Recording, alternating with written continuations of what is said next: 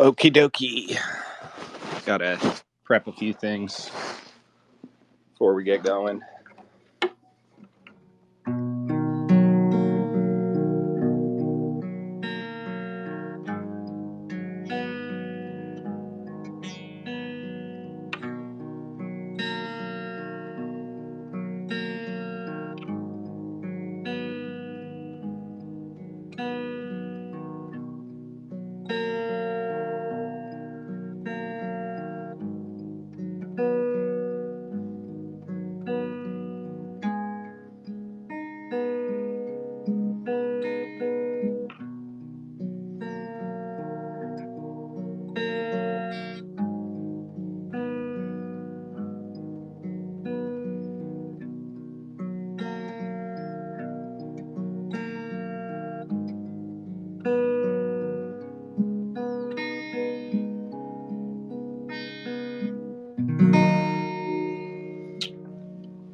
All right, guys. Well, I launched some new merch today, so that's why I'm doing this long space with this title. The link will be right below, but I finally made those T-shirts people have been asking me to make for a long time. I figured it'd be good for the holiday season, your Christmas list or whatever. But there's also a beanie, so it's the two shirts. There's a white shirt and a black shirt. They're like, they got their jewel pocket on the front. Classic, necessary for a good merch shirt. It's got the little Read Books Volt guy on the front pocket. And on the back, there's two designs. There's the Read Blake or Go to Hell shirt. And then there's also the Democracy Kills Christ shirt. So people have been, I've had those ideas for shirts for a long time. I wanted them to look a little bit like some like Death Wish Records merch or something, but that is in the link right below. It's the link here. And then there's a hat with just the Sluggo no in exclamation as a logo. But before we open it up to everyone to talk about whatever, I had two things that I thought would be fitting to read. Because of my exact situation right now, which is being snowed into my house. I can't go or do anything today, and no one else can either. So I figured I would start with a modern poem on a subject somewhat obliquely related here, and then I'm going to dive into and read all of John Greenleaf Whittier's Snowbound, a Winter Idyl, which is really just about this itself. I mean, this feeling I'm going through right now, the first time you're snowed into a house in country New England, it's pretty much the opening scene of Mason and Dixon. It's a big part of a lot of American literature in general. Is this notion of being snowed in? Last night I almost watched The Ice Storm, for instance. That's a great film about this sort of thing, but it's something that we have to deal with as Americans because it kind of represents our struggle with nature here. You don't get snowed in nearly as much in the British Isles unless you're really far up north than you do in America. America gets a lot of snow, especially the more into the interior you get. Anyway, this is called A Winter Without Snow by J.D. McClatchy. Even the sky here in Connecticut has it, that wry look of accomplished conspiracy, the look of those who've gotten away, with a petty but regular white-collar crime. When I pick up my shirts at the laundry, a black woman putting down her daily news wonders why and how much longer our luck will hold. Months now, and no kiss of the witch, the whole state overcast with such particulars. For Emerson, a century ago and farther north, where the country has an ode's jagged edges, it was frolic architecture, frozen blue, print of extravagance, shapes of a shared life, left knee-deep in transcendental drifts. The isolate forms of snow are its hardest fact. Down here, the plain tursets of provision do, their picket snow fence peeling, gritty, holding nothing back, nothing in, nothing at all. Down here, we've come to prefer the raw material of every day, and this year have kept an eye on it, shriveling but still recognizable. A sight that disappoints even as it adds a clearing second guess to winter. It's as if in the third year of a relocation to a promising notch out on the Sun Belt, you've grown used to the prefab housing, the quick turnover in neighbors, the constant smell of factory smoke like Plato's cave, you sometimes think, and the stumpy trees that summer slighted and winter just ignores. And all the snow that never falls is now back home and mixed up with other piercing memories of childhood days you were kept in with a Negro schoolmate, of later storms through which you drove and drove for hours without ever seeing where you were going. Or as if you've cheated on a cold, sickly wife, not in some overheated turnpike motel room with an old flame, herself the mother of two, who looks steamy in summer weight slacks and a parrot green pullover. Not her, not anyone, but every day after lunch you go off by yourself, deep in a brown study, not doing much of anything for an hour or two, just staring out the window or at a patch on the wall where a picture had hung for ages. A woman with planets in her hair, the gravity of perfection in her features. Oh, her hair, the lengthening shadow of the galaxy sweep, as a young man used to stand outside on warm nights and watch her through the trees. You remember how she disappeared in winter, obscured by snow that fell blindly on the heart, on the house, on a world of possibilities. So that was that poem. Now we can get into the winter idyll here, Snowbound by John Greenleaf Whittier, who's very underrated, I think, as an American poet. But he was like one of the premier American poets of this time period. And he wrote a lot of poems, like a lot of poems. But this is perhaps his most well-known one, even though it's not too well-known anymore. It begins this way. To the memory of the household it describes, this poem is dedicated by the author. First epigraph is from Agrippa. Agrippa's occult philosophy. As the spirits of darkness be stronger in the dark, so good spirits, which be angels of light, are augmented not only by the divine light of the sun, but also by our common wood fire. And as the celestial fire drives away dark spirits, so also this, our fire of wood, doth the same. And then the other epigraph is from Emerson, which is actually the same poem referenced in the last poem I read. So this is from Emerson's The Snowstorm. Announced by all the trumpets of the sky arrives the snow, and driving o'er the field seems nowhere to alight. The whited air hides hills and woods, the river and their heaven, and veils the farmhouse at the garden's end. The sled and traveler stopped, the courier's feet delayed, all friends shut out. The housemates sit around the radiant fireplace, enclosed in a tumultuous privacy of storm. All right. I need to get I need to take a sip. My mouth's dry. One sec.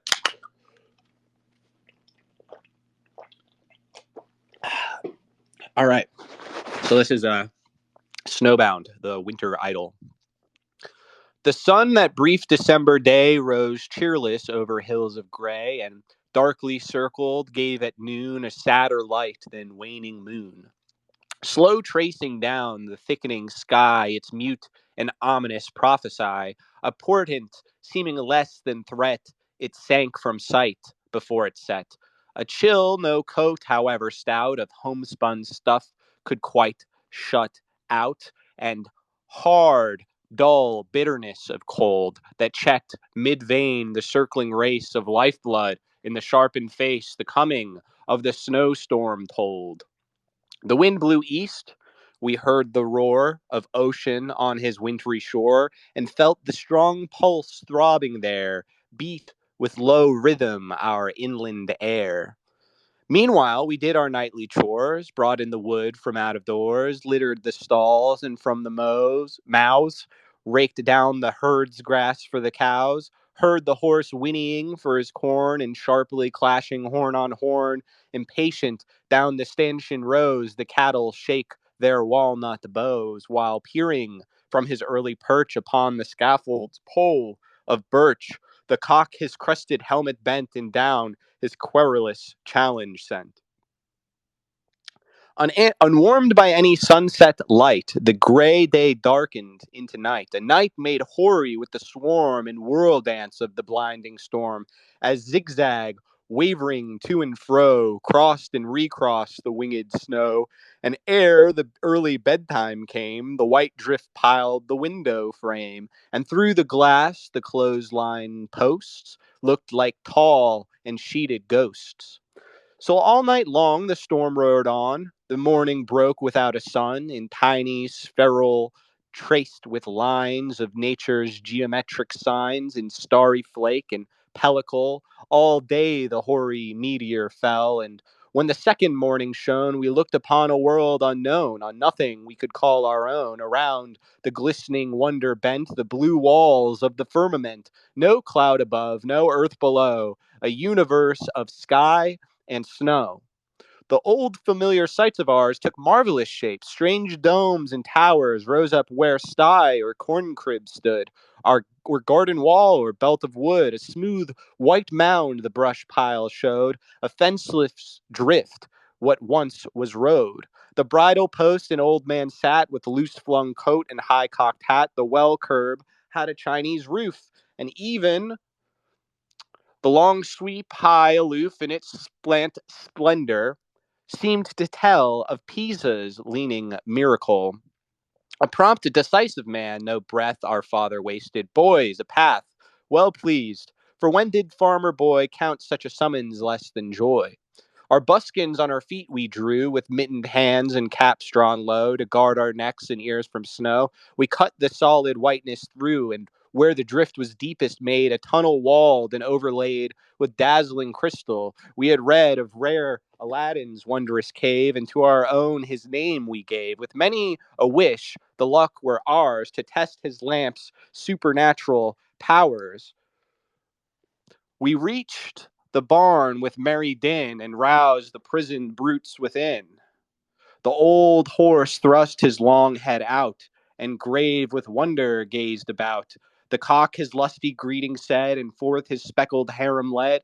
The oxen lashed their tails, and hooked, and mild reproach of hunger looked. The horned patriarch of the sheep, like Egypt's Amun roused from sleep, shook his sage head with gesture mute, and emphasized with stamp of foot. All day the gusty north wind bore the loosening drift its breath before, low circling round its southern zone. The sun through dazzling snow mist shone. No church bell lent its Christian tone to the savage air, no social smoke curled over woods of snow hung oak. A solitude made more intense by dreary voiced elements.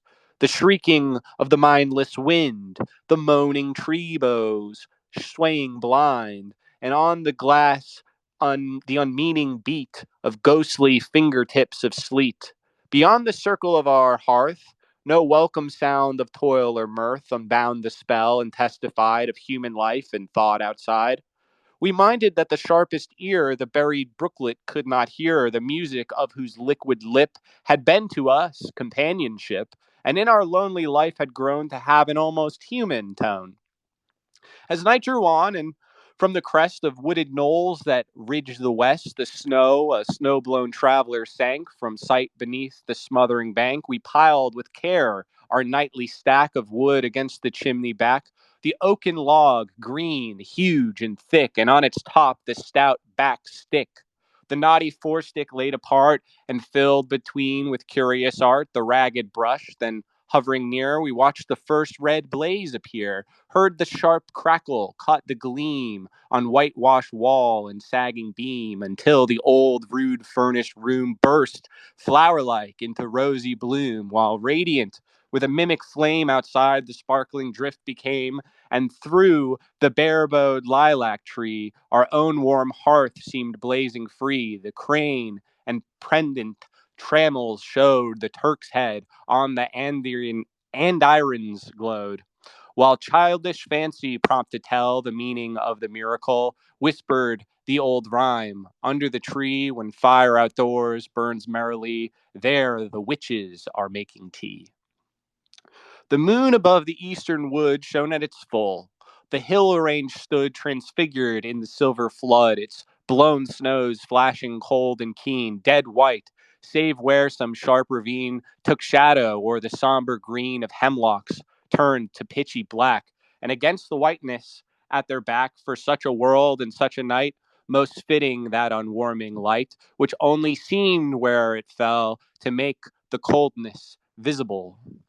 Shut in from all the world without, we sat the clean winged hearth about, content to let the north wind roar in baffled rage at pane and door, while the red logs before us beat the frost line back with tropic heat. And ever when a louder blast shook beam and rafter as it passed, the merrier up its roaring draft, the great throat of the chimney laughed. The house dog on his paws outspread laid to the fire his drowsy head. The cat's dark silhouette on the wall, a couchant's tiger seemed to fall, and for the winter fireside meat, between the andirons straddling feet, the mug of cider simmered slow, the apples sputtered in a row, and close at hand the basket stood with nuts from brown October's wood.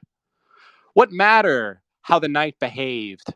What matter how the north wind raved? Blow high, blow low, not all its snow could quench our hearth fire's ruddy glow. Oh, time and change! With hair as gray as was my sire's that winter day, how strange it seems with so much gone of life and love to still live on. Ah, brother, only I and thou are left of all that circle now. The dear home faces whereupon that fitful firelight paled and shone. Henceforward listen as we will, the voices of the hearth are still. Look where we may the wide earth o'er, those lighted faces smile no more. We tread the paths their feet have worn. We sit beneath their orchard trees. We hear like them the hum of bees and rustle of the bladed corn. We turn the pages that they read, their written words we linger o'er. But in the sun they cast no shade. No voice is heard, no sign is made, no step is on the conscious floor. Yet love will dream and faith will trust, since he who knows our need is just, that somehow, somewhere, meet we must. Alas for him who never sees the star shine through his cypress trees, who hopeless lays his dead away, nor looks to see the breaking day across the mournful marbles play, who hath not learned in hours of faith the truth to flesh and sense unknown, that life is ever lord of death, and love can never lose its own. We sped the time with stories old, wrought puzzles out and riddles told, or stammered from our schoolbook lore the chief of Gambia's golden shore. How often since, when all the land was clay and slavery's shaping hand, as if a far blown trumpet stirred the languorous, sin-sick air, I heard, does not the voice of reason cry, claim the first right which nature gave from the red scourge of bondage to fly, nor deign to live a burdened slave? Our father rode again his ride on Memphremagog's wooded side, sat down again to moose and samp in trapper's hut and Indian camp, lived o'er the old idyllic ease beneath St. Francois's hemlock trees. Again for him the moonlight shone on Norman cap and bodice zone. Again he heard the violin play, which led the village dance away, and mingled in its merry whirl the grandam and the laughing girl. Or nearer home our steps he led, where Salisbury's level marshes spread, mile wide as flies the laden bee, where merry mowers, hale and strong, swept scythe on scythe their swaths along the low green prairies of the sea. We shared the fishing off Boar's Head and round the rocky isles of shoals, the hake broil on the driftwood coals, the chowder on the sand beach made, dipped by the hungry, steaming pot with spoons of clamshell from the pot. We heard the tales of witchcraft old, in dream and sign and marvel told to sleepy listeners as they lay, stretched idly on the salted hay, adrift along the winding shores, when favoring breezes deigned to blow the square sail of the gondolo, and idle lay the useless oars. Our mother, while she turned her wheel or run the new knit stocking heel, told how the Indian hordes came down at midnight on Concheco town, and how her own great uncle bore his cruel scalp mark to fourscore, recalling in her fitting phrase so rich and picturesque and free the common unrhymed poetry of simple life and country ways, the story of her early days. She made us welcome to her home. Old hearths grew wide to give us room. We stole with her a frightened look at the gray wizard's conjuring book, the fame whereof went far and wide through all the simple countryside. We heard the hawks at twilight play the boat horn on Pisca, Piscataqua, the loon's weird laughter far away. We fished her little trout brook, knew what flowers in wood and meadows grew, what sunny hillsides autumn brown she climbed to shape the ripe nuts down. Saw where in sheltered cove and bay the duck's black squadron anchored lay, and heard the wild geese calling loud beneath the gray November cloud. Then haply with a look more grave and soberer tone, some tale she gave from painful Sewell's ancient tome, beloved in every Quaker home, of faith fire-winged by martyrdom, or Chalky's journal, old and quaint, gentlest of skippers, rare sea saint, who, when the dreary calms prevailed, and water butt and bread cask failed, and cruel, hungry eyes pursued, his portly presence mad for food, with dark hints muttered under breath of casting lots for life or death, offered, if heaven withheld supplies, to be himself the sacrifice. Then suddenly, as if to save the good man from his living grave, a ripple on the water grew. A school of porpoise flashed in view. Take, eat, he said, and be content. These fishes in my stead are sent by him who gave the tangled ram to spare the child of Abraham. Our uncle, innocent of books, was rich in lore of fields and brooks. The ancient teachers never dumb of nature's unhoused lyceum. In moons and tides and weatherwise, he read the clouds as prophesies.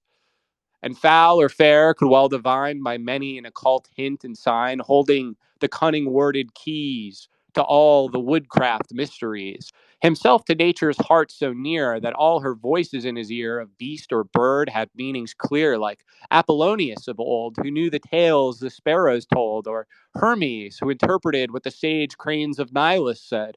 A simple, guileless, childlike man, content to live where life began, strong only on his native grounds, the little world of sights and sounds, whose girdle was the parish bounds, whereof his fondly partial pride the common features magnified. As Surrey hills to mountains grew, in white of Selborne's loving view, he told how teal and loon he shot, and how the eagle's eggs he got, the feats on pond and river done, the prodigies of rod and gun, till, warming with the tales he told, forgotten was the outside cold. The bitter wind unheeded blew. From ripening corn the pigeons flew.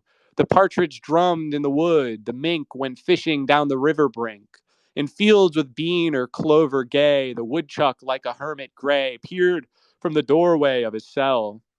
The muskrat plied the mason's trade, and tier by tier his mud walls laid, and from the shagbark overheard the grizzled squirrel dropped his shell.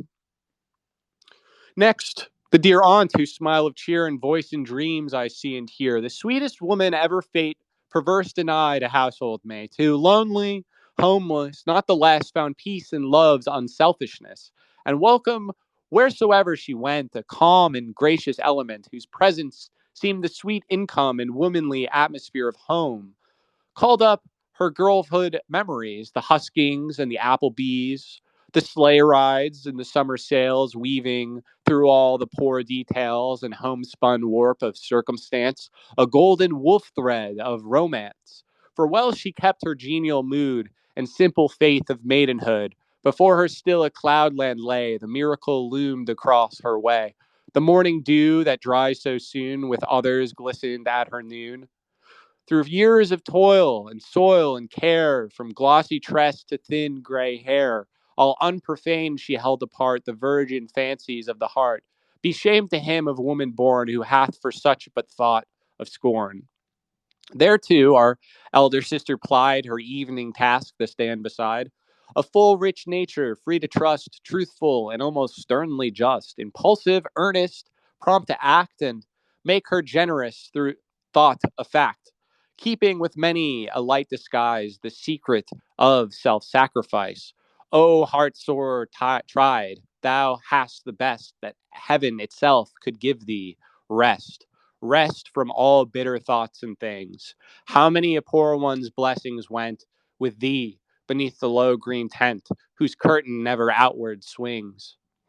As one who held herself a part of all she saw and let her heart against the household bosom lean upon the motley braided mat, our youngest and our dearest sat, lifting her large, sweet, asking eyes, now bathed in the unfading green and holy peace of paradise. Oh, looking from some heavenly hill or from the shade of saintly palms or river reach of river calms, do those large eyes behold me still? With one little year, with me 1 little year ago, the chill weight of the winter snow for months upon her grave has lain, and now, when summer south winds blow and brier and harebell bloom again, I tread the pleasant paths we trod. I see the violet sprinkled sod whereon she leaned, too frail and weak, the hillside flowers she loved to seek. Yet following me where I went, with dark eyes full of love's content, the birds are glad. The breer rose fills the air with sweetness. All the hills stretch green to June's unclouded sky, but still I wait with ear and eye for something gone which should be nigh, a loss, and all familiar things, in flower that blooms and bird that sings, and yet, dear heart, remembering thee, am I not richer than of old, safe in thy immortality? What change can reach the wealth I hold? What chance can mar the pearl and gold thy love hath left in trust with me?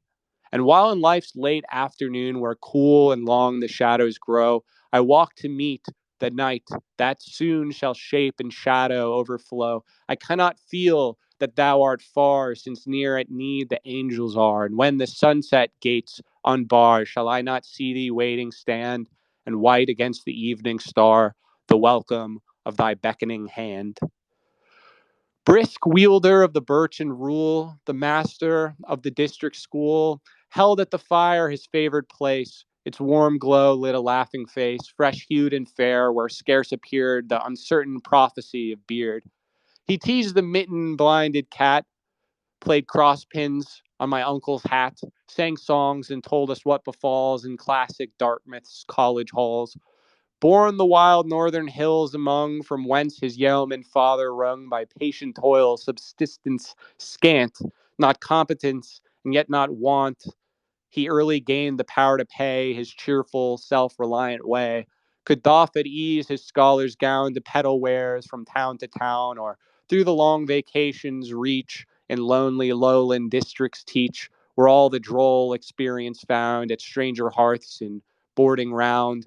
The moonlit skater's keen delight, the sleigh drive through the frosty night, the rustic party with its rough accompaniment of blind man's buff and whirling plate and forfeits paid, his winter task a pastime made.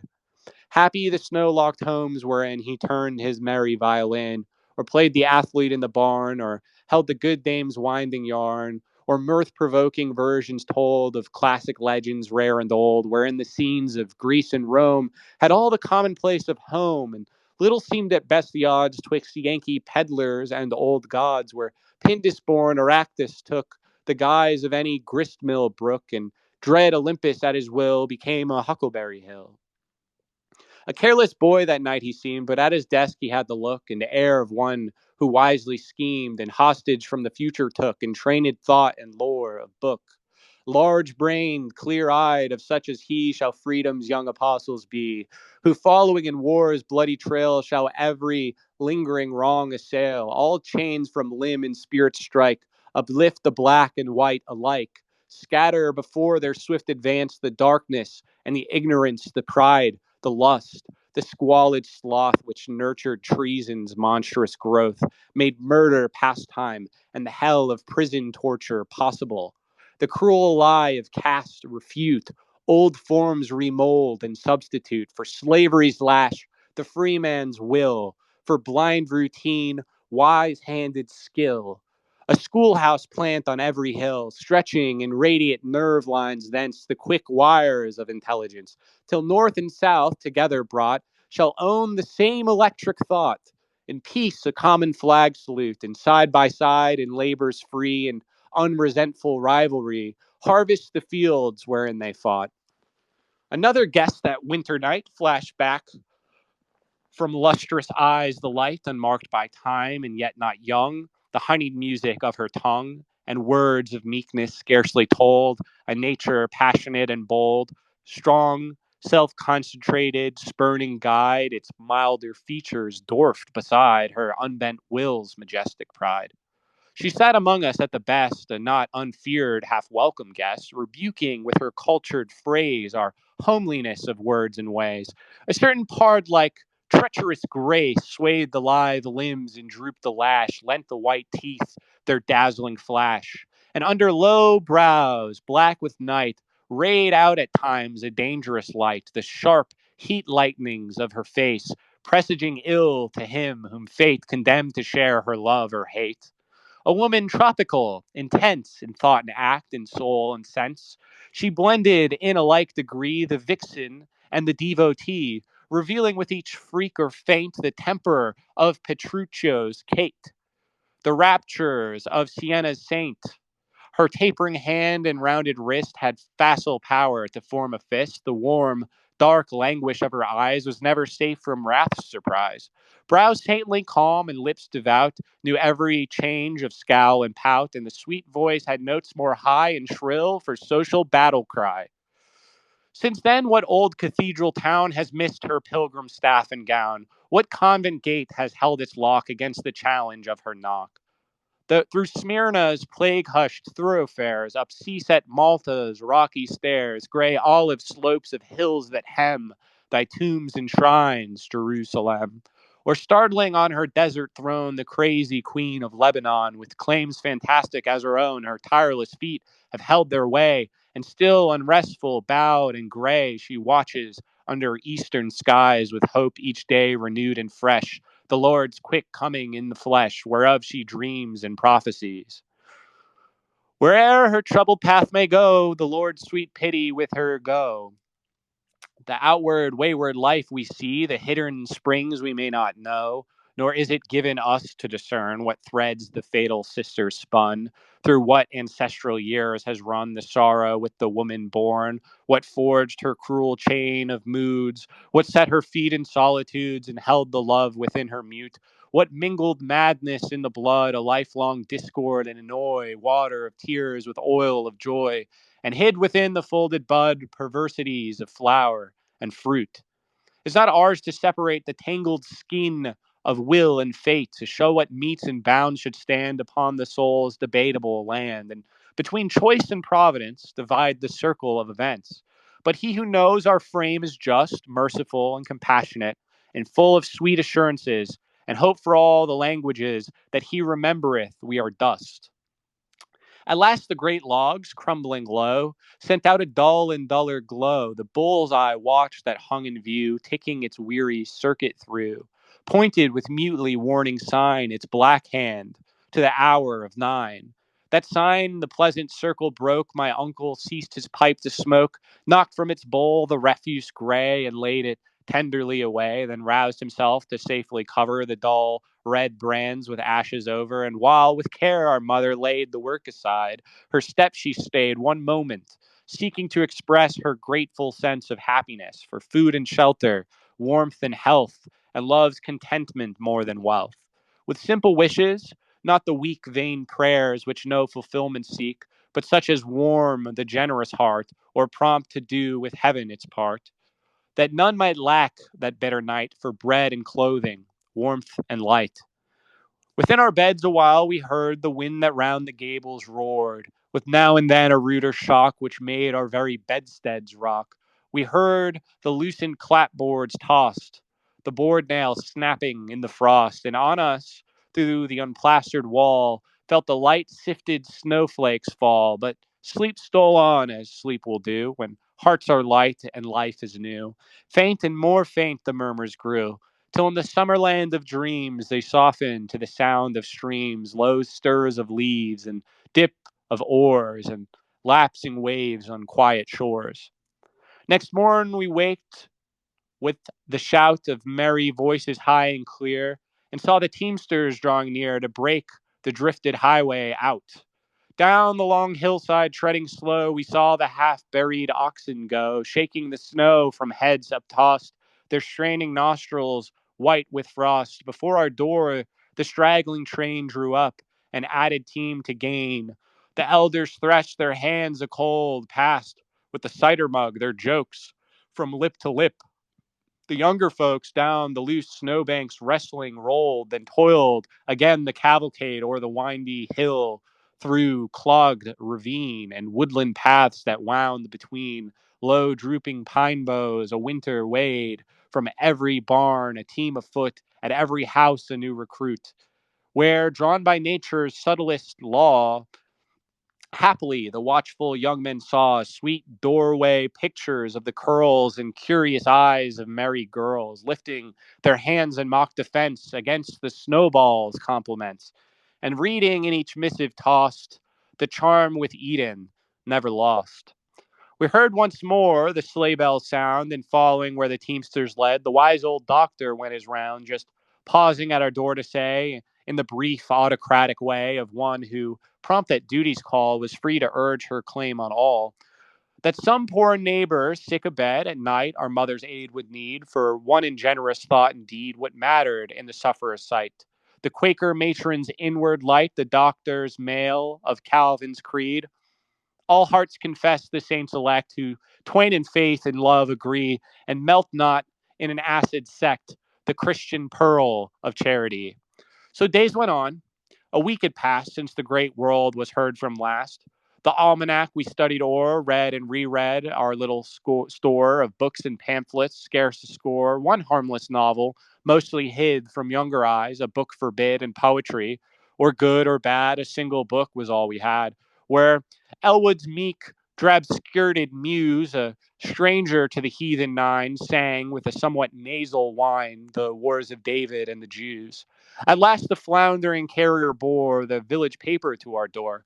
Lo, broadening outward as we read to warmer zones, the horizon spread in panoramic length unrolled. We saw the marvels that it told. Before us passed the painted creeks and daft McGregor on his raids in Costa Rica's Everglades, and up Tagetos, winding slow, rode Ypsilanti's minute Greeks, Turk's head at each saddle bow.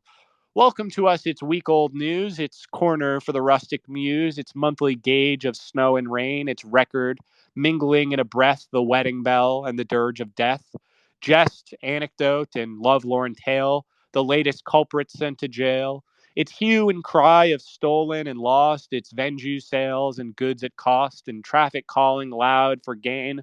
We felt the stir of hall and street, the pulse of life that round us beat. The chill embargo of the snow was melted in the genial glow. Wide swung again our ice-locked door, and all the world was ours once more. Clasp, angel of the backward look, and folded wings of ashen gray, and voice of echoes far away, the brazen covers of thy book. The weird palimpsest, old and vast, wherein thou hidst the spectral past, where closely mingling, pale and glow, the characters of joy and woe, the monographs of outlived years, or smile illumed or dim with tears, green hills of life that slope to death, and haunts of home whose vistaed trees shade off to mournful cypresses. With the white amaranths underneath, even while I look, I can but heed the restless sand's incessant fall, importunate hours that hours succeed, each clamorous with its own sharp need, and duty keeping pace with all. Shut down and clasped with heavy lids, I hear again the voice that bids the dreamer leave his dream midway for larger hopes and graver fears. Life greatens in these later years. The century's aloe flowers today.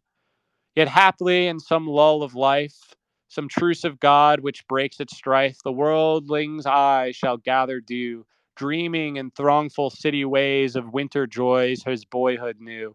And dear and early friends, the few who yet remain, shall pause to view these Flemish pictures of old days. Sit with me by the homestead hearth and stretch the hands of memory forth to warm them at the wood fire's blaze, and thanks untraced to lips unknown shall greet me like the odors blown from unseen meadows newly mown, or lilies floating in some pond, wood fringed, the wayside gaze beyond. The traveler owns the grateful sense of sweetness near, he knows not whence, and pausing, takes with forehead bare the benediction of the air. And that is Snowbound Winter Idyl by John Grief Whittier. John Greenleaf Whittier from 1866. It's about being snowed in just after the end of the Civil War as a kid. He's looking back on it. Yeah, covering it. It's a good little poem. It's not a little poem at all, actually. It's pretty long. Whew. All right. Well, those are the things I had to read. And once again, to anyone who just showed up in the middle of that was a poem called A Winter Idyl or Snowbound by John Greenleaf Whittier. I was just reading that because I am myself snowbound today. And also today I am promoting, we have a new line of shirts and hats on the readbooksvlt.com/shop. So I'm going to do some shilling right now. And otherwise I'm going to open it up because, I don't know what else is there to talk about. I could read some other stuff, but those are just the things I already had picked out. So we'll see if we can stumble upon something in conversation. Otherwise, I need to drink some yerb, and I'll be waiting for people to put in requests.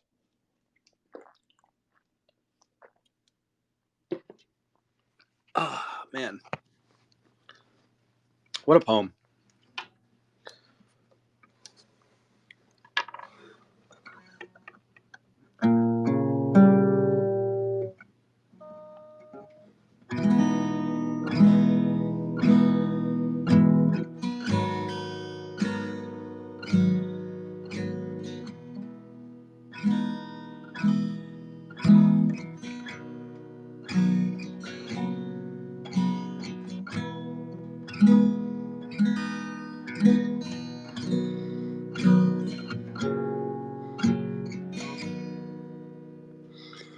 Well, you guys should hop on. I know someone will hop on eventually, right? Right? Right?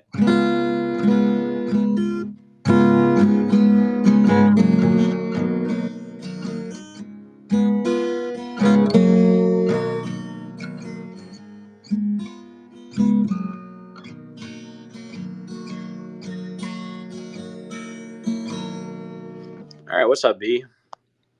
What's up, V?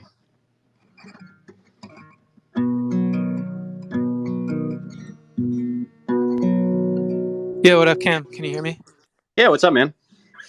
Nothing much. Thought I'd jump on. No one else was speaking, so Yeah, well, thanks for get coming in on. there. I'll add Yeah, thanks Mage for. too. Okay, cool. Oh.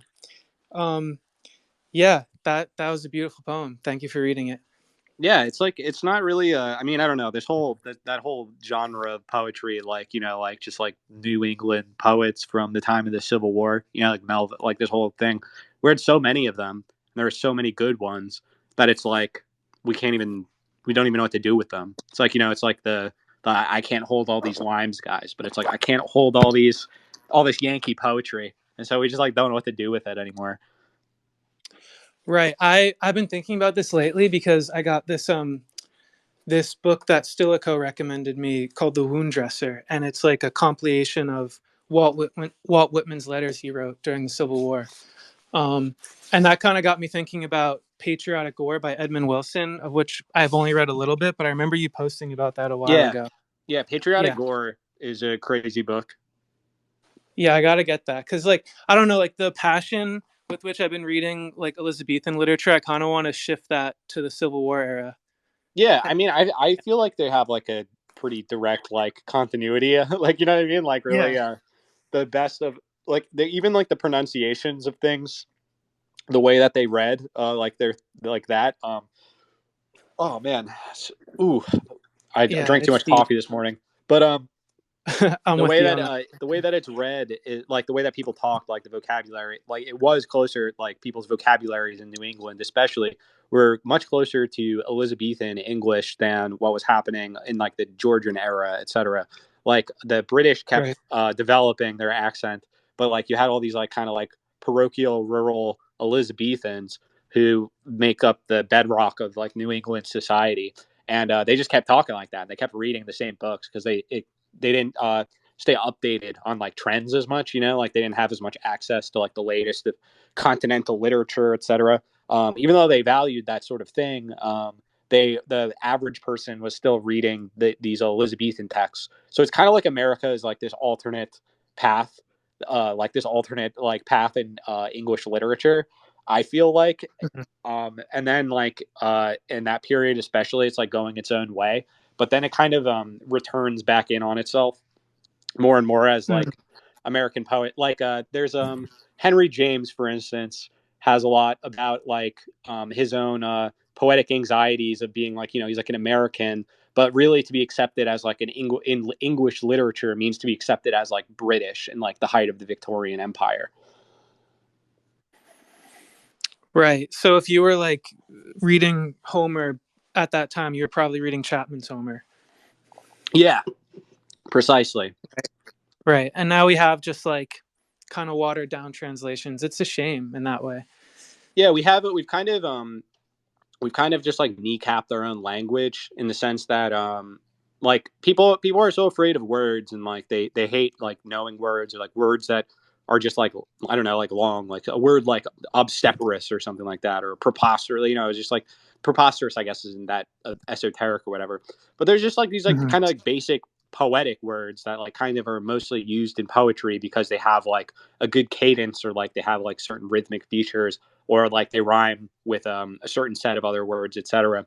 And the like that's why like rap has developed its own new set of words because they're like tools in like particular metrical schema, etc. So like this language is like much more tied to this like iambic pentameter, like very long, sort of like almost blank verse or like couplets, like these very very long poems is like what we especially were good at. We have like these really short poems. You've got like, you know, like sonnets and a little bit less than that, like Emerson's poems.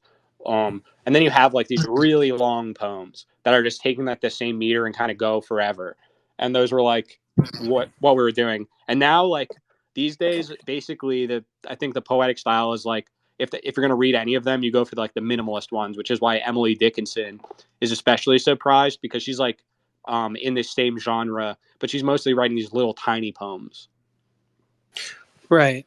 Yeah, and she was I know I read some Fry thing on her and I know people were like the poets of the day, some of them would criticize her poetry for like their perception was like she was unable to rhyme, which kind of missed it like Yeah, cuz she had such a distinct style that's so good. yeah, she I, also I like love she likes to play around with like what the expected rhyme is, like in the Mhm. that it would be, and then just like do it slant. Like she always talks about doing things slant, but it's like she's like janky in that way, or like jangly. I like that. Or it's like, you know, I mean Edgar. I forget. I think it was either Emerson or Thoreau. I forget which one called Edgar Allan Poe like the jangling man, like the jingle jangle man, because Poe has like the opposite thing, where Poe is so devoted to the perfection of the meter, and like he writes like a whole thing. His actual essay on like how to write poetry and how he's like totally like against how it was being taught at the time, and his real it's like the forerunner to like Olson's like projective verse, where it's really like you can tell how long a line is by like you can only the only way you can like count syllables, quote unquote, or whatever, is to actually read it out loud because it's like depending Mhm. on where you place stresses, it has different things. So like like if you read a poem, it's like so smooth to read because he was obsessed with like everything being like formally perfect in that way. Right. Yeah, I gotta get on some more Poe. I've only read a couple stories. What's your favorite Poe poem? Oh man, that's hard. I don't know. Let me think. I'm partial to the bells. I love the bells. The bells, bells, bells, bells, bells, bells, bells, bells. Yeah, of course, man. It's great. I don't know. The Raven is like such a classic choice, but it's hard to think of anything better than that. Let me see. I'll see if I can find I a good got one I to got read. the bells right here. The bells is it's like just the bells, the bells, bells, bells, Yeah, bells, bells. yeah. There's Yeah, how it swells, how it dwells. Yeah. Let's see. Yeah, shout out to the Gilmore Girls Raven episode, the Poe troop when they come to Stars Hollow. Oh So yeah, classic. Well, I mean, that's like, I mean, Gilmore Girls kind of is an extension of the genre, though, right? Like Gilmore Girls, in some ways, is kind of like the end of that genre, like the kind of like New England little fairy tale It's true. of like winter, of like, the first snowfall and things like that. Like it's like so devoted to this, but then it's like what ends up happening is that it's swallowed up by effectively uh obsession with pop culture, like in the way that like these like you can imagine like Lorelai and Rory in the 19th century as like characters in Little Women or whatever, who are just like having these sort of like reposts and like constant conversations with millions of allusions, but they would all be to like biblical characters or like historical things or to preachers, etc. And this would be the like the store that they were drawing on. I mean, that's what it's like describing in the poem, is like how all these Yankees have this like store of like retold, refashioned like Greek and Roman myths, but to like place them in the present. That's sort of even what like Nathaniel Hawthorne's doing formally. But like we're really into telling stories because we fucking got snowed into our houses all the goddamn time. It's just like why Mhm. Russians had such great literature for the same reason, because all winter you'd be stuck inside like doing whatever. So that's when they wrote, but it's also when they read. In Gilmore Girls too, like talking about not being afraid of language, the way it's written and the way they like orate is like this heightened form of speaking. Like if you just like talk to someone in the way they speak, like the dialogue in the show, they would kind of like maybe hesitate or like pause for a second because it's just so like spiraling and like almost performed in a way that's Yeah, like no, it's it's more than just literally like vaudevillian. It's yeah, vaudevillian, but like there's so much vaudeville in Gilmore Girls also. Like there's tons of reference, like tons of obsession with like the history of like theater, particularly like theater figures yeah, appear very frequently. But then also like early Hollywood and stuff, like the golden age of Hollywood and things like that. Like it's all like the obviously the author of the show, I forget her name, like it's her sort like of. Paladino or whatever. And then Yeah, when she Paladino. leaves though on the last season, you can Yeah, they tell it ruined. like Yeah, shifts. It shifts. So it's all in the writing. yeah, and Yeah. but so yeah, but it's also like that. Like the same thing with like that is this sense that like all of the people, like they're all like these kind of it's like everyone has their own religion in a way, like even in this Mhm. like Whittier poem, right, where it's like they have the Quaker and the Calvinist and they've got all like the different people, but they all like live in the same community anyway. So that's like how it's depicted, things are depicted in like Gilmore Girls as well, where it's like this little town, but it has enough like diversity within it such that like every single person is like kind of from a wildly different cosmology. Even you have like the Korean Christian lady, you've got like Kirk, whatever the hell Kirk is, you've got you know what I mean, like there's, and then there's like Oh, they have yeah. like a big thing where it's like their temple, like Jewish temple and church are the same, in the same building, and so like there's a bunch of scenes where like they do both of the things at the same time. For sure. I love when they have the meetings. Like I long for that. Like when they gather The town together. hall meeting. Yeah, it's so good. If only Oh, that's what they were actually like, man. I wish that's what they were like. I know it's a shame. It is. Um But Gilmore Girls is a great thing to watch on a at this time of year. I think it's great. it is. I actually have to. I There's like one of the Christmas episodes. I think my wife makes me watch every year around this time of year, so it's probably about time for that. Yeah, I should do that. Yeah, I can I've seen it all. I've seen it in full like maybe once. But it's worth watching like distinct episodes. Yeah, Um, it's really just a great, it's really just a great little thing. I don't know. it's It's like it yeah. would be a novel. It would have been a novel series. It's like literally like in the tradition of these type of like novels of like girls' education, which are really modeled off of like the German idealist forms of those novels, which are really popular. Kompot and I used to talk about this all the time with how they try to get rid of this subtext in Little Women adaptations all the time, where the protagonist marries a German idealist professor who's in New England. And it's like this was the real America, man. It's like Hegelians romancing these like these girls that could hold a good conversation about educated topics and things. Yeah, I mean, I feel like I got a peek of it living in Great Barrington in the Berkshires in Massachusetts. For anyone listening who's not familiar, like just seeing that like frequency in New England even today, when you feel it, it's just so nice. Yeah, I mean, this actually, when I was in the south of France on my honeymoon, I was staying at this fucking chateau, but the owner of the place was like asking me where I was from. And I was like, "Oh, I'm from like Western Massachusetts," and he was like, "Oh, he's like, oh, I like used to work out there actually." He's like, "I actually miss it because like used to have such great like conversations with everyone. Like, you know, I'd be on a ski lift and the guy next to me would be like a PhD student or whatever. Like, because there's all these schools, there's Yeah. colleges everywhere, and this like, you know, I don't know. I was reading like there's another Whittier poem which he actually was writing about my town specifically because I was reading the town history of my town last week again from like the 1850s or so, and he wrote this poem about how many schools there like that there were here in this zone because there was like nothing else to do. Let me see if I can find it actually because it's a pretty funny one. He basically saying that like nothing really grows here. There's not really any sort of resources. There's not really that many like very many valuable resources at all. And so what you end up doing here is just reading books. Like that's what the whole purpose of Uh, living in New England is that like all winter you just read. I felt that last year, and it was like when I was living there. That's like when I think back to that time, that's what I will think of. It was like such a crucial like reading Yeah, period, and you here it need is. that. Here it is. Here it is. So it's yeah. The Southland boasts its teeming cane, the prairied West its heavy grain, and sunset's radiant gates unfold on rising marts and sands of gold. Rough, bleak, and hard our little state. In scant of soil, of limit strait, her yellow sands are sands alone. Her only mines are ice and stone.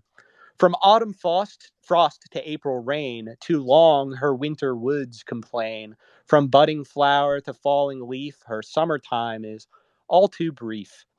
Yet, on her rocks and on her sands and wintry hills, the schoolhouse stands, and what her rugged soil denies, the harvest of the mine supplies. The riches of the Commonwealth are free, strong minds and hearts of health, and more to her than gold or grain, the cunning hand and cultured brain. For well she keeps her ancient stock, the stubborn strength of Pilgrim Rock, and still maintains with milder laws and clearer light the good old cause, nor heeds the skeptic's puny hands while near her school the church spire stands, nor fears the blinded bigot's rule while near her church spire stands the school. This is like the same Mhm. alliance of forces that Northrop Frye talks about, right? As like the wellspring of our poetry, which was the fact that we had the university, the school, and the church as the same thing. Right. It's beautiful. The riches of the Commonwealth. So great. Wait, Yeah, was the there an riches of the allusion in there? Commonwealth. Was there an allusion in there to the poem under your in your bio? Can my mind supplies? I feel like I heard. So that is that's an Edward de Vere poem, the one in my Ah, bio from a long okay. before. But it's the same concept, right? Where it's this idea that like the real like riches are is like wisdom, Right. like knowledge, or like you know science. That like this is like you know this is like their conception of like you know storing your wealth in heaven. The Commonwealth is really like the production of mind. It's a beautiful Well, idea, I think. I totally like, but again, like I'm, what am I? I was raised in it on the Pilgrim Rock, man. Like this is my life. Like I was literally, like this is who I was like made to be. Was to like this is how we were educated here. The reason why I I don't love know, reading so Logo. much is because my favorite thing in the world is on a snowbound day like this to sit covered in a blanket and read an entire book in one sitting. Like that's like what I did all winter, every winter for my entire life. Dude, you're living in Prospero's America. I literally am, man. I'm literally am. Straight up. It's it's great. Dude, Dante agrees about the Commonwealth. It's so beautiful. Commonwealth Yeah, well, is just a language. It's amazing, and no one gets this. yeah. Everyone with their fascist dictionaries coming at me. Yeah, well, you know, the problem is, as always, is you have the people who are in the church and they don't touch the school. The people in the school who don't touch the church. So what you need for them is education, right? That's like it's literally in that way that poem I just read, right? So it's like the problem with the people who go to the church and not, but they don't attend the school, is that they're bigoted because they don't know enough about the things that they're bigoted about. Like, you can't really be bigoted if you know enough.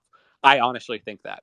I don't think it's possible to like. I think that the more you understand about something, the less you can be like prejudiced against it or something like that, right? Like, even if you're against such a thing, you can at least like kind of like have more of like a sense of pity or something to understand what is lacking in some perspective that you disagree with or whatever. Like, if you really think like, that like your sect is completely 100% right, then you shouldn't like hate people who aren't a part of it. That doesn't make sense.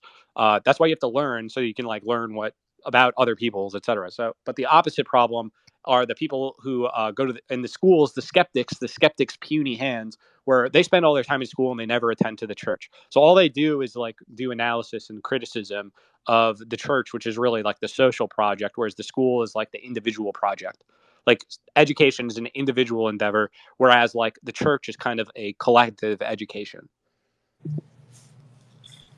Yeah, we just it's just hard to have that nowadays. It's rough. Well, that's why we're here, man. That's why we're doing what we're doing right now, isn't it? So true, so true. Yeah, It's been very nice. I've been appreciating the spaces a lot because I've kind of been moving more and more, like spending more time away from Twitter and only tuning in for like very specific reasons, like now to like talk for a little bit or send a message. It's like it's been good for me. I think we all have to like just remember like absorbing the discourse of stuff you don't want to see. It was just like it was weighing me No, down. I agree with you. You're giving me an opportunity to say this because I was going to say this anyway, but Yeah. basically, like, I planned on doing this like really for this year, but at the beginning of the year I was like, I really want to like stop using Twitter as like my main platform. But then so much shit happened at the beginning of the year, like, Ukraine, etc. And I was like, I was like hanging out with Haas and stuff, and I was like, I felt like this. So I kind of got like brought back into it, and then there was like, the discourse, the barista discourse all year, etc. But now at the very end of this year, like, I was right though about everything the whole time. I stood my ground the entire time, and I do not feel satisfied at all. Like, I felt like I wasted my time just by being right. I should have been doing other things instead. So, like, honestly. So I think I'm gonna like. This is why I wanted to do this space. I wanted to do a really long one today. So I'm gonna keep doing this for maybe like 4 hours or something.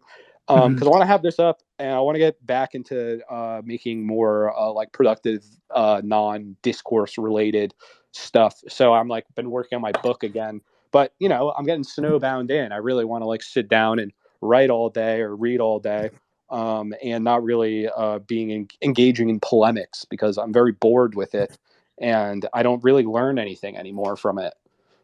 Yeah, that's what it's just, I think if I can make any point, it's like it's so easy to not be aware of it until you step away for a little bit. And then it's when you look back at it, you're like, even if it's engaging or you're learning something, like after a certain point, you just have to like, it's like Virgil, like pushing you through it. You just have to like exactly. look away. You gotta leave. Yeah. No, I feel that because it's just like there's no satisfaction from it is really the thing, right? Like, I mean, I guess there's not really much satisfaction in doing almost anything, even like, I know that for a fact, like, I'm going to write another book, and I'll go through all of the phases of like, self-criticism, and then being like, no, actually I think this is good, and then being like, no, it's probably not even good, doing that over and over and over again until I finally put it out or whatever. And then some people like it, some people won't, and I'll be like, okay, and I'll be back into this exact position I'm in now, where I'm like, okay, now what?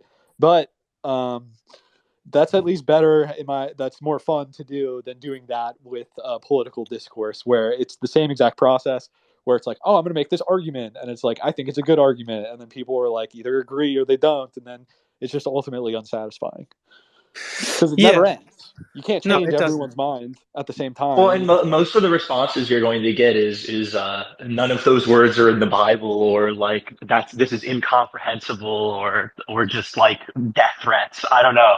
I had like a tweet blow up, and it's just psychotic. I muted it, and I'm just done. But yeah, I don't know. It's psychotic. There's like really no point also, because like I also like, I don't know, I don't know, developments have been pretty bad as of late, and it seems like we're fully on course to a particular future that I do not think can be averted with Twitter posts. So Right. Right. So it's like, are you gonna spend are we gonna spend that precious time just like, going in circles, or try to make Yeah. something new? And it And wasn't a also, like, waste, to be clear. realistically, I think, like, so we have this idea. It's like, oh, Twitter, this is like really important, right? But now this is part of the major. This is itself the major news cycle. Is like everyone talking about Twitter's importance to itself, which means that it's already been outmoded effectively, right? If we're just gonna like have all these files, the Twitter files coming out or whatever, and be like, oh my god, they suppressed Hunter Biden laptop shit, even though everyone knew that shit. It like doesn't fucking matter. Like all it is really is just like PR for more of this like cybernetic like anarcho syndicalist like decentralized gamer empire here. I don't fucking like Elon Musk. I'm not hyped about all this. Like it's so No. stupid. I hate it all. I hate seeing all like these fucking boomer NRXers like Nick Land being like Elon Musk is so based. Like it's just so I don't know. cringe. Like nothing is new, nothing is unique. There's like no matter which way you go on this political compass that people present to you, you just end up being like a Reddit fucking liberal. Like it's all the same. So instead, read John Greenleaf Whittier, you know? Right. And Well, I mean, I think it's gonna. Maybe it'll be good with the 4,000 character count or whatever. Maybe it'll just nuke the entire website because it'll turn into Facebook. And then, yeah, dude, Cole is so right about that. Like, like there was like a beauty to like the shorter word count. Like, I agree I with was his mad when like, it expanded to 280. I liked yeah. it at 140. me too. Me too. I mean, yeah, it being here, I'm so, like, it wasn't a waste. I learned a lot. It was like meeting everyone and like being able to stay in communication. It's just like, yeah, like I don't want to say it was all negative. It definitely wasn't. But after a certain point, it's like, it's just the time comes, Yeah, the no, time I comes. just want to like be making more things. Like I don't know, just putting out more shit. Instead of talking about things, which is like what I'm doing now. But this is fine too, I guess. I mean, I think you like you did it, man. Like the other week, I was reading Nabokov, and like I wanted to like look something up, so I just like went to your account and just searched Nabokov, and then like found what I wanted. It's like you've like made an encyclopedia that you can just like Yeah. search. Well, that's the other thing is that I'm actually like, pretty close to being done. Like we were doing some work on the site this weekend, which is why I've updated the site, readbooksvlt.com/shop. There's new shirts and a new hat. That's about it though. But we've been doing other stuff on the site, my wife and I. So my archive, which is going to be like, it'll be a better version of basically all of my tweets. That'll be searchable in the same way, but it'll also be like users will be able to like tag stuff, so you can like make or kind of basically I'm basically outsourcing the organization now of my archive, so that people can like make lists of like what my good threads were or whatever. Yeah, That's a so good all of idea. that Yeah, it'll be like a to, searchable database. Yeah. Plus, to have I have this access to that off concept. of Twitter. To have access to that off of Twitter would be great. It would be Yeah, really great. no, it's like it's already working like on our like kind of like locally running version of it, but we haven't put it up on the site yet because we're still working on it before it's like ready to go. But that'll be coming maybe by the end of this year, but early next year at least. So that'll mean that like at least all the writing I've ever done on Twitter will be in a more easily findable format, etc. So like it'll turn like threads into like what looks like an essay almost, instead of it just being a bunch of tweets. And people can also like will be able to sort them and tag them by various means in a sort of like rate your music type fashion. And yeah, like there'll be like keyword searches and stuff like that, like for like what you did, where it's like a lot of people do that. Actually, one of my favorite things in my mentions is just people like finding or like retweeting or liking things that I posted like a year or 2 or 3 or 4 or 5 years ago, because Mhm. I usually forget things that I've written, but then I reread them and I'm like, oh yeah, I did say that. Yeah, no, it's great. I'm glad you're moving it onto your site. It's awesome. Yeah. Well, I gotta hop off in like 2 minutes for a meeting or whatever. But All it right. was Well, thanks for being lovely. on, man. Yeah, Yeah, Sorry man. I good haven't to had talk to you, you. but If you're doing a Christmas space at any point, you should read Henry Vaughan's The Nativity. It's oh, lovely. that's a good one. Yeah. I got a little collection of Christmas poems, and I was like, oh, this Henry Vaughan guys, he's great, and you know how much I love Treherne, so Yeah, yeah, yeah, um, yeah. yeah. All right. Well, I'll catch you later. Bye bye, Catch you everyone. later, man. I'm gonna get back to work too, Cam. Great talking. Word. Thanks for coming on, man. Yeah. I'll be back on for sure.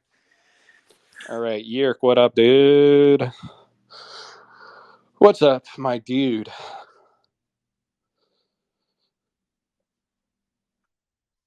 Oh, man, I'm snowed in. Snowed in? Chilling.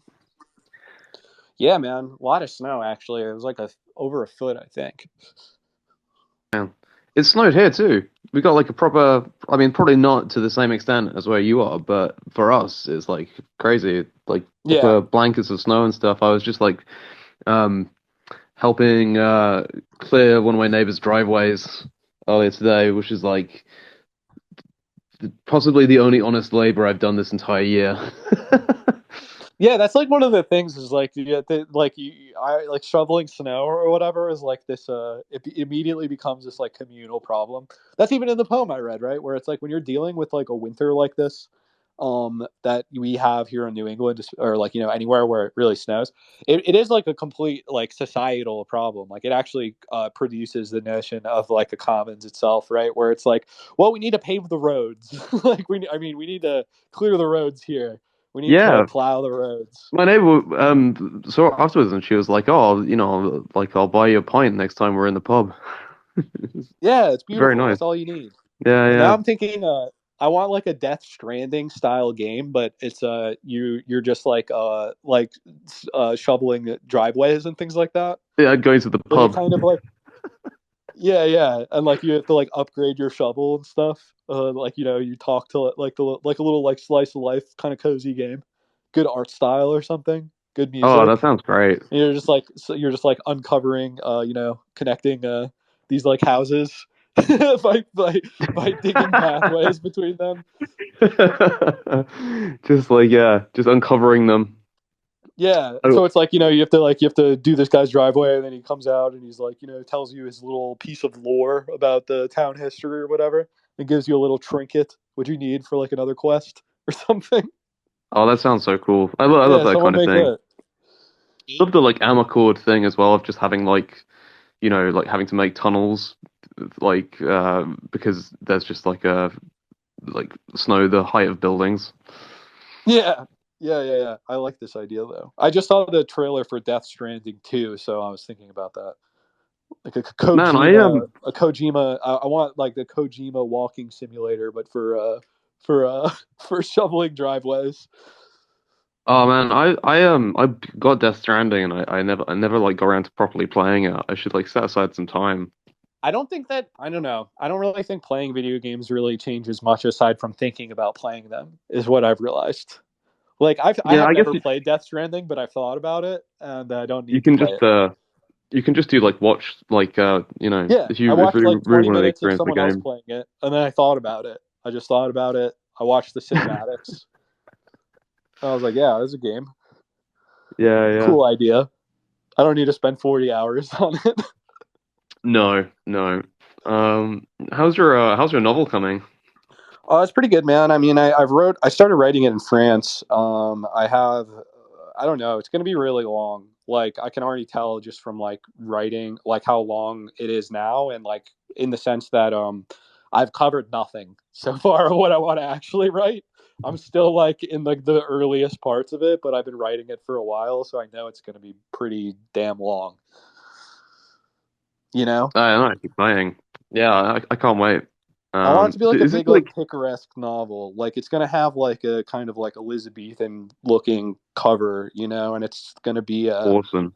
like a kind of like a Gulliver's Travels kind of thing, where it's like all these different locations, different societies, different different religions and things like that. So I have Oh, like that's it's like like it's gonna be great. that sounds awesome. That's like literally my favorite kind of narrative Yeah, me format. too. So I'm fucking doing Yeah, it. But the character, the protagonist is like there are two protagonists basically in a way. They're like they're like traveling minstrels.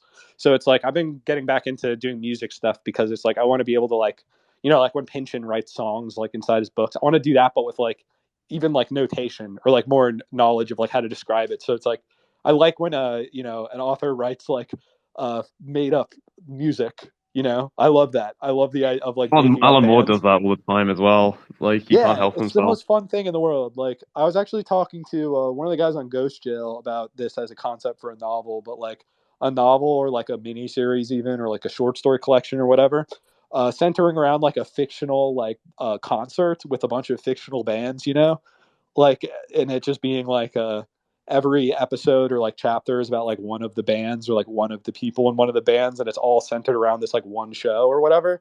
I just love the idea of like how of like making up stuff like that. I don't know, making up like a whole like doing world building in that sense. Yeah, it's like a not like Nazi literature in the Americas as well, that kind of Yeah, thing. yeah, I love that. I love that so much. Like I love when Same. you fill out like a world with a bunch of alternate. That I mean, that's why like Ada is like one of my favorite books of all time, if not my favorite. But Ada also very much like a New England snow winter book. The first that's like one of the reasons I love it so much is because pretty much every time I've read it, it's like the winter, roughly around now, and I would like be laying in front of a space heater or like on the by the hearth, and I would just read it like all the way through. When I would read it, I can't. If I start reading that book, I'm going to read it all the way through. I can't stop. Yeah, it's nice to build up those kind of like seasonal like cycles of reading or like listening to music. It's kind of the same thing. Like Commercial Album by The Residents is like a very summery album for me. Yeah, I feel like so I'm kind of writing a kind of wintry novel because it's gonna be like a long book in the sense that like you'll want to read it in the winter. So ideally it'll be out like next winter. Let's hope if I can really crack down. Was there something to do with it being like an orange book? There was like some Yeah, kind of it's orange. orange. Yeah. Definitely. Yeah, it's centered around like thematically the orange, the color orange, oranges, all of that very central. That's like why I like so basically I'm saying it's gonna be really long because I'm still on like the first setting basically, which is like this orange grove basically, which I'm Have basing you off of ever some like cults that existed in like the 1800s in America in Florida. have you ever heard of this place called like the Orange Show in Texas? No, I don't think so. It's like this like outsider art theme park that this random guy who loved oranges set up Oh, that's back in the beautiful. day.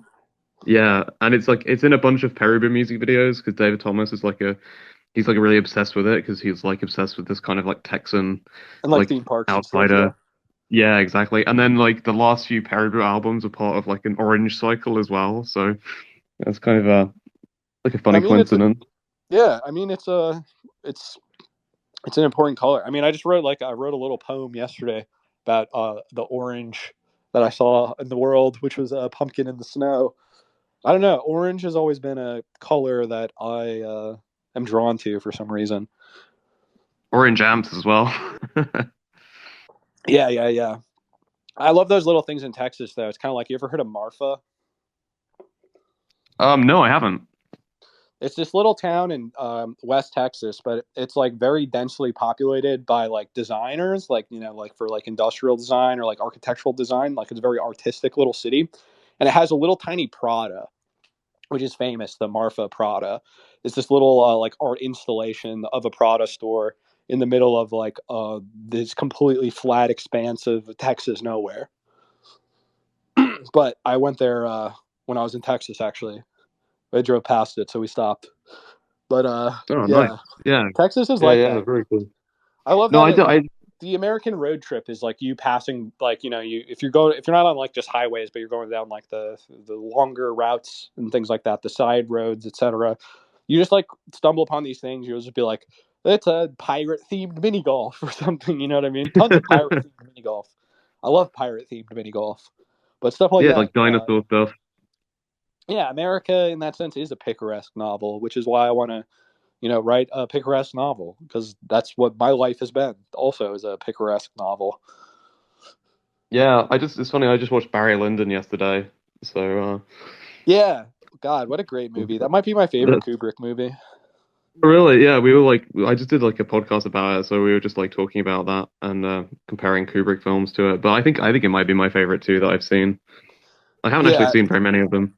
I really like that whole that whole time period. I don't know, like 19th century is very underrated, or like it's supposed to be like the 19th century in England, right? Like a little like early 19th century, I believe. I don't remember when it's supposed to be set. Maybe 18th century. I forget. I think it's like 1700s. I get like Yeah, I'm kind of retarded. Like I get confused by the dating. Like I forget whether yeah. It's you're like who's supposed the to like. king? um, I know there's like a reference to him at one point. Like financing like British soldiers to fight in America to like quell the revolution. Oh, right. So yeah, so it's like the same. It's like the turn of that century. Cool.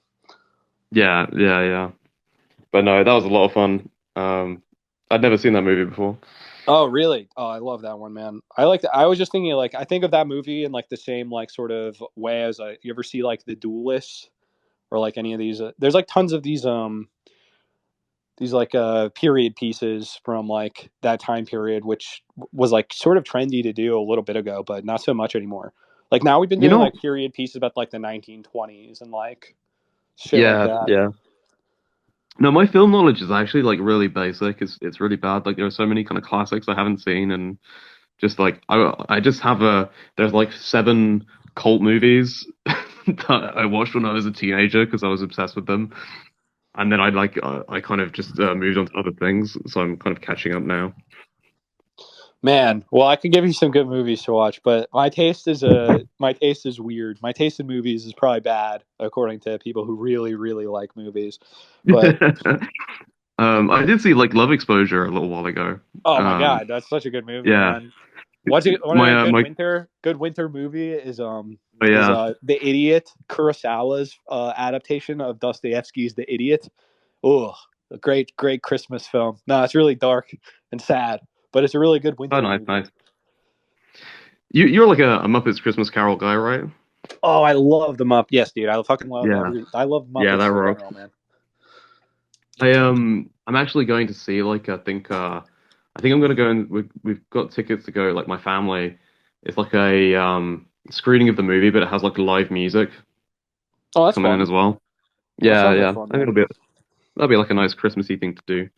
I think I think Sleuth, the movie with like Michael Caine and Laurence Olivier, that's like a really good kind of it's not really like explicitly Christmassy, but it has a kind of cozy vibe to it. Yeah, Um it's one of those for movies sure. that's like free on YouTube sometimes. And then Well, I mean, also like everything's free if you know where to look. But yeah, yeah, well yeah. I never like learned how to do that, you know, it's really bad on really, you never got Kazoo. into torrenting? No. Damn, damn, man, you're like a zoomer. Yeah, I know, it's shameful. I know how to get like raw files from music blogs. I can do Yeah, that. yeah. The old Blogspot Media Fire link, the Yeah, Blogspot Mega Upload mutant link. sound. Um, Yeah. did you ever see the Christmas Carol movie with Alistair Sim? I don't know. I've seen so many. Like growing up, I've watched like a different version of the Christmas Carol because like my grandfather really likes it. You know, like so Hmm. he had like various versions of it on DVD, etc. I've seen it in play form. I used to see it like in the Oh, nice. Providence at the theater like multiple times. So I've seen a Christmas Carol. The Lord knows how many times. So I don't know if I've seen that exact one. I don't even remember. But they all kind of blend together anyway in my head. Yeah, it's like an It's such a old great black and tale, white though. one. Oh It's yeah, such it's a good wonderful. story. It's a great like it's a great fantasy, you know. It's literally But like yeah, so influential. Like that's it. The other thing though is like I'm kind of puritanical in the sense that like I actually kind of hate Christmas. I'm actually do not enjoy Christmas really at yeah, all. you're But the Thanksgiving guy. yeah, I'm more of a Thanksgiving guy. I after being a kid, like obviously I loved Christmas as a child because I was like I'm getting video games today, and that's why I liked it. You know, like I just liked getting things that I wanted. I think that's most people's relationship to Christmas. But once you're not a kid anymore and you just kind of like do your own thing, and you're like, if I want something and I need it, I just get it for myself. It's just like this whole like social dynamic that I do not like, and I kind of wanted to talk about it actually because I was thinking about this a lot with the Christmas Carol, because the Christmas Carol is where we get a lot of our notion of Christmas now, like the pop cultural version of Christmas, right? Like that we have now, and it's like, um, and you can sort of see like the problems with it even there, which is this notion that buying things for children is your form of like indulgence, if that makes sense. So it's like you look at Scrooge, and Scrooge is like a rich man right? He's like a billionaire or whatever. He's like a landlord or whatever. He's like he's well off, and he's like basically the only reason why he changes is because he sees that after he dies, no one's going to give a fuck about him anymore. Like he'll have no legacy. It's really because his legacy is going to be completely destroyed. And so he changes his legacy by becoming a philanthropist. Like what's the big change is that he's asked to donate money to a charity before, and he says no. And then afterwards, not only is he donating to charity, he might even fucking start his own damn charity. He might be running a charity now, right? So we have this conception that like this this show of good grace or whatever, this kind of ostentatious show of purchasing, of expenditure on the little Tiny Tims of the world, buying your little thing and putting it in the donation basket at this time of year, that is like assuring you that is your salvation of the year. That's like how you get into the black. Economically, this is how it works, right? Like we really give a shit about the rail workers strike and all this happening right now because Q4 is where everyone's turning a profit in this nation. Q4 is where most of all money is spent. Like most people spend most of the money that they're going to spend in the year and this time of the year. So it's like a whole celebration of purchasing in exchange. It's literally like a market holiday. Everyone's just celebrating purchase and exchange. And that's my issue with Christmas is that if you suddenly suggest like let's all have Christmas without purchase and exchange, you will see how little people actually care about the Christmas beyond those things. Like because beyond that, people are like, "Whoa, we're going to talk about Jesus." No one even cares about that anymore. Yeah, I mean, like talking about movies, like I think last Christmas Eve, we were looking for a good Christmas movie to watch, and we ended up watching like Planes, Trains, and Automobiles, which Yeah, feels Christmassy to me, but that's actually a Thanksgiving movie, yeah, we you talked know. about that. We were looking for a Thanksgiving movie, and that was the one everyone kind of concluded was the one. I love that movie. Like, it's just like that's like a Perubu kind of movie, because it's just full Yeah, of these like polished chrome surfaces and highways and stuff, and it's got that like lovely synth soundtrack.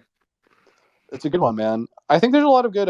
There's a lot like I mean, I used to say like Eyes Wide Shut. Like I hated the whole like Die Hard is my favorite Christmas movie, but my version of that was saying that Eyes Wide Shut was my favorite Christmas movie.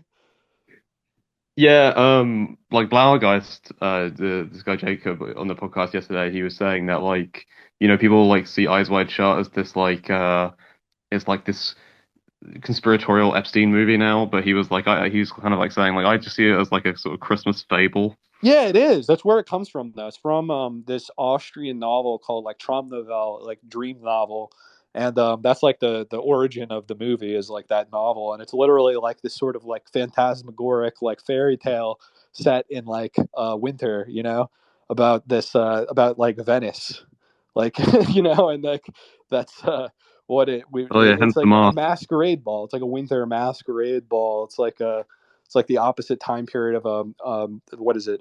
Midsummer's Night Dream is like the Midwinter's Night Dream. Yeah, right, right. By the way, I've been feeling kind of guilty because I got like invited to do this like Edward de Vere space recently, Oh, I and saw that. Yeah. yeah, I'm really like no expert on the whole thing, but they kind of asked me to do it, so I just sort of read a little bit up on it. But I did actually name drop you in it. I was like, oh yeah, like logo is Oh that no, the it's just Devere guy. I'm like I just hate that. Like so it's like what do I want to do? I do want to popularize the things that I talk about, right? But at the same time I don't want all of these fucking annoying fuckers to just move in on my turf here on the things that like I've been popularizing that are not popular at all, and then they just make it disgusting and cringe, and I hate it. The fucking Devere ball with like Curtis Yarvin showing up and being like, this just proves that only rich people can have talent, and it's like you're a parody of like everything that we're actually talking about. You know what I mean? Like they take all of the wrong things from it. They're pushing the whole like recusant Catholic line on it. I just hate it, man. I hate it, man. I liked it more when it was just like a bunch of weirdos and YouTube comments and like me and Alexander Waugh. Like that was the real thing. But I guess it's like they gotta. I guess I'm digging up something of value if people are now like I guess Will Menaker in the GQ interview is talking about Oxfordianism sweeping through Brooklyn, and it's like, like Why? Like, I'd Yeah, rather I'm sorry, let's man. go back to I'm kind before of that. like No, it's not your contributing to fault. It's not the your second fault. You didn't wave. do it. You didn't do it. It's not your fault. No, I'd rather you be doing it, if anything. I trust your judgment more than these random fucking NRX lords. Oh, thank you. Well, yeah, I mean, I was like looking into it and I was like pretty convinced, but I was already sympathetic precisely because I kind of just inherently trust your judgment about things. Um, I mean, I used to so not be in Oxford. I used to be very ardently on the opposite side of things because I thought of it as like a very, but I mhm, really like I thought of it as like a very like a stupid elitist theory. I was like, why wouldn't this be the case? But like as I got more and more into Elizabethan literature, it's just kind of like undeniable. Like honestly, like mhm, if you like the only people who aren't Oxfordians are people who like don't actually read Elizabethan literature that much because like it's not even like a ridiculous claim in the slightest to be like yeah, people are writing under these like different names, and there's a ton of encryption and cryptography, and people are obsessed with the gematria and numerology, and they're you're talking about like polymaths who've studied like Hebrew and Greek and Latin and some and like Italian and French, and it's like obviously they're playing around in this way, like the euphuists, like people who like Shakespeare but they yeah. don't know who the euphuism is and stuff like that. Yeah, just I mean, to me, it just seems like it's just about like restoring an actual like literary context to Shakespeare, Yeah, yeah, exactly. you know? There, I don't like I've talked about like obviously on like extreme on like the earliest episodes of Read Books. I've been talking about this for so long, but I think it does have like the reason why it's being picked up in this way is because it does have like these political implications regarding like what it like where does art even come from. So obviously like Curtis and these other people want to like come in and be like, hey, we need like you need to have like a strong sovereign or whatever, like Queen Elizabeth, in order to fund good art like this or whatever. You know what I mean? But what they don't understand is Sure. that the geopolitical situation of the time would be like this happening in. It would not be happening in America. It would be the power that would be challenging America would be the one that would do something like this. You know what I mean? Like this is something that it would be more Right. likely to happen in like Russia. Like let's imagine Putin wants to put like just puts together a big amount of like tons of money or whatever for propaganda, for world historical art or something. That's more understandable considering the fact that they already that like it's not like England invented wholesale. It's a poetic industry. I mean, Chaucer already existed. There was already poets and things like that. It's really more that they just put a refound emphasis on it, like a newfound emphasis on the arts at that time. And like, what do we do? I mean, we have the Marvel movies. That's our form of that. Yeah, it's really it's funny because I mean I like I swear I bring this up every time I talk to you, but like the last like League of Extraordinary Gentlemen book, like The Tempest, is like kind of vaguely like structured by the Shakespeare play, and obviously you have the like kind of Prospero like John Dee analogy that he's like making use of, but then that book is also about like it's just his like attack on superheroes and like and Marvel. Yeah, I mean, Alan Moore really is like the thing is like the continuity of that. Like, would it be unbelievable, for instance, to think that Alan Moore could have like invented a character named Alan Moore or something? Like, let's say hypothetically, Yeah, that he wrote under like, is it not like completely within the bounds of our imagination to imagine someone like Alan Moore inventing a character to be like like Mark Twain did, in the sense that Mark Twain isn't his real name. He wrote under that the whole time. It's really like there's some people who don't understand the like artistic sentiment of like trying to separate yourself from your own production. Even like a real artist wants to make the art and have the art be good, even if they would never be recognized as the person who made it.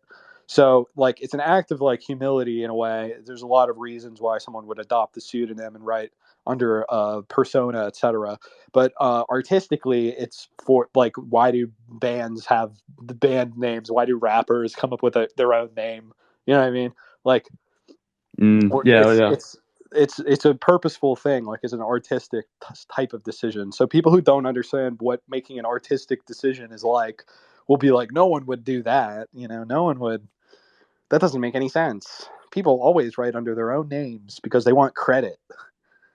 Yeah, I also kind of feel like there's this sort of I just realized my phone's on like 3%. I might have to go soon. All right. I mean, I think there's like the idea of Shakespeare having this kind of like total wisdom kind of thing, which in a way I like totally believe, but I think people don't want him to be like reduced into a kind of concrete historical person. They like the idea of him being this sort of like cosmic absence.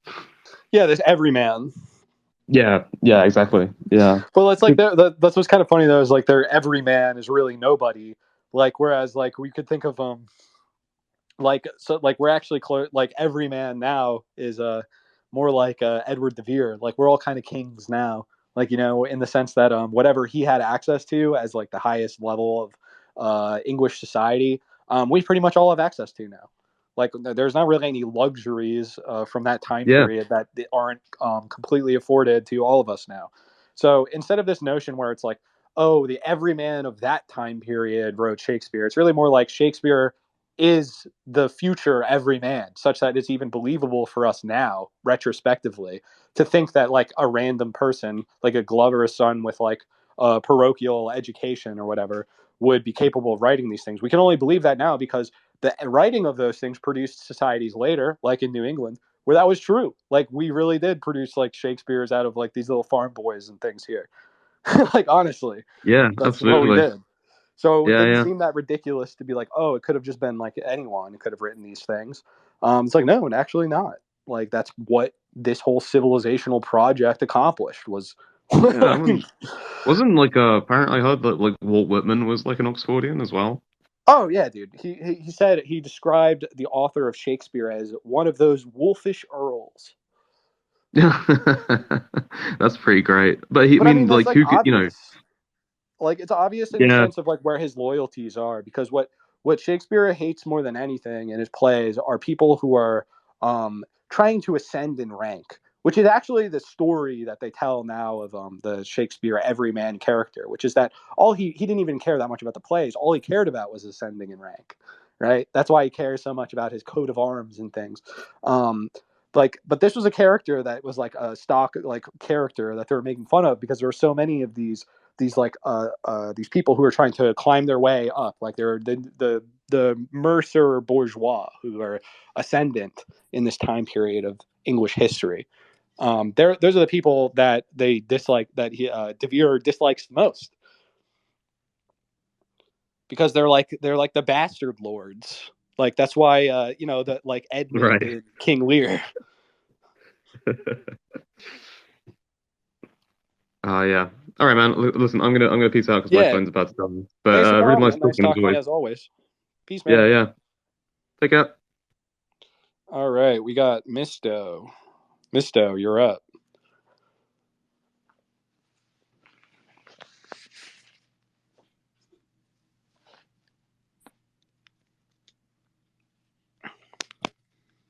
Misto. In the meantime, read books, vlt.com/shop, where you will find two new. Kills Christ. So true. The other one says, read Blake or go to hell. So true. And the third thing is Beanie, which has the Sluggo No on it. Those are the three new things in the merch shop. What's up, Mister? Yo, what's up, logo? What's up?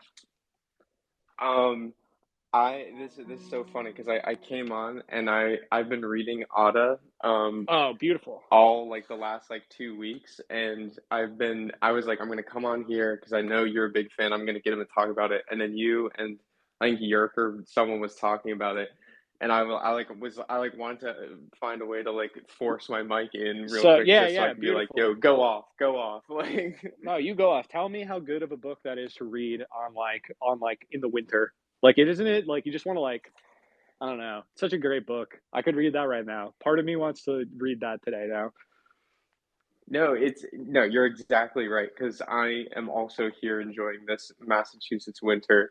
And late last night, I couldn't like go to sleep, so I just had like the snow's outside my window, and I Yeah. was just reading Ada for like, and then totally messed up my sleep. I woke up like a couple hours ago, but I was just reading it last night. Um, it's like the both the most like bleak and like depressing and sad tragic book I've ever read, and also like one of the few books that's actually made me laugh out loud Yeah, multiple times. Like it's so funny. Like some parts of it are like it'll take you totally off guard. yeah. It's like Like so. Nabokov will just like It's got everything in it unwind like because yeah, yeah, it's yeah. like so perverse and at the same time so like beautiful, like so romantic and like the dark sense of romanticism, and then also in like a kind of like wholesome or even tender sense, but at the same time it's like so fucked up and like evil. Like Yeah. it's such an amazing book. Like it's like a true fairy tale in that sense because it's like everything's happening on this elevated plane. Like I think of it almost um like glittering, like when I imagine it, you know what I mean, like as if it's like all a dream. Yeah, I mean, I've read, I think, maybe three or four Nabokov books before this, and obviously he has such a like playful and also masterful sense of just using words and like puns and just like making everything poetic, even though it's prose. And but this one, he just like even the back cover of it, of my copy, it's like describes it as like this is no less than the work of supreme work of an imagination at white heat. And I was like, you know, for once, one of these back covers actually applies because he's just like he'll just like start unspooling a thread of like puns and like little associations, and you read it twice and you'll realize he's talking about two different things. It's Oh almost like yeah. I don't know. It's Well, like when I dude, read a once you page of so like Finnegan's Wake. not only that, but like it has some type. It actually has some influence from Finnegan's Wake on it, in the sense that there's actually That makes transposed. perfect sense. There's actually transposed on a lot of the English vocabulary. Also, are these implied Russian or French puns from what those words sound like? Like there's a long section. Oh, There's a long section where I think Ada is writing talking to Veen about, or I forget where it is, but it's about there's the phrase yellow blue vase is repeated a couple of times, like a yellow and blue vase, like a yellow blue vase. But in Russian, that's "Я люблю вас," which is "I love you." oh, I didn't. I mean, obviously, I don't speak Yeah, Russian yeah, or yeah, read yeah. it, I so I just didn't mean catch like that. But that's so cool. there's tons of stuff like that in it. I mean, it opens with like a very long. Uh, it's one of the worst openings ever. But one of my favorites because it's so alienating, or it's like so.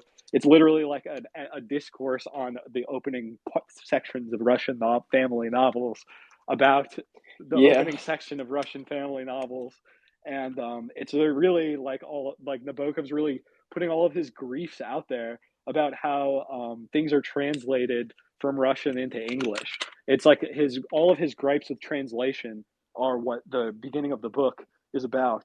Like when he talks about how people call Tchaikovsky Tchaikovsky instead of Tchaikovsky. Like that's like one of the big Yeah. parts in the beginning of the book. I know I had to read that the first like section a couple times, and I was like, I know this is gonna go somewhere. I heard this is So like a notoriously like it's one of the difficult craziest opening. openings also because it's taking place like in media race where it's the exact moment that Ada and Veen realize that they're not cousins Yes, yes. in And the like attic. that, even that just like thrown in as like someone who, I don't know, I'm sometimes an impatient reader, so I have to reread. I had to like reread a couple times, and when each piece sort of started clicking in, like flipping back to the genealogy, Yeah, flipping back to like what the hell are they talking about? And then when it all came together, I was like, oh my God, like this is like it's such an unsettling, like creepy, but also like very magical. Like you're yeah, exactly right. It's like it is very like magical and so disturbing. yeah. It's like the first time you read it, you're kind of like uh you kind of like overlook how horrible Veen is, like Van is, Ivan Von. Yeah. You like you're kind of like willing to overlook it because you're so engrossed with like the romance of it. Like you know what I mean? Where it's like you're kind of rooting for like he's like a Byronic hero. So it's like you know he's a bad guy, but you still want him to win. Like for instance in the duel and things like that. Even though it's like there's no real reason you should want that. It's like horrific to want Oh that yeah, to it's happen. terrible. But I know, but it's totally seductive. But the more I you was reread actually it, the more you realize the depth of Van's villainy, like the true depth of his villainy. yeah, no, exactly. But it is like you do find yourself rooting for him, and then you pull back and you're like, why the hell am I like if I knew this guy in real life, I would like run as far as I possibly, But he's like also this is like like the extremely corrupted by like it's like really about like how horrific like the aristocracy is, like yeah, as a yeah. class. Actually, it's funny you mentioned the duel, and I have that page open because I think there's like a little like lead up to it that's like really really funny. It's not like a spoiler or anything for anyone who's like cares about that or wants to read this, but um, he's like if I could just read like two Yeah, go paragraphs, for it. I think it's so funny. So just background, he's about to duel this guy just for like a trivial thing, and so he's like, I need to prepare a letter for if in case I die, and you put it in your breast pocket, and then if you die it's like, okay, people know what to do. So he's writing to his dad, whose name is Demon. It's so fun. Like his Yeah. dad's name is Demon. Okay, but anyways, Well, it's one more thing before you go, because his name's yeah, yeah, Demon, because there's a ton of Russian puns, right? Because it's like Ada means from hell. right. He's Ada would mean from hell. So Ada is like the name.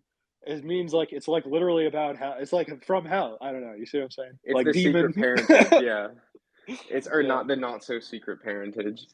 Um, yeah, okay, so the letter, it's so funny. So it's like, so he's writing, Dear Dad, in consequence of a trivial altercation with a Captain Tapper of Wild Violet Lodge, whom I happened to step upon in the corridor of a train, I had a pistol duel this morning in the woods near Calegano, and am now no more.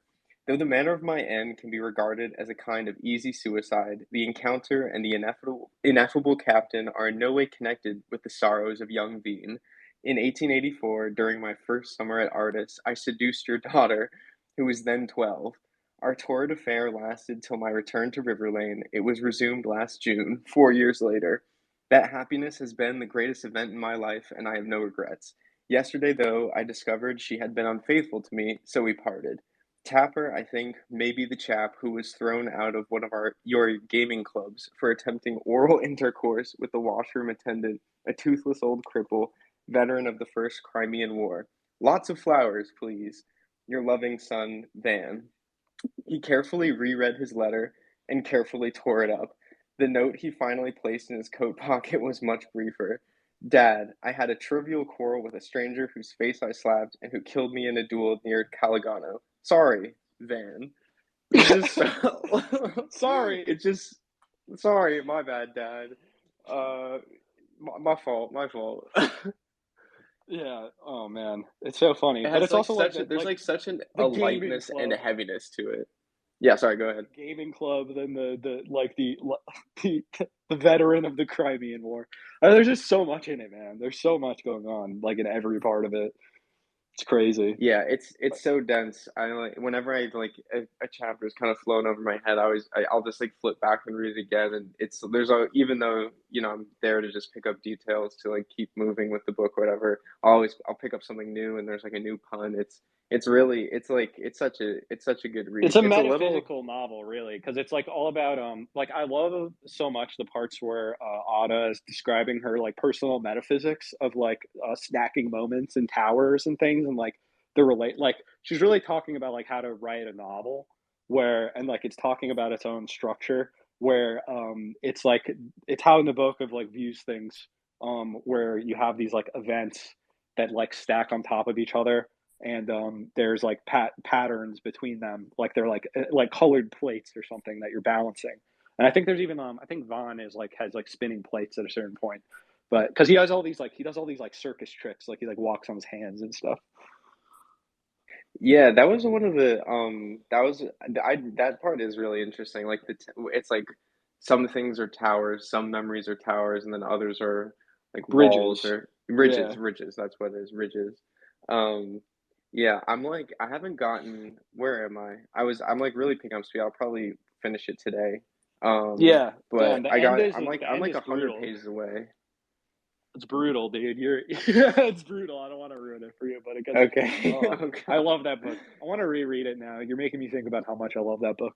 But Yeah, I feel so terribly for Lucette. She's like, oh, dude, I feel yeah, like in those moments where like any time that she like hops on the scene, it's like those are the moments where it's clearest, just like how evil like Van is, and also yeah, the degree Ade in which too. Ada is also like messed up as like the mirror image of him basically, and it's like basically those are the moments when it's like, you're rooting for Otta, you're rooting for Van, but then anytime Lucette comes in, it's like, I don't know, it's like a cold, like, uh, I don't know, it's like an ice Yeah. bath of like reality or something. You're just like, oh God, like this is, you realize exactly how terrible all this is. And I mean, it's brilliant. It's brilliant. It's such a good book, man. It's such a good book. There's like three things that I reread like every winter, on winter break in college, and they were Ada, Franny and Zoe, and the James Joyce's The Dead. I would read every winter for like 4 years in a row, and those are always the things I want to go back to. I thought about reading all of The Dead actually on the space today, but that would take too long. That would be, I mean, that'd be great though. I love The Dead.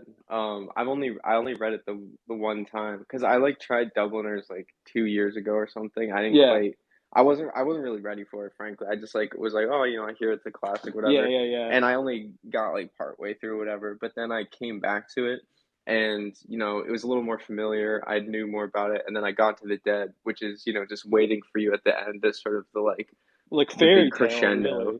Yeah, Yeah, like just like the beautiful capstone on it. And it's even like just like numerically, I think all the rest of The Dead is, I mean, it's all shorter, and they divide into like four and four. It's like thematically, vaguely, it's like childhood, like leaving home, or I can't remember yeah. exactly off No, the top of my you're head. I totally knew it right. better You're when I totally was right. reading it. The Dead And is then like there's the like, tragedy of like late adulthood, even. Like it's right, it's at the very end. It's like dangling at the end as like at the brilliant capstone, and it's so, and yeah, it like it's beautiful, so beautiful. yeah. There's a good film adaptation of it actually, which you wouldn't think would be possible, but it's actually really well done. I forgot who the director is, but he also Is it did an John adaptation of Under the Huston? Volcano. I think it is. I think you're right. That's a Because I really good think one. I haven't seen it yet, but I was reading a little bit about it. Because me and my friends were all reading all of Joyce together, and then they're like live really close together, so they like watch it as like a little movie night or whatever. And so I was reading about it, and I think he's like, um, it was like in the last years of his life he filmed The Yeah, Dead. he He did might The have died like a Dead. year later or Okay, so something. he did The And Dead, and then right after he did Under the Volcano, and that was the last things he made. wow, that's a crazy.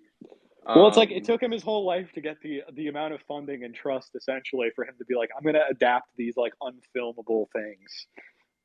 Like, yeah, yeah, yeah, yeah. the movie, the Under the Volcano movie, isn't very good. It's very accurate with the book, and it's like well done, but it can't actually be what the book is about because there's so much internality.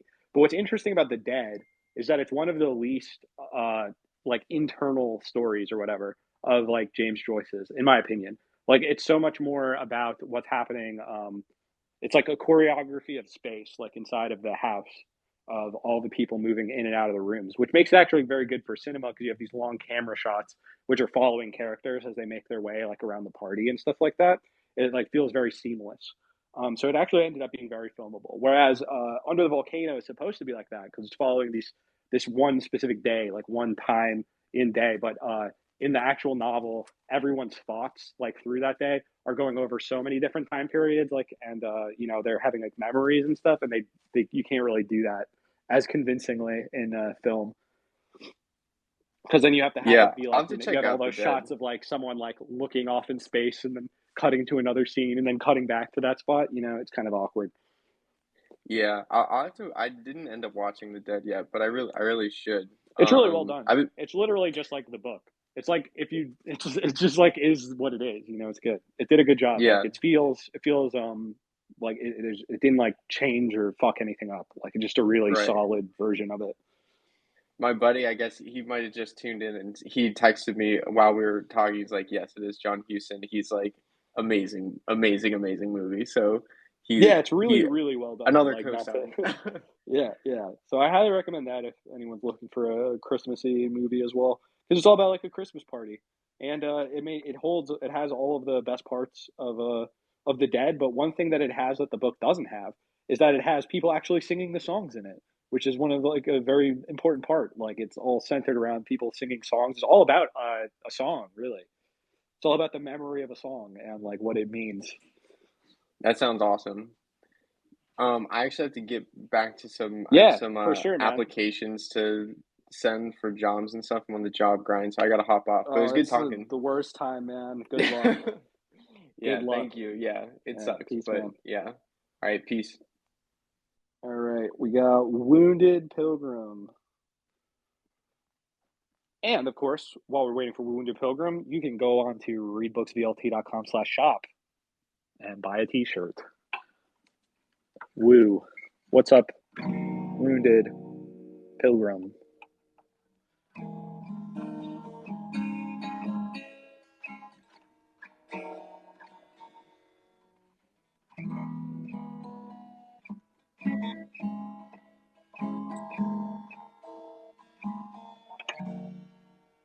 Wounded. What's up, man? What can I do for you?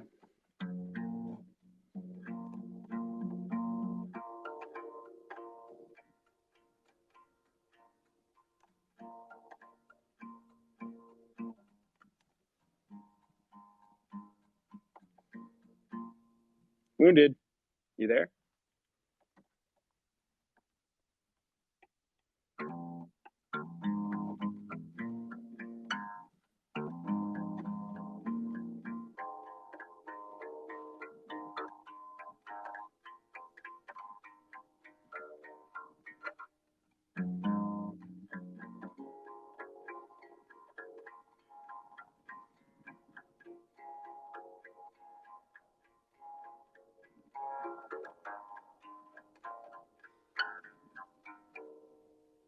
Wounded. I don't know. I don't know if you're here, man. All right. Well, I'm looking for other people. So I'm just gonna be screwing around here until I don't know, someone comes on.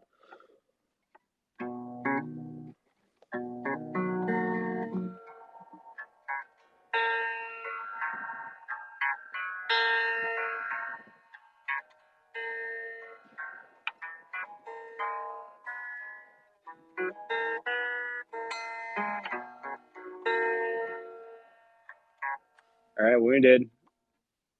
Round two. Yo, Logo. What's up? What's up, man? I can hear you What's now. going on, man? How's guitar? Oh, it's good, man. I'm kind of hitting a wall on my my finger picking. So I in the sense that like I have my three good fingers. You know, I got like my thumb, my index, and my middle finger. But getting my ring finger and my pinky finger in on there, man, on the higher strings. Yeah, Ugh, I would it's rough. I can't get them to do what I want yet. I wouldn't worry about those bottom two yet. Try to get those first three going. But Oh, I'm all good on that, man. I'm all good on that. But what I want to do some rolls, you know. you like Mississippi John Hurt? I don't know that. Yeah, check him out. He's good for learn his songs, and it's a lot of Christian stuff too. But Mississippi John Hurt, Nice. that's a good way to learn some Nice. finger picking. I really want to learn Sligo River Blues, the John Fahey song, but I'm been struggling. Yeah, I mean Fahey's a beast. So. Fahey's hard. Yeah. But yeah, man, you've been what Dylan you listening to these days? Oh man, I'm not gonna lie, man. So I haven't been listening that much Dylan as of late. I listened to nothing but Dylan for like 5 months this year, and Yeah. I've been listening to nothing but Yeet right now. I've only been listening to Yeet. I've been listening to Yeet for like a week. Yeah, man, you got me into Blade. That's so funny that I got you into Blade. Dude, I Because mean, like I got into Blade because everyone else like made me listen to Blade on Twitter. Everyone was like, "You have to listen to this," and then I got into it because I was being being hounded by the Drain Gangers for no way. years. Well, dude, so I got into the comp out thing when you were on his pod. Yeah. And kind of stopped listening. A lot of it goes over my head, I'll be honest. I mean, he's doing more like doing more nonfiction research, historical, archival stuff. Is he Christian? I don't know. I think he was raised. I mean, we were both like raised Catholic. I don't know what if he would identify as a Christian. I think he has before, but I don't know what his sympathies are on that front. You could ask him. I don't know if he'd answer you though. Yeah, I don't know if you would, but I was curious, like, do you pray every day? Yeah, I guess so. Yeah, I mean, it's Like, not what's really your like in a kind of ritual manner. I don't know. I kind of try to do what Jesus says, right? Like I say the Lord's Prayer to myself pretty frequently. yeah Um, but I don't know. You're not really supposed to talk about praying. You know what I mean? Like it's kind really? of self defeating to be like, oh yes, me. I pray every day. I'm such a good, Well, that straight you to know hell. that's not what I mean, but Yeah, I know. No, I mean, yeah, I I just mean, kind of think of like what isn't a prayer in a sense, like thinking about these things or meditating on them, or trying like I don't know. I feel like that's the goal is for to be continually praying, like in Franny and Zoe, right, with the pilgrim, um, in okay, the book of the pilgrim yeah, that right, she right, reads. right, yeah. Yeah. So I was gonna say, yeah. So I'm Catholic actually, and I've actually Like by volition or by no, ancestry. I'm yeah, I'm I'm practicing, and I've actually been considering Cradle or convert. well, cradle, and then I reverted, and I kind of went Yeah. through all, like the internet like rabbit holes, and like Yeah. I would say like Did you get confirmed when you were younger, or did you get confirmed recently? when I was a kid, Okay. and Yeah, then so you're like yeah. So it didn't mean anything to you when you got did that. It was like a familial thing, right? It's kind of like I yeah, know what it's for sure, like. I know what it's like. Yeah. But for like sure. then since then you've come back to it because it's like there. Yeah, and I was gonna say like I do think the sacraments like it's for me like have been pretty helpful because Yeah, I mean they're like works of art. yeah, well, like I was gonna ask like what would what's your advice, like are you trying to get Catholics to be like not Catholic, or like what do you think do Um you think that's what I think Jesus? I think the problem with the Catholic Church is that it's doctrinally wrong and it does violence to the scriptures by even in the fact that this is like historically the case when they translated the Bible into Latin, right, into the Latin Vulgate. The Eastern churches, like the ones who still spoke Greek, they didn't really care for this because they could actually still read the books of the New Testament in Greek because they knew Greek still. Um, uh, but in this translation, there's been a lot of they translated it within the hermeneutics of the time, their own understanding of the church. There's a lot of polemics that's put into that, like regarding the Bishop of Rome, et cetera, et cetera.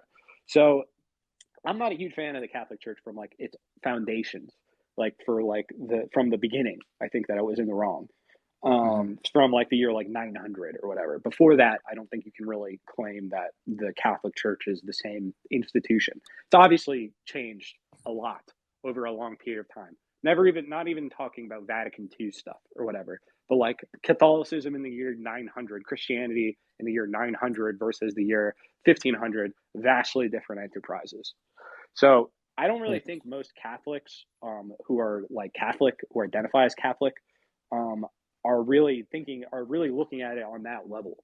To them, it's like a civic institution that they've Yeah. inherited, that they've been born into, and it's like Right. really like they would need a justification to like do away with it of some sort. Whereas what's normative for people who aren't Catholic is that you'd have to be convinced into it, right? So it's kind of in the same way the way that I think American Catholics have kind of the same relationship to Catholicism as, say, American Jews have with like Zionism or like Judaism, you could say in general, because most of them aren't even like adherents to the thing itself. They're um, they're kind of just like going through the motions in the sense that it's like they're putting their trust in this notion that the operation of this enterprise, this big institution, is ultimately meaningful for reasons that they cannot describe or disclose to themselves. But their faith is in the institution, right? So, in the same sense that like you have and they'll be critical of the institution while still have like reserving ultimate faith in it and not something else. So you could have, Right. for instance, like people who are critical of like American Jews who are critical of how Palestinians are treated, blah blah blah blah blah. But ultimately, they're still devoted to the project of Israel, of like its existence in general, like world historically. Um, I think that's also the case with like American Catholics. Every American Catholic, or pretty much every Catholic I've ever met, has tons and tons and tons and tons of problems with almost everything the church is doing, except for some basic stuff. Even when it comes to the sacraments, they're all arguing about how exactly this should be done, what the Yeah. liturgies, like what the reading should be, etc. It's like literally infinite conflict, like all the way down. There isn't really this solid rock that it's portrayed as. It's really just like everything else. Like just like we talk about how there's all these doctrinal differences amongst Baptists or Protestants of various guises. But that's also the case with Catholicism, where and that's always been the case. All these mendicant orders, the Dominicans, the Benedictines, etc., going all the way as far back as you can go. They've all had squabbles with each other, and they've all been disagreeing over these fundamental issues. So my what I think is more important is not this sense of like personal satisfaction of like belonging to some sort of fandom or club where it's like, well, I'm a part of the Catholic group now. Like now I'm like adhering to the thing. I'm a member of this. It's sort of like being like, well, I'm a Republican now. So like no matter what, even if I have my issues with the party, I'm never going to be a Democrat, and I'm going to, you know what I mean? I belong somewhere. I have an identity. Now I have a political identity. This is how the Catholic Church works too. If you're a Catholic, it's a political identity. Right. Didn't you? I'm just curious. Didn't you say you were interested in like joining a religious order community at one point and becoming like a monk? Well, a monk yeah, or something? yeah, because I wanted to just not have to deal with the world anymore. But were you thinking of like Orthodoxy, Catholicism? Just out of Yeah, curiosity. no, definitely it was I was swaying towards Orthodoxy. Like Catholicism is what made me an atheist, and Orthodoxy, or at least closer to like Orthodox theologians. Poetry and Orthodoxy is what brought me back to Christianity. Catholicism turned me into an atheist. The only thing I would say to you is be careful with the Catholics, is that bad Catholics are bad, and like that doesn't. Who's a good Catholic? The Pope? I mean, what about all the saints? What about them? Like you don't lean on them for like knowledge or. What about this? What about spiritual? all the saints? What about all the Orthodox saints who weren't Catholic, who were anathematized by the Catholics? Are they still saints? Yeah. Okay, well then it's like, then what about all the Protestant saints? I've never actually even looked into like Protestant saints a thing. Don't you have to be Protestant martyrs. How do we get a cult of sainthood in the first place? We have the martyrs of the early church, right? So really the saints are the martyrs, right? That's what it says in the Bible itself, right? That the martyrs are the saints. Like they're the ones who shed their blood for their blood is eaten by the powers of this world, and their sacrifice of themselves is like them following in the mode of Christ, right? Like where it's a cult of martyrdom, right? So the saints are martyrs. So what about all the Protestant saints or the Protestant martyrs? Like that would be in like Fox's Book of Martyrs, or like all of these other martyrologies that the Protestants have had. Like what about all the Albigensians, who were killed in the Albigensian Crusade, the Cathars? What about, you know what I mean? So it's like, fair point.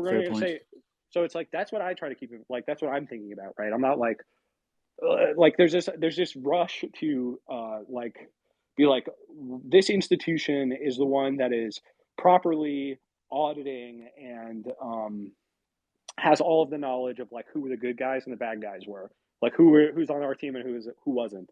This is actually what the Jesuits existed to do, right? Was actually to like be the librarians of like these hagiographies of saints and things. Like they're the ones who determine whether or not something is a miracle or not, right? Yeah. So it ends up being political. This is like the same thing as like being like, well, who gets murals painted of them and like the new development projects of this state, right? Wherein like you walk by a wall and it has like a Martin Luther King face on it and things like that. These are like the saints. It's like whoever people are revering as like the martyrs of their people, right? So I think there's saints all over the place. Do you repent, Logo? Like, what do you mean? Like at the end of the day, what do you mean? Like at the end of the day, do you do like check your conscience of the sins of the day or whatever like that? I mean, yeah, I guess, yeah. I mean, that's what I do when I'm going to sleep, right? What else do you think about? Yeah. I feel like I'm always repenting, honestly. You pray for other people? Yeah, I try to. Yeah. What dude, I gotta get like I gotta read more on communism, but you also turned me on to that whole notion. Because like I got like a bunch of conservative uncles and all Yeah. that who shit on communism, and I'm not like well prepared to defend it. Like when If you call it like something else, they already are that, but they well, don't know what it's called. so I messaged you. I was watching the Christmas Carol actually the other night with my pops, and I was like, doesn't this just kind of scream pro communism to you? And he was like, He says no. It's because Scrooge had he voluntarily donated after a sentimental propaganda regime by the ghosts of Christmas future. He decided to donate to charity out of his own personal no, volition by I'm his just own saying, turn of heart. doesn't the story kind of support communism in the same way Jesus is? Would you agree Oh there? yeah, I would say Charles Dickens. Charles Dickens was like a socialist for sure. Like So what's yeah. the problem with socialism then? Well, we have socialism, so this is what we live under socialism. Like the problem is that it's not good enough. Like we're not done yet. Like this isn't the best things can be. The problem we have Do under you our like form of socialism? socialism, It's not better than not in and of itself. I think it's just an inevitability. Like I think everyone in the world has been living under socialism. Like we produced socialism in the 20th century. Is like what it like. You can't have the internet is like a product of this type of socialism. You could say, which is really just the coordination of the economy, right? That's why we have the internet in the first place, is coordinating the economy, these electronic communication systems and things like that. These didn't exist, or they were coming into being in the age of capitalism, which is really the 19th century and the explosion of the Industrial Revolution. But we're way beyond that now. Like we're way beyond do, that. We've already entered into a form of socialism. It's just that the problem is that our form of socialism is really like a market financial socialism. Like when they say socialism for the wealthy, that's quite literally what we have. Is we have like a fascistic type of socialism, which is the coordination of the large private owners of things like the oligarchs and these institutions of what we call like civic society.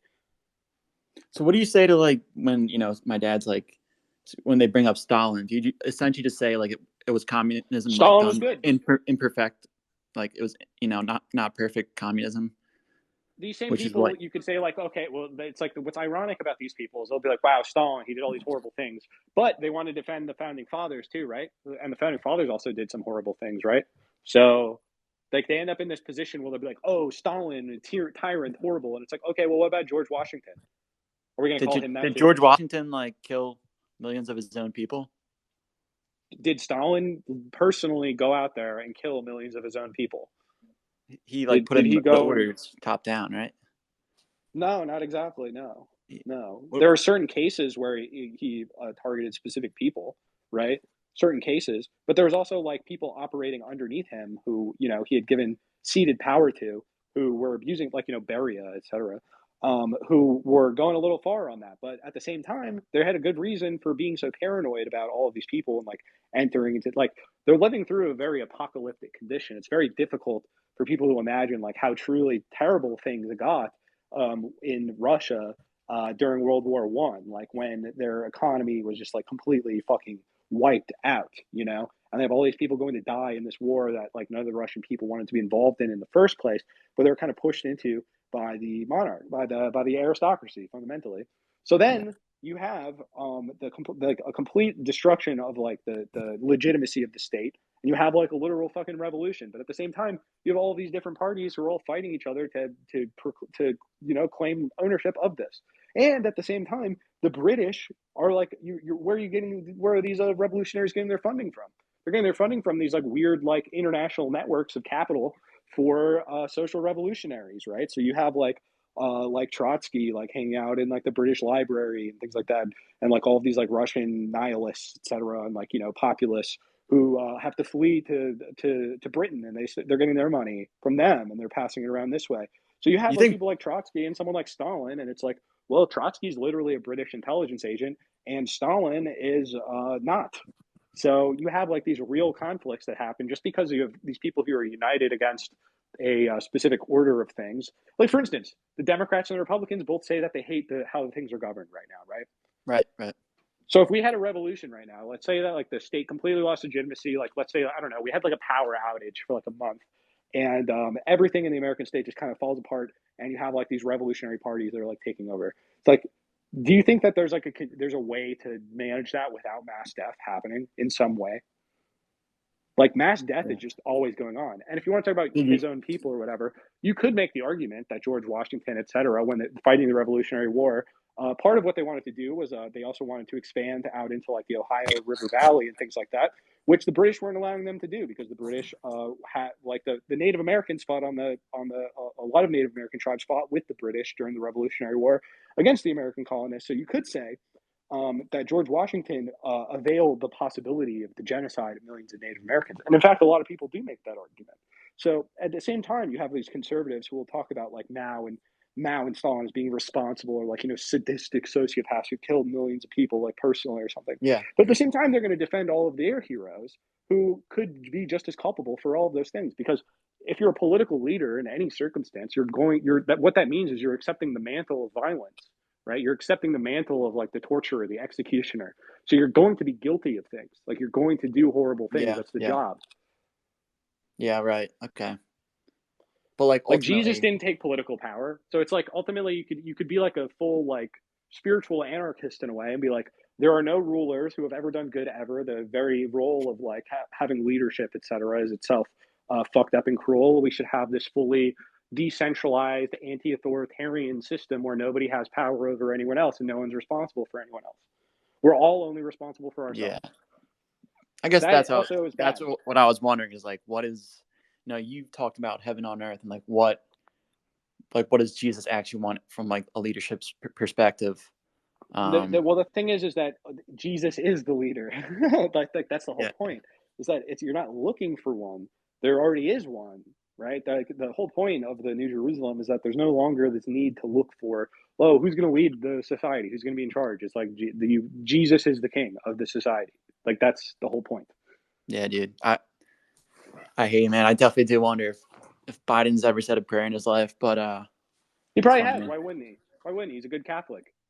That's the thing, though. It's like, how much does this Catholicism really matter? Most of the Supreme Court is Catholic. The president's Catholic. Dr. Fauci comes from a long line of Jesuits from Switzerland. He's got a coat of arms from the Papal Guard. Yeah, but I wonder, his ancestors. So, like, what is this? But I wonder if like they practice at all. If they What's the difference? If you read scripture and you're like, you pray, and if you're going to confess, if he should have confessed by now. Like, do you think those are like what the fruits? So like when Jesus says we should judge by the fruits, does that mean like whether or not we could catch Joe Biden like kneeling at like a little chapel every Sunday? Like, if we had those photo opportunities, but your devotion, would that be a fruit? I think your devotion brings about the fruits. I'm not saying. Sure, but what are the fruits? Like, what should we be looking for as a fruit? Yeah, that's hard to answer. I just think the forgiveness of debts, right? So is Biden actually think about this. Biden, right? Didn't he say he was going to forgive a bunch of people their student loan debts? Isn't that something he ran on? How'd that turn out? This is kind of a discrepancy I have with you. Do you think like you think really the New Testament's all about like finances? Correct me if I'm wrong. Well, it's not only about that. The thing is that the economy, right? The economy of God is another term for the Trinity, right? In the New Testament in Greek. So the economy, the oikonomia in Greek is the governance of the nomos, right? Of the household of like life. Like, there's the economy and politics, polis, like the government of the polis, etc. These are things Jesus is obviously talking about. This is what all of the Old Testament's about. Like, the question is, like, how do we run a society that's acceptable to God, i.e., to the transcendental mediator of reality itself? How do we do something that is worthy and good as a society, as individuals in a society, et cetera, et cetera? All of these questions. So it's not just this like metaphysical, like otherworldly discourse on hypothetical ethics and things that are like, there are those in there, but Jesus is a very pragmatic person. And when he's talking in parables, he's talking about working man's things, right? Like he's talking about tilling fields and, Yeah. being an Yeah. accountant for a lord and things like that. He's talking in these very normal terms. He's using like what's at hand to make these descriptions. So there's a lot of economic metaphors, right? He's talking a lot Yeah. about the economy. He's talking a lot about monetary policy, even, right? So I don't think you can, if you just Yeah, excise that, but it's then not you're not everything. understanding it. It's not everything, but without it, it's one of the fundamental. It's like the literal level of understanding it, right? Like that's Well, literally what he's think of talking about. what do you think of you like are you into charity? I don't like do you like volunteer anywhere? Because I've I'm been volunteering right now. True. Like I I don't know, do. like that's the thing where it's like you're kind of asking me like the questions that like this the someone like in high school, if I was trying to get on the honor society, right? The National Honor Yeah. Society. It's like, well, oh, did I do enough of my community service hours? Did I have them signed? Do I have a little thing? Same thing with like getting a confirmation, right? Where it's like, oh, did a priest check off that I went to enough masses this year? It has this Yeah. sort of it has this like sort of quantification, like metrical notion of like what is service? Like, oh, But well, like I do we believe. let's quantify who does the most service. But okay. I do, for one thing, think those experiences kind of transform you. I mean, I've And then I done, also believe, I've worked and in a I'm soup curious. kitchen. I've done charity work, and I think that's true, and it's also not true. I feel that way about just like working with other people. I feel that way about pretty much everything. Like there's Okay, like I don't know what isn't a transformative experience really. I was curious on your thoughts on this as well. If you're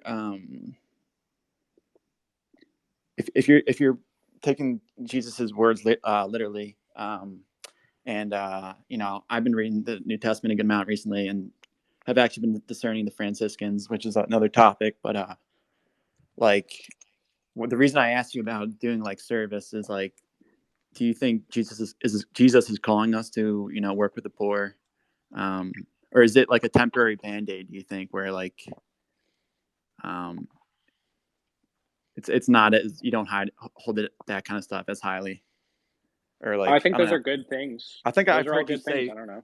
I think I've heard you say once before that like something negative towards like community service or stuff like that. I don't know. I forget. I just think that this idea that like that is the solution, like this type of voluntaristic notion of like, oh yeah, what Jesus wants is just for all of us to be on the National Honor Society and do our community service hours.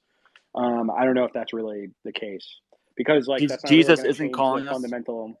Jesus That's not isn't going to change calling the us to like. fundamental reality of our situation, which is that we live under a regime, right? We live under powers, principalities, and powers. Right, our concerns aren't necessarily with these small everyday occurrences, but with these larger issues of the fact that like we live under an empire that rules with the iron law of debt, where debt forgiveness is quite literally illegal. So it's like, which one do you think would have more of an impact on the world? Like giving $5 to a random homeless person who asks you for $5, by no means a bad thing to do. By no means necessarily like the most saintly thing to do either. Kind of just a thing.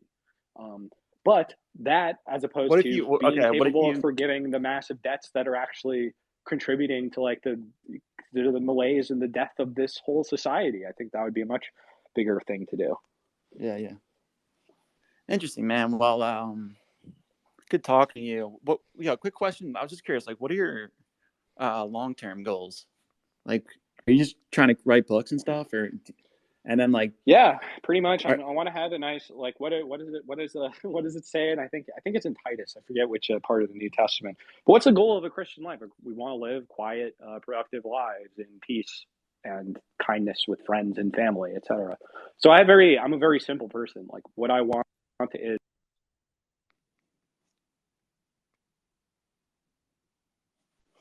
I don't know. People tell me that what I'm doing is worth doing. So I'm doing this and do you I'm actually having have kids. connections I'm to married. I want to have a house. I don't know. I want to live a pretty normal life. I just want to be a dude. Ye? I know people who work with him. Do you like him? You think he's like cool right now, or I think he's going through a rough time, obviously, but I like him. I think he's a good guy. I did think like I think like all jokes aside, I thought that like the Hitler thing was kind of like a powerful like He could have I done it. don't know He how you'd say definitely it. could. The thing is that he could do all of I this. thought it was He could interesting. do all of what he's doing in like a more tasteful manner, or a manner where more people would be likely to understand what he's saying. But part of what he's so effective at doing is saying stuff like that. And the first reaction, the first like the obvious reaction everyone's gonna have is to like completely misunderstand what he's trying to say and like take everything kind of wrong. That's obviously what happened. Like people think he's literally saying like, I'm a Nazi, I love Hitler or whatever, in this kind of like purely positive sense, but he's kind of doing it dialectically, and that's what's hard to explain to people. And that's why he's having trouble explaining it. He'd rather stand as the antithesis and allow the discourse itself to make that evident, I think, than to kind of transcend the discourse to be able to explain what he's doing in it. I don't think he can do that. I think he can act in the discourse as like a position in it, like as a character, but he's not like outside of it being able to comment on what his own role is. When he does that, it becomes kind of mystification. He'll be like, I'm like the glitch in the matrix or something. You know what I mean? And it's like, not really, but kind of. I mean, I'm gonna, if you don't mind me like DMing you, I'm gonna send you some folk and some blues stuff that you might like. Yeah, I would love that. It's all man. acoustics. That'd be great. It's like guitar stuff. So. Well, thanks, man. Man. Nice talking to you. Yeah, good talking to you. All right. Yeah. Peace, man. Have a good one. Thanks for your service, brother. Peace. All right. We got Ochiang. And of course, everyone listening, go to readbooksvlt.com/shop to check out the new things in the fucking drop shipping store or whatever. Anyway, Ochiang, what's up? Okay, can you hear me? Yeah, what's up, man? Oh yeah, I had something to say.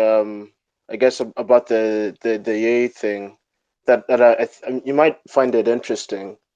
But okay, so it might like be all over the place here. But have you read like Charles Williams, the Inkling? I don't think so. So like Gene Wolfe, I'm pretty sure he like wrote like a poem based off of Charles Williams' book on the tarot, on like the tarot deck, called "Computer Iterates the Greater Trumps." Like at least, okay. I'm liking where this is going. So Jodorowsky, have you ever seen that video of Jodorowsky whenever he met Kanye West? I don't think so.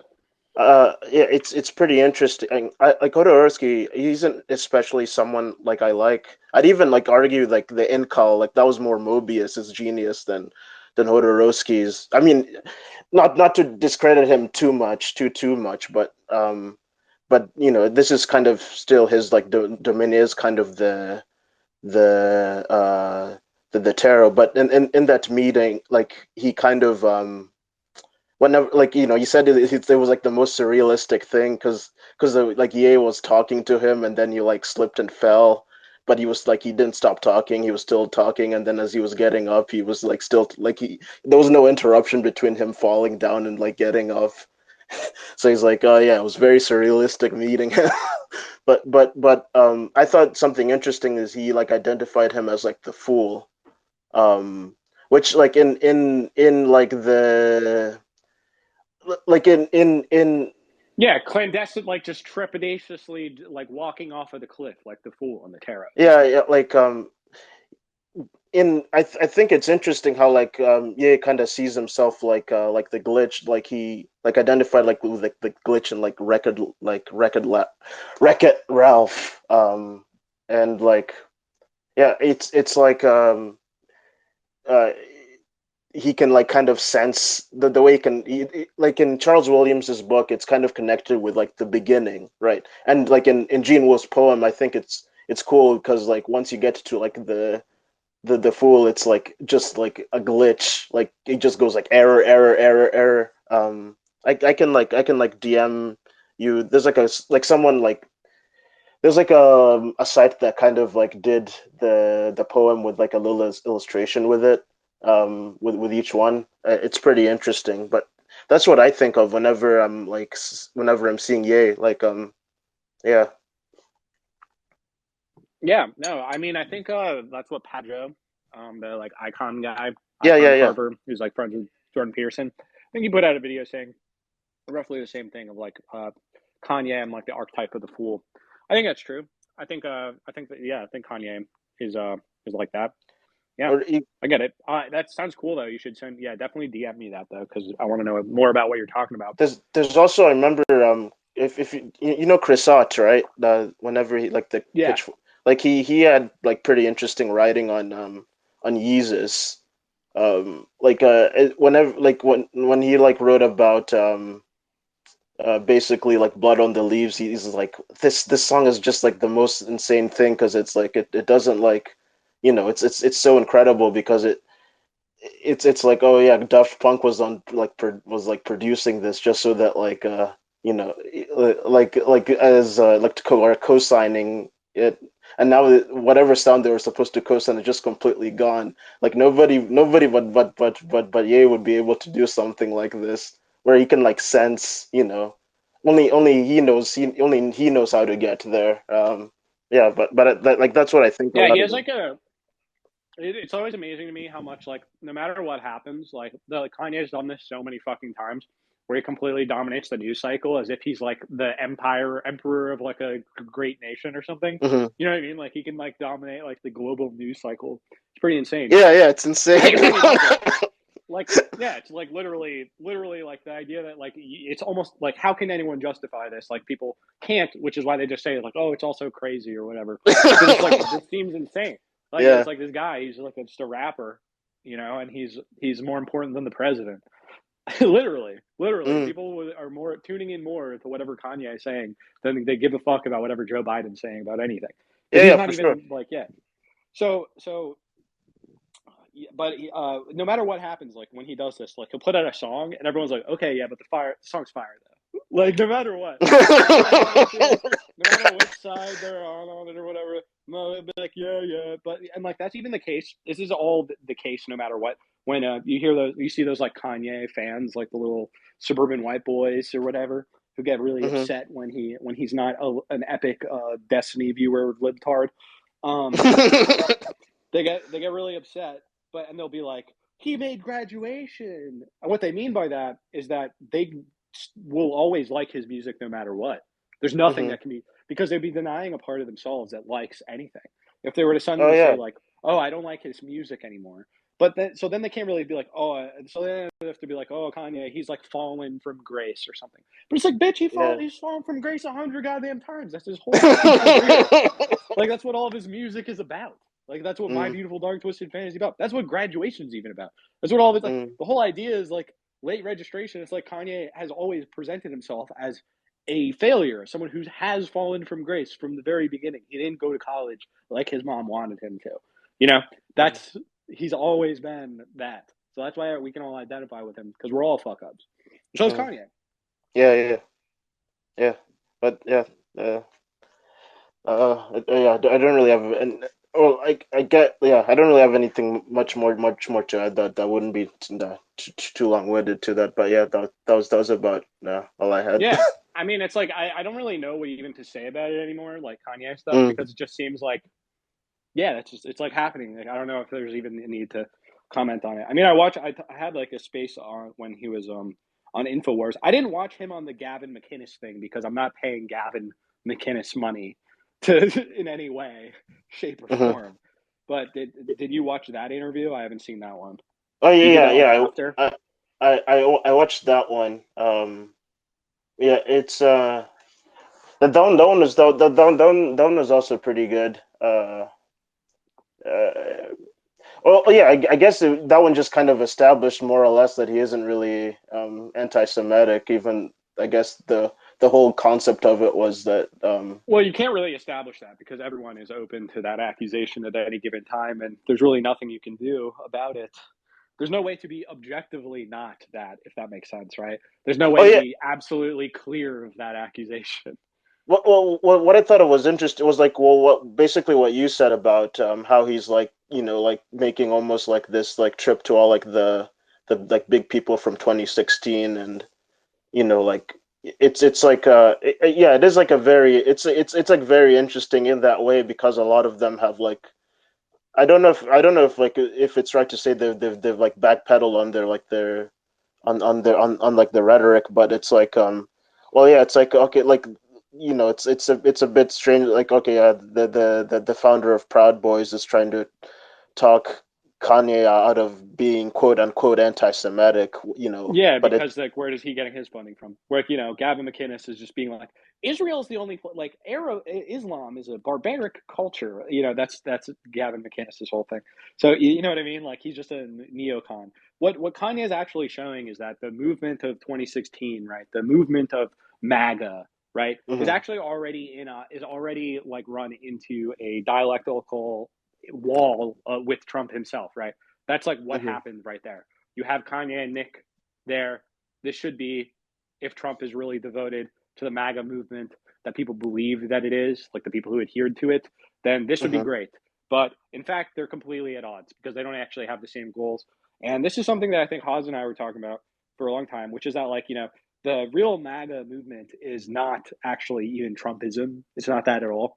The people themselves are what make it up, right? The people themselves.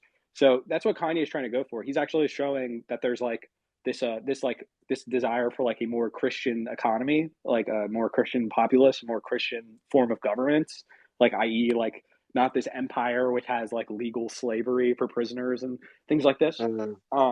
The desire for that is not actually being reflected in the what voting for Trump or DeSantis or but none of that. It's not reflected in any of that.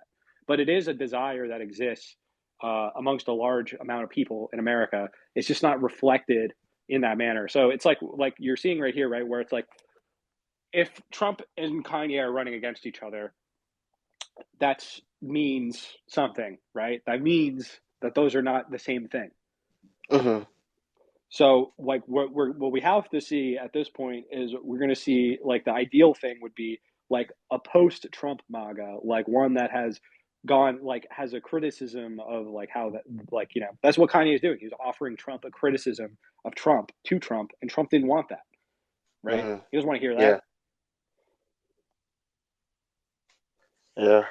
Uh, So but whatever's going to come after it is going to look a lot more like Kanye than Trump. Like if there's a future for some type of more revolutionary style politics, meaning really ultimately just the desire for a jubilee of some sort for a year that of the Lord's favor here, it's going to come out of that. It's not going to come in the form of voting for Trump again or voting for DeSantis or blah blah blah blah blah. It's going to oh, take much longer. It's going to be very different. whenever you brought up like whenever you brought up the debt forgiveness, I believe, wasn't that like that was kind of like the state of Texas like deemed it unconstitutional, right? Yep. Um, Yep. Yep. yeah, Yep. Yep. Well, I mean, it's against the law, right? Like we have like yeah, it's fundamentally what is a desire to like sublate the entire economy because what our economy is based on right now is this notion that debts are immutable, right? Where it's like you signed a contract, that contract is not even being like the authority of that contract isn't even between the two partners. It's like all of society is enforcing that contract, and if we mm, start deciding like not to enforce some contracts or whatever, we do some forgiveness of contract, etc. That's this idea that the state then is taking a role that it's not supposed to have. We're supposed to just deal with that in civic society. So it's like, oh, you want your student loan forgiveness? Why don't you go negotiate with the people you owe the money to then? That's fair in our society. We can't go to a third advocate or like have a secession of the plebes or something and be like, actually, we're going to have our own leader and I want him to force these people to forgive my debts to me because I think it's unjust. And obviously, I'm not going to go argue with people who are like unjustly extracting money from me to be like, hey, could you please stop? Because they're not going to. Well, you know what I mean? well, like So like those the are the way people, people, those interests, the creditor interests, the people who are loaning money out and making money on usury. Those are the mm, people that interest literally rules our society. That is the interest that is hegemonic. So well, you can't even negotiate. You can't even really negotiate. It's like almost like, or like it's like the department maybe I like because you can the only negotiate for people you different can reach means of is like payment. your, yeah, you You can can only like you can do talk this. to You your can do this. servicer. you can get completely fucked, destroy your credit rating, etc., and say that you're like delinquent on these things, you're never going to pay them off, and then they'll just garnish your wages. And that means that when you're 65 years old, your Social Security check is going to be garnished and it's going to be paying off those same loans. So there's this idea that you could renegotiate. What it really means is that you're accepting that you'll never pay off this debt. And so Well, yeah, like yeah. you can't even talk to like the people who are, like because it's like you're just talking to the servicer, and the servicer is just subject to like whatever the Department of Education, wants They're like. subject to the rules, right? The rules that they're told they have to enforce, and they go, okay, well, you want to talk to my manager? Fine. The manager is like, listen, I didn't make up these rules. This is the law of the land. These are Yeah, contracts that were signed. I didn't write these contracts. You got a problem with it? Take it to Congress. Here we are. yeah, exactly. It's like very obscured. It kind of varies, but yeah, it's like very I think it's never like really looked at like and even like the Department of Education, whenever like they mess up, they typically like blame the servicer. There's like so much that they do that's like really more the it's really more like the Department of Education just kind of like covering for itself, so it's like, and they're not never even like really made out to be the target, because people can only like, whenever they think about their student loans, they're only thinking as far as the servicer is concerned, because that's who like they don't really think of the Department of Education really. Yeah, because they're selling. The thing is, it's super fucked about it, is that they're selling the repayment of those debts to private interests, right? So they Hmm. sell the right to collect debts to private interests. So it's not this. It's like, wouldn't it be better, like, if ultimately this is how it's going to be, that you're taking out these student loans with like the Department of Education or whatever, effectively, that they would be the ones who would have to come and recoup it, but instead they sell off your debt to other people. Mm. Yeah, The I don't know servicers. the logistics of yeah, but No, yeah, because it's pretty a much. speculative asset. The thing is that we live in a society of debt. So debt is actually a form of wealth, right? So it's like you Mm, can buy other people's debt, right? In this mm, society, like if you're an mhm. institution, you buy other debts because you're buying the right to collect the interest on those debts. So it might make sense for you to buy someone's debt, like to give positive money for someone else's negative money, if that makes sense, right? Mhm. Isn't that weird? But if that negative money is going to pay off more in interest over a longer period of time, let's say I bought your debt of $1,000 to me, to someone else for $50 or something. I bought the debt, so I paid that guy $50. Now you owe me $1,000. You can, and then if you can't pay it off enough, then the interest rate on that is going to eventually make it so that you're paid more than $50 above the $1,000, et cetera, et cetera, et Yeah, cetera. That's considered profitable. That's why, I mean, it is profitable. They do make a ton of money doing this. That's why we had like the subprime mortgage crisis and things like that. It's literally an extension of the same notion, except instead it was that in that case it was banks selling off of their mortgage, like packages of mortgages, because mortgages are just debts. So we have this like when people are buying and selling each other's debts instead of forgiving them, you just live in like a market of like slavery. yeah. That's what It's buying and selling slaves is like, these are people in debt. Now they're in debt to you instead of being in debt to me. yeah, for sure. Um, it's like bizarre that like the Department of Education gets to like have a say in like whether like you get your house or not. It's like Well, the whole thing's fucking bizarre, dude. The whole thing is fucked from top to bottom. It's all fucked. Like the whole thing is fucked. It's hard to find something in America that isn't fucked. Like entirely, completely fucked. yeah, for sure. Yeah. Like honestly, it's like Uh, where is it? I don't see or it. I keep thinking of how you said I always think about this, how you said like infinite jest, that's like how we're becoming the Askians in Book of the New Sun. Yes, we are. I constantly think about that. It's like what Pasolini said about how like there's like no longer any human beings, that's just a strange dark army. There's just like nodes, right? Like, what is a node in a network? Hmm. That's how we imagine that's the human subjectivity now. Quite literally, because right now I'm a node in the network, i.e., I am my phone. I'm my iPhone. Hmm. I am my phone. My phone and I are the same. Without my phone, I'm nobody. With my Yeah. phone, I have an identity. With my phone, I am a part of society. Without my phone, I am nobody. If I don't have a phone and I'm not online and I'm not a node in this network, then I don't exist.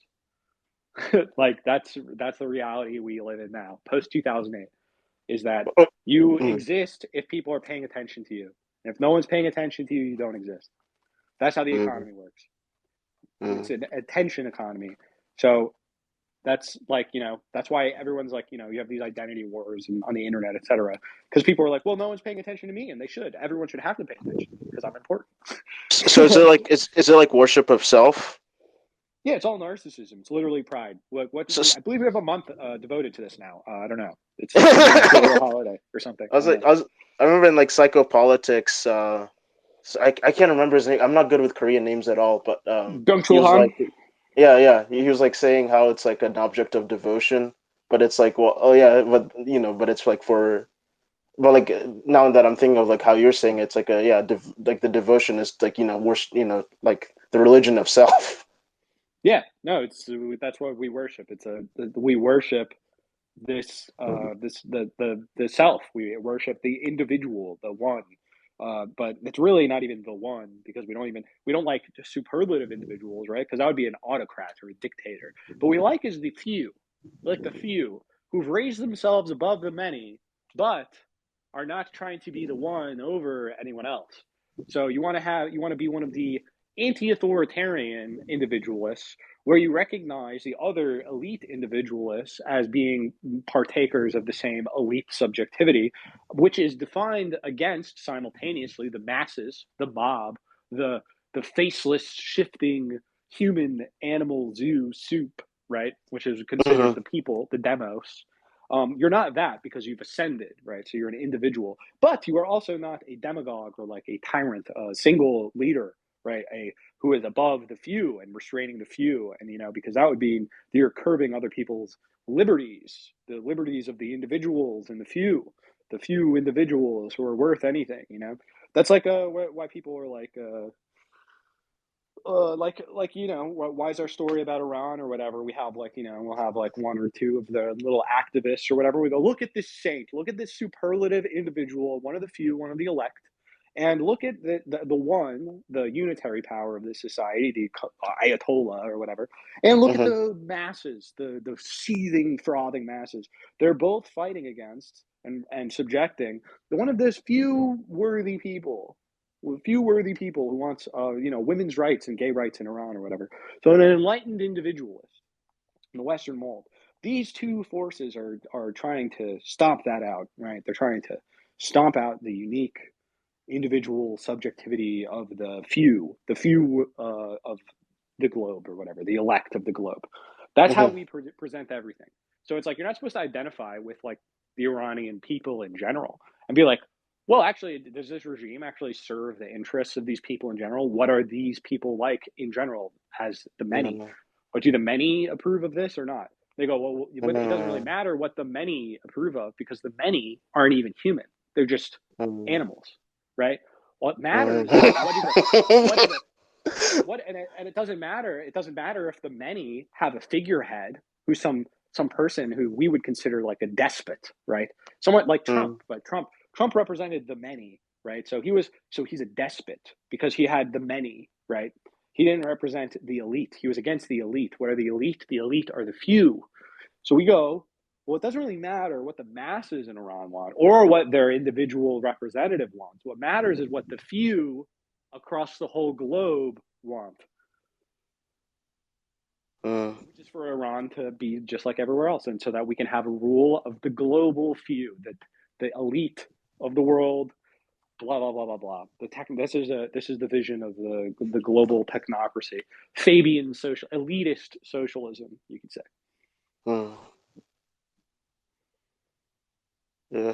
Yeah, absolutely.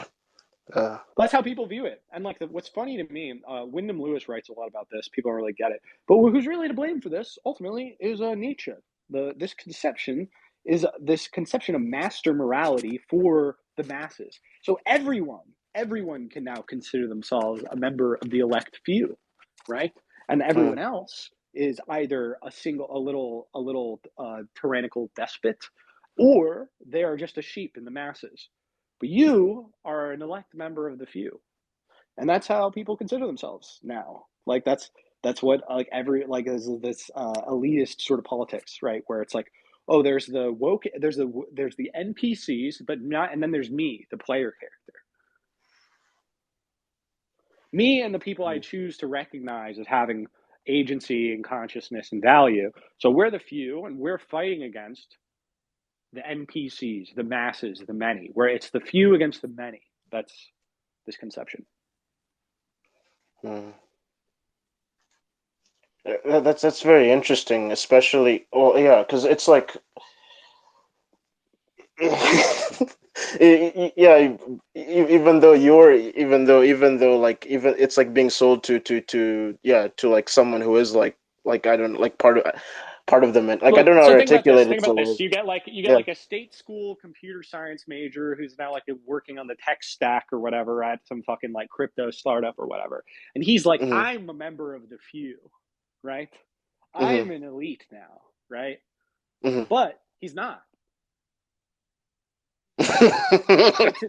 To the actual people who are actually elite, he's just another fucking number on the payroll. You know, he's just one of the Yeah, masses. He's just yeah. another sheep. So there's like endless layers of elitism, right? And at every layer, you go, oh, now I'm a member of like actually the real few, because there's fewer and fewer of us, which means we're closer and closer getting to the ideal form of the few, which will not be the one, by the way, because we don't want the one. We want always to have the few. We don't want unipole. We don't want, like, we want to maintain this vacuum of unitary power so we can have a consensus amongst the best and the brightest, the fewest of the few, the most elite of the elite. What do you think of what Pasolini said in that like he said like power is like the educational system, and we're all, but he said like we're all, even the elites are victims to it. Oh, of course, yeah, of course. Of course, they're not. I mean, what did Jesus say about the rich man? They're not having, like, the thing is you shouldn't be envious of the few here, because it's like realistically, what their lives are actually like is like Kanye's just being open about it. They're not actually free. They're being they're being controlled and Mm, manipulated by all these things. They're not free at all. mm, mm. They So have so uh, privileges, which means that they have so responsibilities to their class, but not so to what? the many. So like, what are they singing about whenever they keep singing of free, free, free, like, like free this, free that? What are they singing about exactly? Like who? What do you mean? Okay, like Kanye, for example. Whenever he's singing Kanye about wants to be us. Kanye wants to be the mm, one who represents the many. He mm, doesn't want to be in the few. All he's mm, done is like distinguish himself from the few, right? And I am mm, one with the people. Boop boop boop boop boop boop. That's Saint Pablo, right? I am one with the mm, people, right? mm, So he is destroying his credibility amongst the few. He's completely mm, burned his cultural capital amongst the few, amongst the elite, right? mm. And he's Yeah. returning to his station as just a person, as one of the many. Mm, That's what the whole point of what he's doing is that, like, mm, let's say he's like truly, utterly, completely canceled and in all ways, and you see Kanye working at the Gap again, like as an mm, employee at the retail mm, shop like he used to. That's where mm, he came from. mm. You know what I mean? Yeah, So absolutely. he's ascended, but he didn't like being a member of the few. He married Kim Kardashian. Like, who could be more of like the few and the elite? Kanye is like few amongst few are Kanye's, right? And in that position, he wasn't happy with it. He was fucking miserable. Mm, Can you imagine explaining that to people? Like, that's what people don't understand. They're like, if I was in his position, I wouldn't be bitching. You know what I mean? That's all mm, I ever want. That's all. I'd be fine. I'd be a good little house. I'd be a good, well-trained member of the few if I was in the few. Believe me, I wouldn't be out there saying crazy shit in interviews and destroying my capital. I'd be secure and safe, and I'd be doing a really good job managing my public profile so that I couldn't ever possibly fall again into this position of being just one of many. mm, That's what people don't understand, because it's like, people have never accomplished anything like that. They don't realize that it's actually not satisfying. Like, it's satisfying for like what, like a minute. Like Kanye was satisfied with putting out a good album, then he's like, I can put out a better one. And then it's just like chasing this sense of satisfaction, but it never comes. Like, you keep getting more and more money, but it just makes you more and more miserable. More money, more problems, right? Yeah, yeah. What do you think of Leonard Cohen's poem on Kanye? I'm not. Leonard Cohen is a British fucking intelligence agent number one. Oh, okay, okay, That guy okay. is sketchy as hell. Do you know his background? So okay, I see. I was never I never knew like what what you had to like say what you ever thought on him because the only thing I've ever seen is you like talking about like the Jazz Police. The Jazz Police are paid by Jean-Paul Getty, my friend. Yeah, He knows that. He Jazz is knows paid that. by Jane Paul to Getty too. That's but yeah, no, Cohen. He's a really weird life, and he's around weird people. Some of his songs are autobiographical, and I don't think people realize that. Like Hmm. the theme song in True Detective season 2, right? Like I crossed the line. You know, I like he's the like people think it's insane to act like poets are kind of like courtiers, but Hmm. they literally are. Like a great poet is a political asset Hmm. primarily, which is Hmm. why again Kanye is in the position that he's in. He's kind of like the poet of America. Drake's Yeah. not in that position. Notice Drake, Canadian, Hmm. British intelligence agent. Drake isn't in that position, but Drake is does what it, like why isn't Drake in that position? Because Drake doesn't ever represent himself as a one with the people, as a representative of the many. In fact, his entire brand is about being distinct from the many, about being in the elite. Like Drake is the type of person who's like, yeah, I am in the Illuminati. Like I have Hmm. the owl, I've got the owl as my logo. Hmm.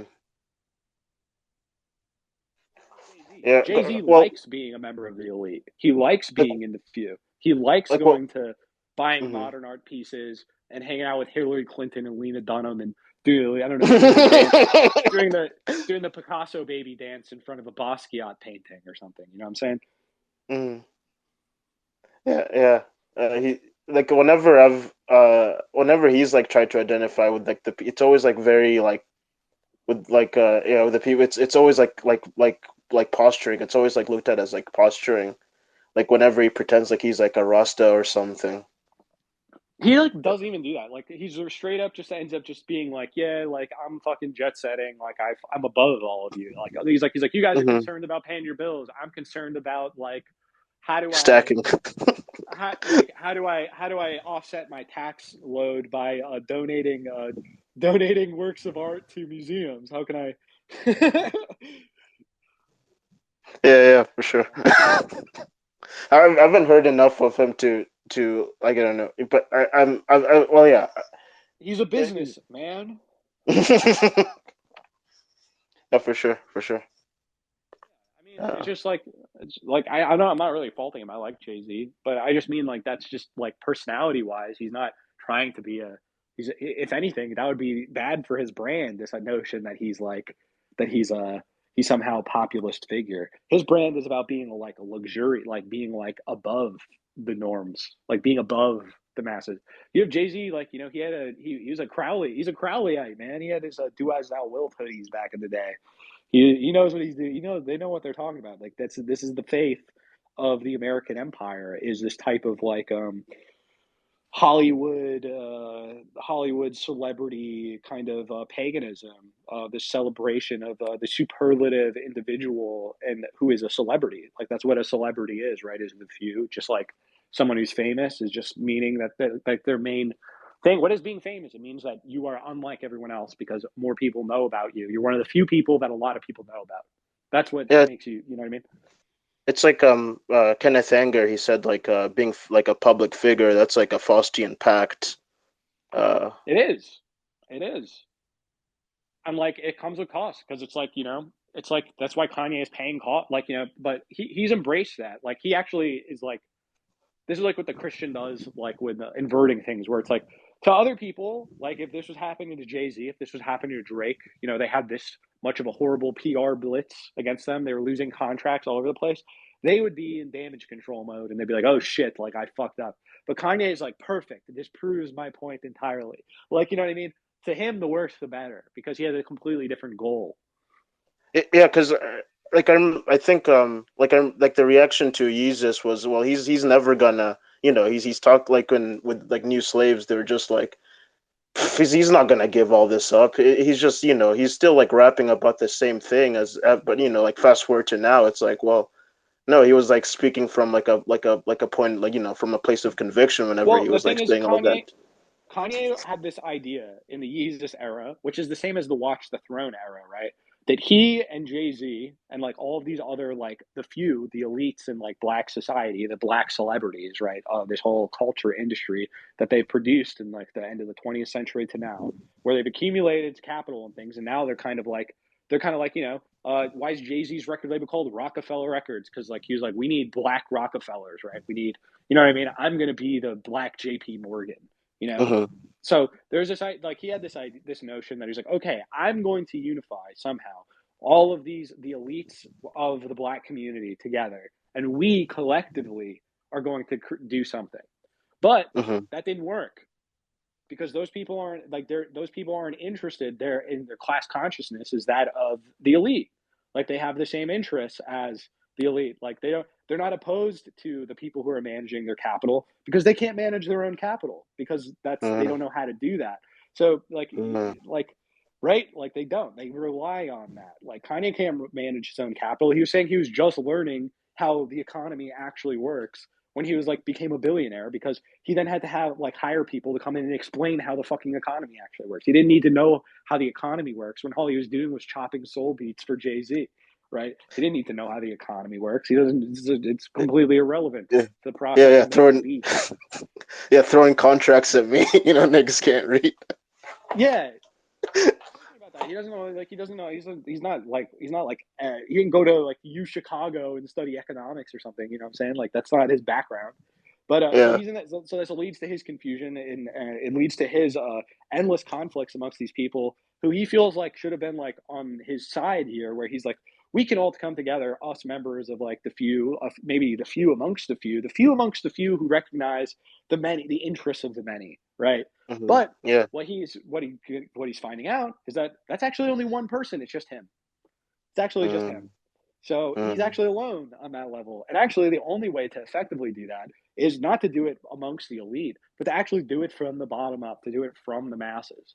So that's what he's trying to do right now. Lord knows if he'll succeed in any way. I have my doubts about his presidential campaign and things like that. But symbolically, what he's doing is the correct thing. This is like going down to the countryside. What more parochial place could you be than like a hibachi grill with Nick Fuentes somewhere out in Yodi land? yeah, for sure. Yeah, yeah, You know what I mean? yeah, yeah.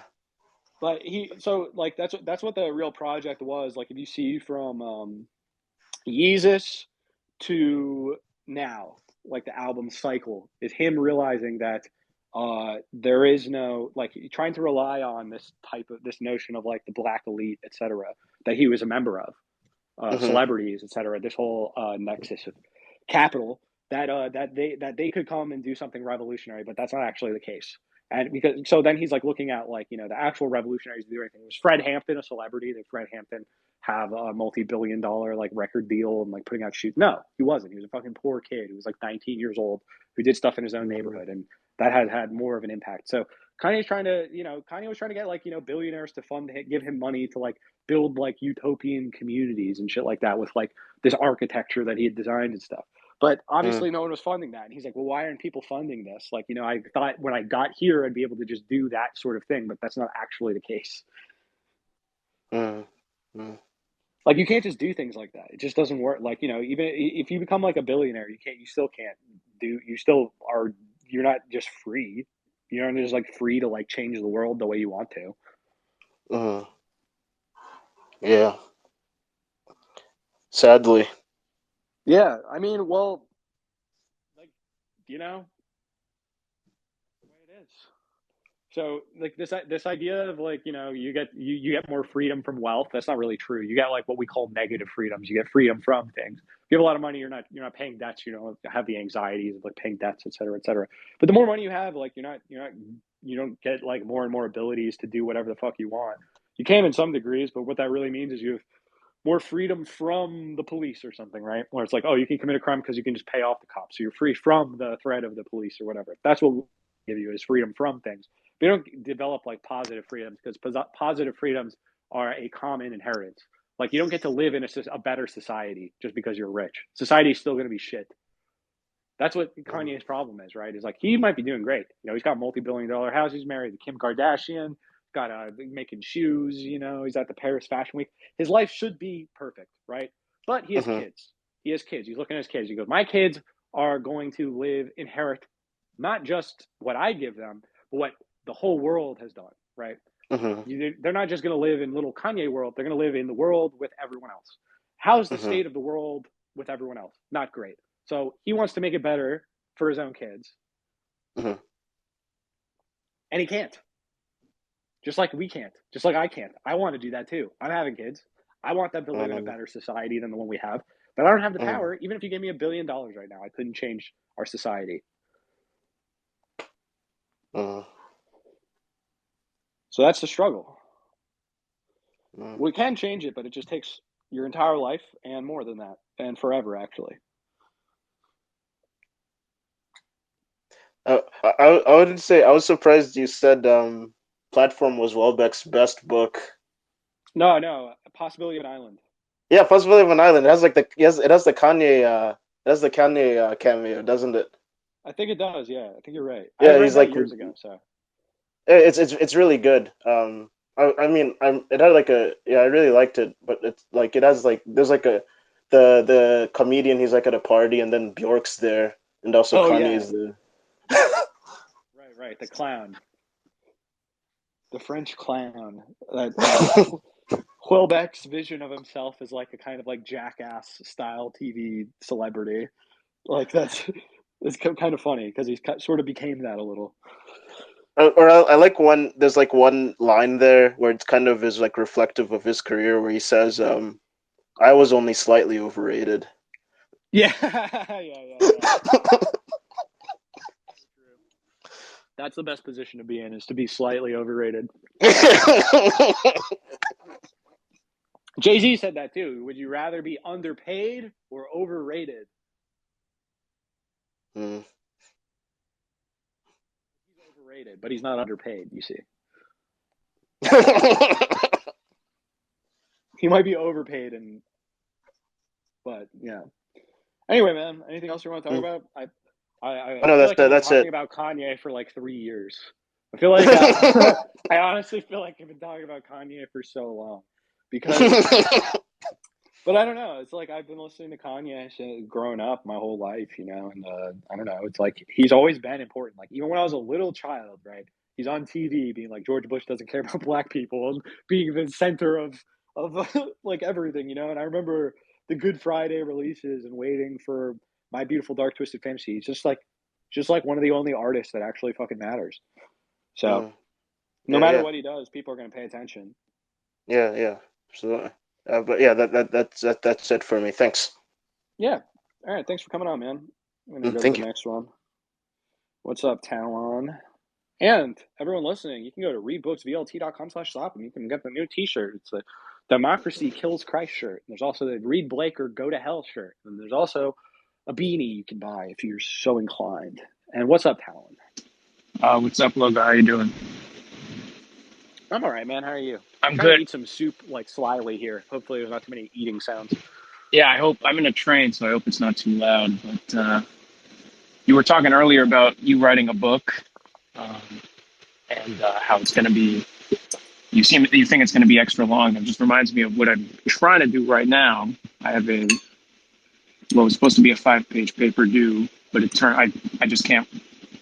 I don't know how, but every word I write doubles itself, so it's turning into 10 pages. It was due yesterday, so I don't know how I run into this problem, but just start erasing adjectives. But the adjectives make it. You know, you need to be precise. Yeah, I know. I do that sort of shit all the time too. Like, I never had struggles with like getting to a word count. My problem's always when I was writing papers like that was keeping it under the word count. Exactly. Yeah. I mean, the problem with me is I will push everything back. I like writing. Like I'm a good writer. I humble brag, but I just won't write until I absolutely have to because I'm so like conscious of every word I choose. If it's not like the exact feeling I want to evoke, then I just don't even begin. So I don't know how I can't even imagine writing a book, although I am trying to write a comic book with my You just friend, kind of do it. I guess. That's all. That's pretty much it. I don't know. I don't have any good advice. You just do it, and the whole time you're suffering and being like, "What's the point of even doing this? Hmm. No one will care." And then you do it anyway, and then some people care, and some people don't, and then it's over, and you go, "Okay, now what?" You know, I guess I'll just do another one or whatever. Fine. I don't know. It's not that. I don't know, man. Yeah, it's I'm interesting. more and more feeling like I just would like, I don't know. I don't know if it's worth doing all this is worth it. Like there's a part of me that's just like, why don't I just go get a normal job, disappear from all of this, and just ride off into the sunset. Just be like a weird, just just being a character, being some weird guy who's got weird notions, and just some fringe guy who you'd meet at the parent teacher conference and make you feel weird by answering one of your statements with something you didn't expect. I don't know, Yeah, but I'll probably end up doing this until I die. So Kojab style. He never published anything. That was like, yeah, I kind of respect that, but it's too late for me. I feel like I already put too much of myself out there a lot of the times. Like I'm not a mystery, and that's like actually like probably the most valuable commodity you can have as an artist. The more and more people get to know you, the less they like you, which is why people don't like Kanye right now, because he's being more himself. yeah, going back to Kanye. I did one thing that frustrates me about the whole Kanye thing is like people who are like fans, quote unquote, and they're like, "Oh my God, he's gone crazy." But it's like, were you listening to the music? Like, I mean, the song, like, "Oh, I miss the old Yeah, Kanye." It's like this has been the case for like 10 years, over 10 years. yeah, they just mean that they don't really like art. Yeah, yeah, They like their own feelings, if that makes sense. Like there's a lot of cases where people don't necessarily like the work of art itself, but they like the feeling it evoked in them more than the work itself, if that makes sense. Where it's like it doesn't evoke a feeling in them, they can't admire like the craftsmanship of a thing, even if it's not something that like directly appeals to them. mm, So like they can't see like artisanship. What they just know is their own pleasure. So it's like Kanye's music gives them pleasure. So they're like, this is nice. It's pleasurable to hmm me. They might not know why. They might not know like be able to appreciate like it on a musical architectural level or whatever. But they'll be like, it gives me pleasure. So then when he says something that doesn't give them pleasure, they go, I don't understand how the same guy who could give me pleasure in a song is now saying something that bothers me. He yeah, must be insane.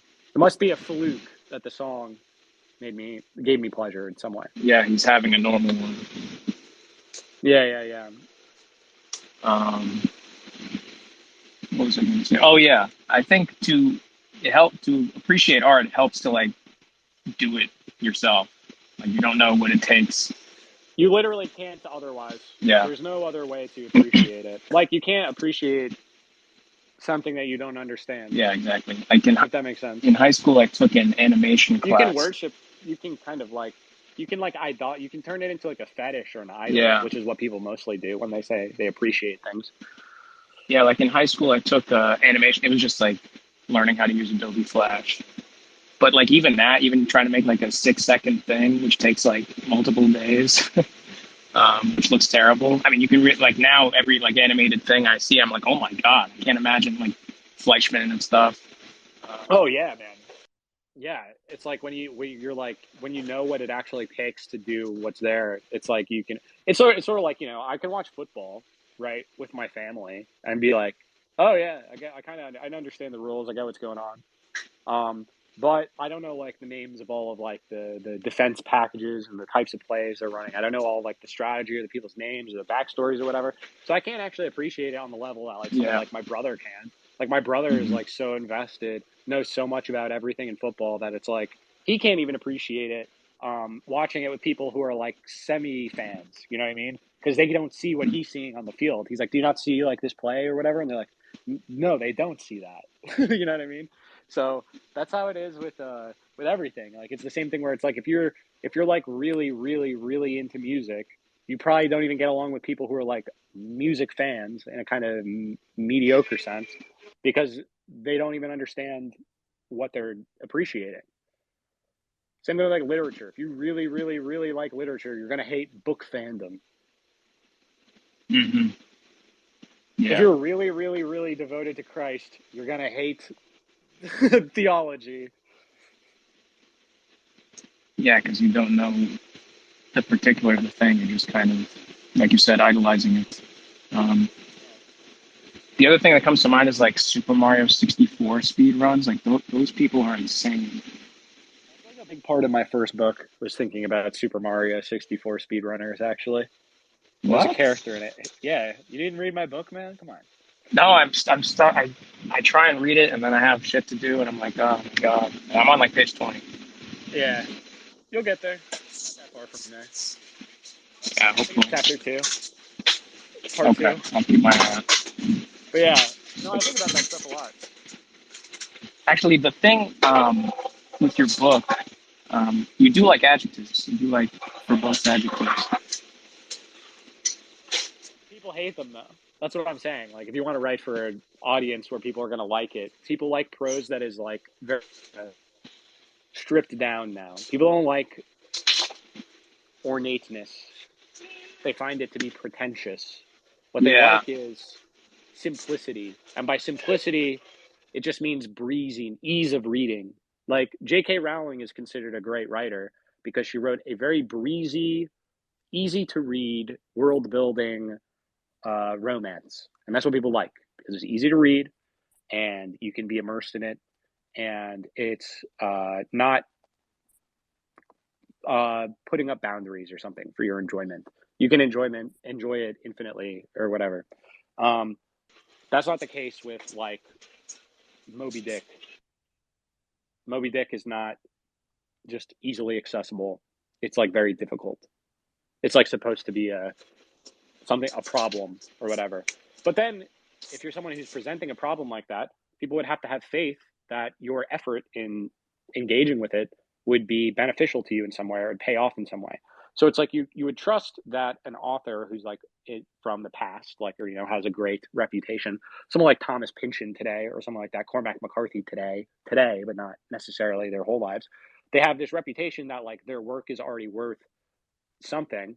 So if you go and you go to read it and you go, oh, this is kind of alienating to me, or it's not like immediately accessible to me, you would still might, if you're going to keep reading it, it's because you have faith that this difficulty is going to pay off in some way. It's going to be beneficial to you somehow, and you have that faith due to the reputation of this author as like an idol in the market or whatever. And so then if people don't get that out of it, they'll go the direction of being like, this is all bullshit, pretentious nonsense. It's not actually good. Finnegan's Wake isn't actually good. It's just pretentious nonsense. What is actually good is this smaller thing, which is more immediately accessible. Roberto Bolaño even has a long part about this in 2666, about like how we live in a time where even like the person who just loves literature purely independently of like any institutional thing, just like a person who just likes to read for their own benefit, they're probably going to appreciate these little small works more than like the great but like kind of riddled and difficult works that aren't necessarily perfect. So they'll go like he uses the example of someone who chooses Bartleby the Scrivener over Moby Dick, or like we could say Bartleby the Scrivener over Clairol or something, or like someone who says that the best Pynchon novel is The Crying of Lot 49 because it's the simplest, it's the most accessible, et cetera, et cetera, et cetera. That's like the mode that we're in. That's like the time period that we're in now, where like it's like Marvel movie, like film students or whatever. They want a really well done Marvel movie. That means more to them than say a Scorsese film. That this is a discourse we have endlessly all the fucking time. Yeah, I think there's also the counter to it, like just overly unnecessarily complex for the sake of appearing as if you're smart, kind of like midwit kind of thing. And the thing that comes to mind is like, what is it called? Everything, Everywhere, All at Once. No, but I that fucking movie hate isn't that even movie. trying to be smart. That movie's doing like a Rick and Morty level attempt to atone for its own pretentiousness by diving directly into like simplicity and bathos, right? Where it's like the movie at the end is just like we all just need to like accept things as they are and like love each other. Like that's pretty much it. It's like it's not really like a complicated movie. It's not actually making any deep philosophical points. It seems like there's a lot going on and it's difficult to follow and it's complicated, but it's actually extremely simple and there's not much depth to it at all. Just like a Marvel movie, they're the same thing. They're actually very, very simple, but they seem complicated, and that's what people like. Is they like being able to see through Yeah, the seeming complication and arrive at the simplicity, right? But they don't want yeah. to And then you deal have with an actual complication. Like, what if that movie was actually like it ended in some way where it wasn't entire? You weren't entirely sure what the point of it was. Like, if it ended in some way where it wasn't extremely explicit about what the whole point of it all was, right? It would not be as sad. People wouldn't like it as much. The reason why people like it so much is because it seems to build up these complicated problems and then it just pulls the rug out from under them and is like, it's actually all very simple in the end. So you can forget about all of this other shit. All of that was just like spectacle, etc. It was like entertaining, etc. But the real point of the movie is very simple. Yeah, and then you have the economy of like lore videos and the ending explained, which Yeah, everybody goes but to it's really immediately after they watch. what's funny to me about that movie is that like my take on it was that it was basically I don't know I don't think like they really meant it this way probably, but it's really about how women are nihilists. Like ultimately, like if left to their own devices, they will become nihilists. And literally, the father character Waymond is the only one who he has to teach all of them how to actually be good people. And it's like through the simplicity of being not self-centered, being other directed towards like the love of others, that being what's ultimately meaningful in life. That's like it's a very simple story, right? Where it's like Yeah, like if you're obsessed with like all of your own possibilities and potentialities and you're thinking about what you could be in any world, then you're just thinking about the infinity of your own selfhood, right? And so then you see everything else in the world as a constraint upon the infinity of your unique subjectivity, the beautiful soul. It's really a movie about the beautiful soul, right? Accepting in the end to be a humble, individual, and in the sense of not being an unbounded subjectivity, but recognizing that in everyone else, as opposed to only recognizing it in yourself. yeah. I'm about to go through a tunnel and then get back to work. But thanks for having me All on. right, it's been good talking to you, man. Yep. Yeah, I thought that movie was okay. I mean, I saw it on a plane, and I just watched it right after the Doctor Strange movie, and I was like, these movies are the same in that nothing happens in them. Like ultimately, like if you think about it, if you get rid of all of the stuff that ultimately didn't happen in Everything Everywhere, blah blah blah, like i.e. all of the parallel universe stuff, all of that isn't real. All of that's just a metaphor. All of that is just supposed to represent what's going on psychologically because it all gets erased. It all didn't happen by the end of the movie. What really happens is about a mom who is resentful of the fact that she works like that she didn't get to realize her infinite subjectivity and she can imagine all of the worlds in which she did or whatever. And her daughter who feels the same way, who feels like she can't, etc. And their resentment towards each other. And they are subsume that resentment. They get over it through the healing of these familial traumas, through etc. And that's it. It's really just like it could have been a movie about family going at Thanksgiving, having an argument, and then getting over the argument and being back together. It's really that simple. It's really not a complicated movie. It's really not that deep or anything. But it's like pretty well made. People liked it because it's like Rick and Morty. It seems really complicated. It seems like it's dealing with all of these meta levels of storytelling and wow, parallel universe and blah blah blah. But it's also really wacky and there's people with hot dog fingers and blah blah blah. But then in the end, you just learn this this simple message about loving others. It's like people love that shit. Anyway, I got this guy here with the I don't know if that's a Thelema star, but it looks a little bit occultish. Petshog. Pachig. Pachig. Oh, okay. Yeah, It's you're Gale. yeah, it's patches in Irish. Yeah. What's up, man? What can I do for you? Oh, nothing. Other than point you to readbooksvlt.com/shop. Oh no, I'm just sitting at home listening to this while I pretend to do work. And Beautiful. yeah. I'm working kind of the bullshit desk job right now. Salary chilling. Yeah, basically. Hell yeah. I'm monitoring some Slack messages. Yeah, Slack messages and then meaningless Excel files, and it mostly just boils down to that. Beautiful. Yeah. Beautiful, man. Yeah. No. I don't know. No, I just really like this conversation. You've been talking about a lot of stuff that I actually know about instead of like learning from you, and so Okay. like. Well, is there anything you want to talk about or you want to ask about or anything? I'm here for you. What is a good one? What are some Russian novels that you recommend besides like kind of the big ones like Tolstoy, Nabokov, and Dostoevsky? Oh, I mean, I always recommend Andrei Belly's Petersburg. Andrei Belly's Petersburg. Nabokov put it in his top 3 novels of the 20th century, which were Ulysses, Petersburg, and In Search of Lost Time. I would agree with those rankings.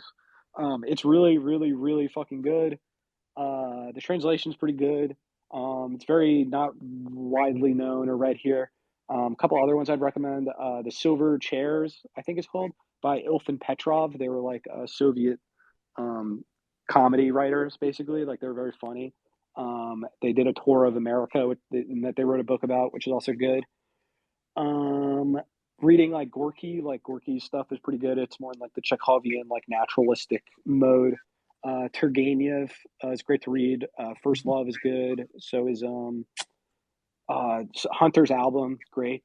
Gogol, it's great to read. Dead Souls, fantastic. Highly recommend Dead Souls. Eugene Onegin, one of the most beautiful poems in world history. Poetic, a novel in verse, in sonnets, beautiful. Highly recommend. Pushkin in general. If you want to read, is it Queen of Hearts, Queen of Spades, Queen of Hearts, and The Captain's Daughter. It's all good, man. It's hard to say what isn't worth reading in Russian literature, amongst like the big names.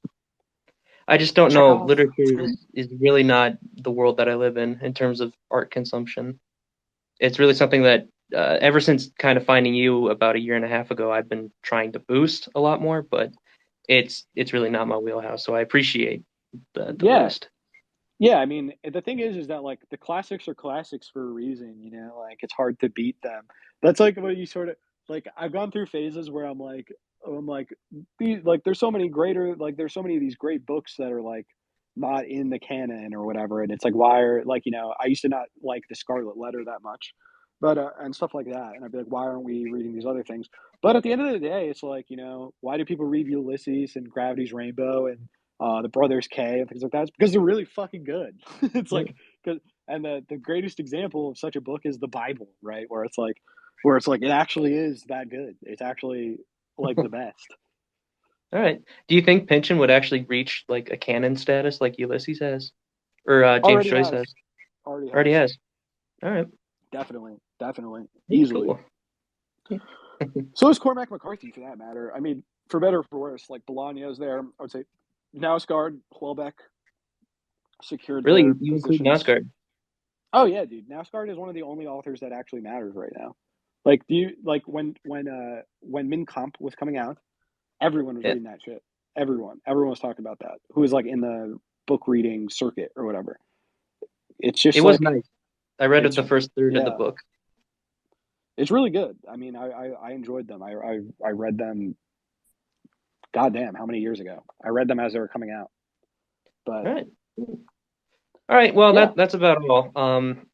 Would you like to hear a cool Bob Dylan fact? I know you're a little bit past Absolutely. Bob Dylan. No, I'm not. All right. I'll never be past Bob Dylan. I'm just taking a break. But yeah, I would love a Bob Dylan fact. All right. He is, I'm fairly certain, the only artist in world history, or at least American history, who has had a Billboard topping album each decade of his career. Wow. Yeah. 1962, it was a self-titled Bob Dylan album. It reached the Billboards. And then every decade he's had one or multiple albums, including 2020. He released an album that reached number 40 on the billboards. Yeah, that album was good too. I still Rough and Rowdy Ways, right? Yeah. That Yeah, album no, there. rocks. So if there's anyone who's really tapped into the world spirit, it's him. He Yeah, knows what's Bob up. Dylan is straight up world historical poet. I mean, he has a fucking Nobel Prize in literature, doesn't he? Oh, does he? I forget. What did he win? He won a prize in literature. And he was like, "This is kind of dumb." I believe in his speech, he like plagiarized a lot of his speech, and he just talked about how Herman Melville was better. But that's our Bob for you. That's good. All right. Well, no, that's all I got. Congratulations on the wedding and congrats on the baby. Thanks, Hope man. everything's good. You have a good one. Everything's been going great so far. Have a good one, man. God bless. God bless. All right. Kittis, KGDST, you are up, my friend. What's up? Hello, can you hear me? Howdy. Yeah, I can hear you. What's up, man? What's up? I just wanted to talk to you because I haven't been following you for too long.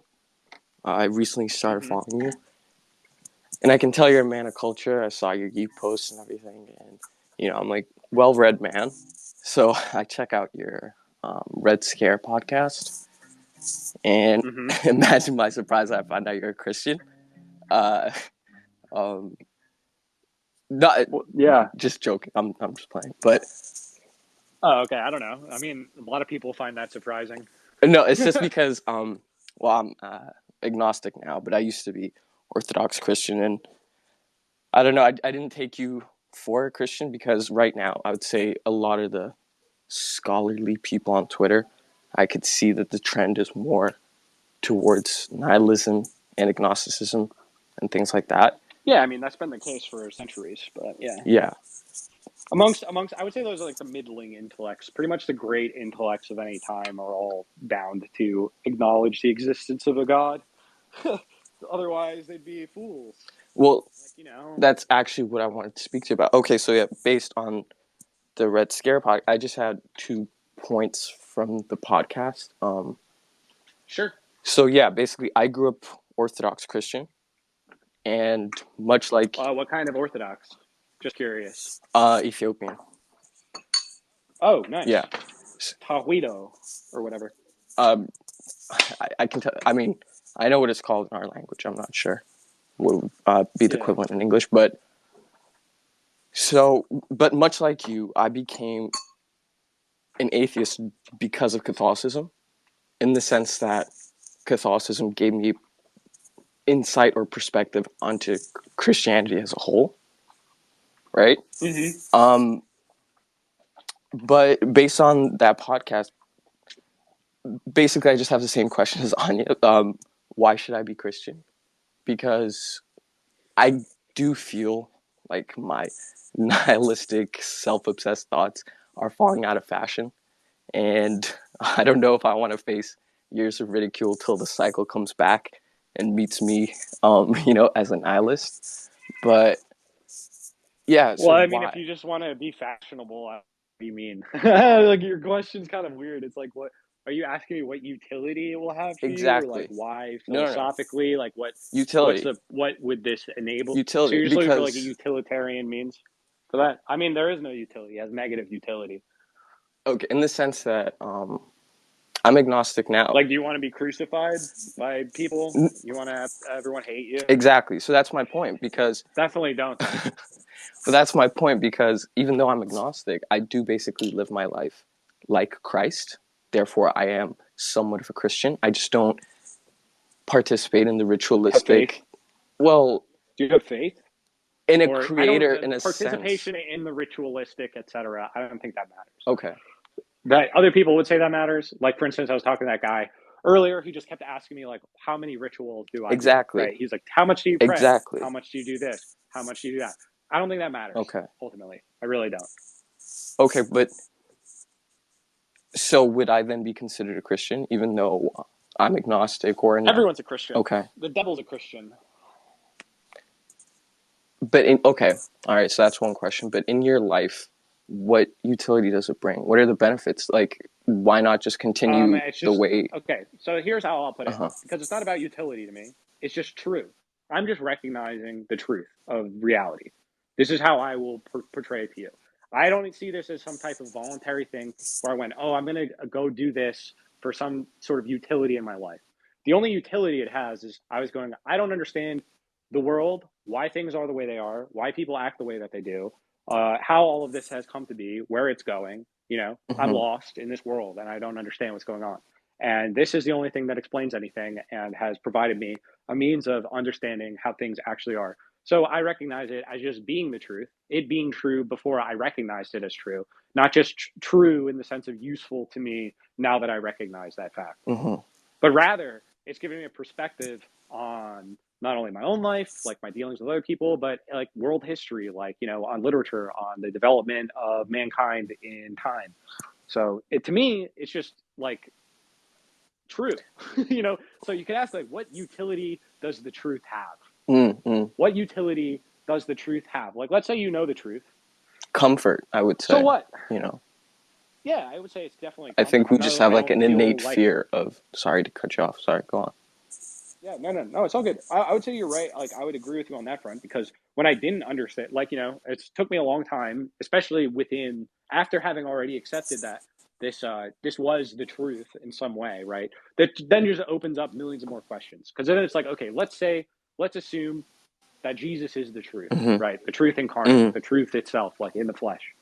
That opens up so many more questions now, doesn't it? That's like, now, like, those questions then become like the focus of a lot of human history since that time. Maybe the major focus of the last like 2,000 years has been like, what does that mean? Mm-hmm.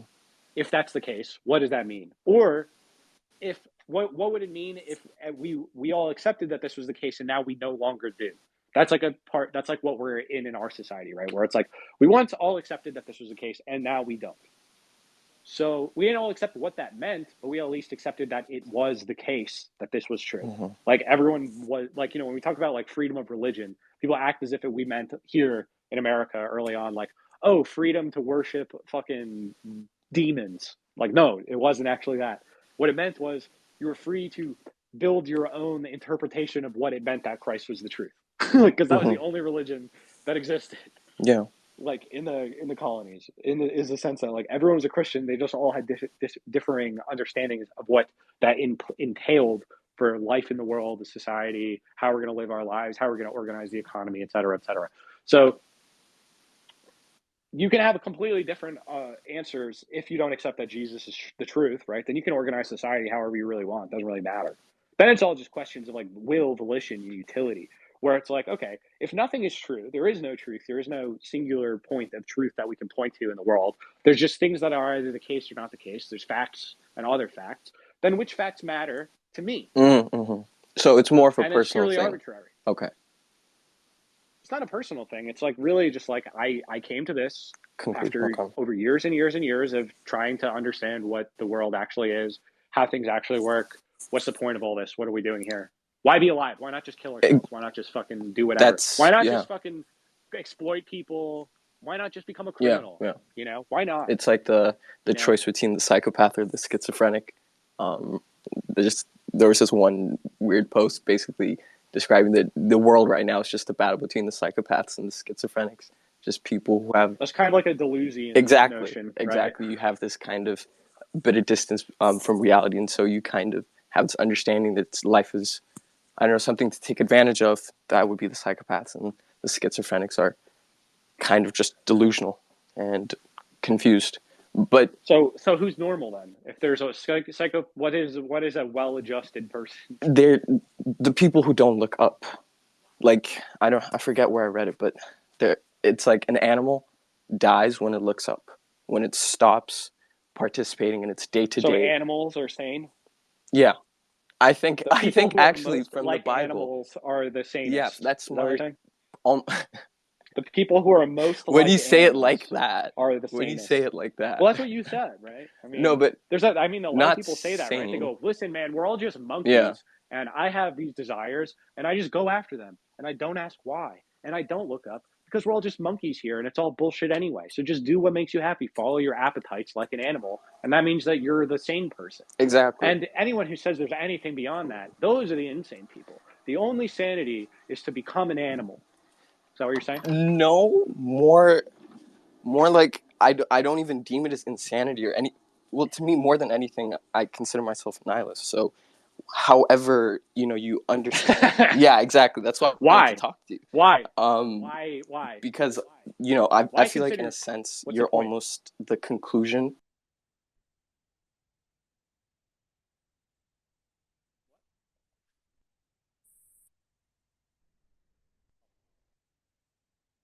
Now, so 10 years ahead of me, like around 30 or something. I'm sorry, you cut out. So can you hear me now? Top there? Yeah, I can hear you now. Okay, I'm not sure where it cut off, but basically I was just saying, like, I see you almost as the conclusion to, like, my line of thinking. Yeah. Right now, like the way I'm so. going about, in the sense that I grew up Orthodox Christian, religious, so on, became atheist, whatever, and then I think slowly I'm going to find my way back. It seems inevitable, but I kind of don't want it to be because I feel so then you now. have a lot of responsibilities. I mean, to me, justify now you don't have to worry about it. If you're a nihilist, you don't have to worry about any of those things. So it actually would have a lot of negative. So you were asking me what would be the utility. Right now, nothing. Exactly. Nihilism has brought so much. It would ruin your life.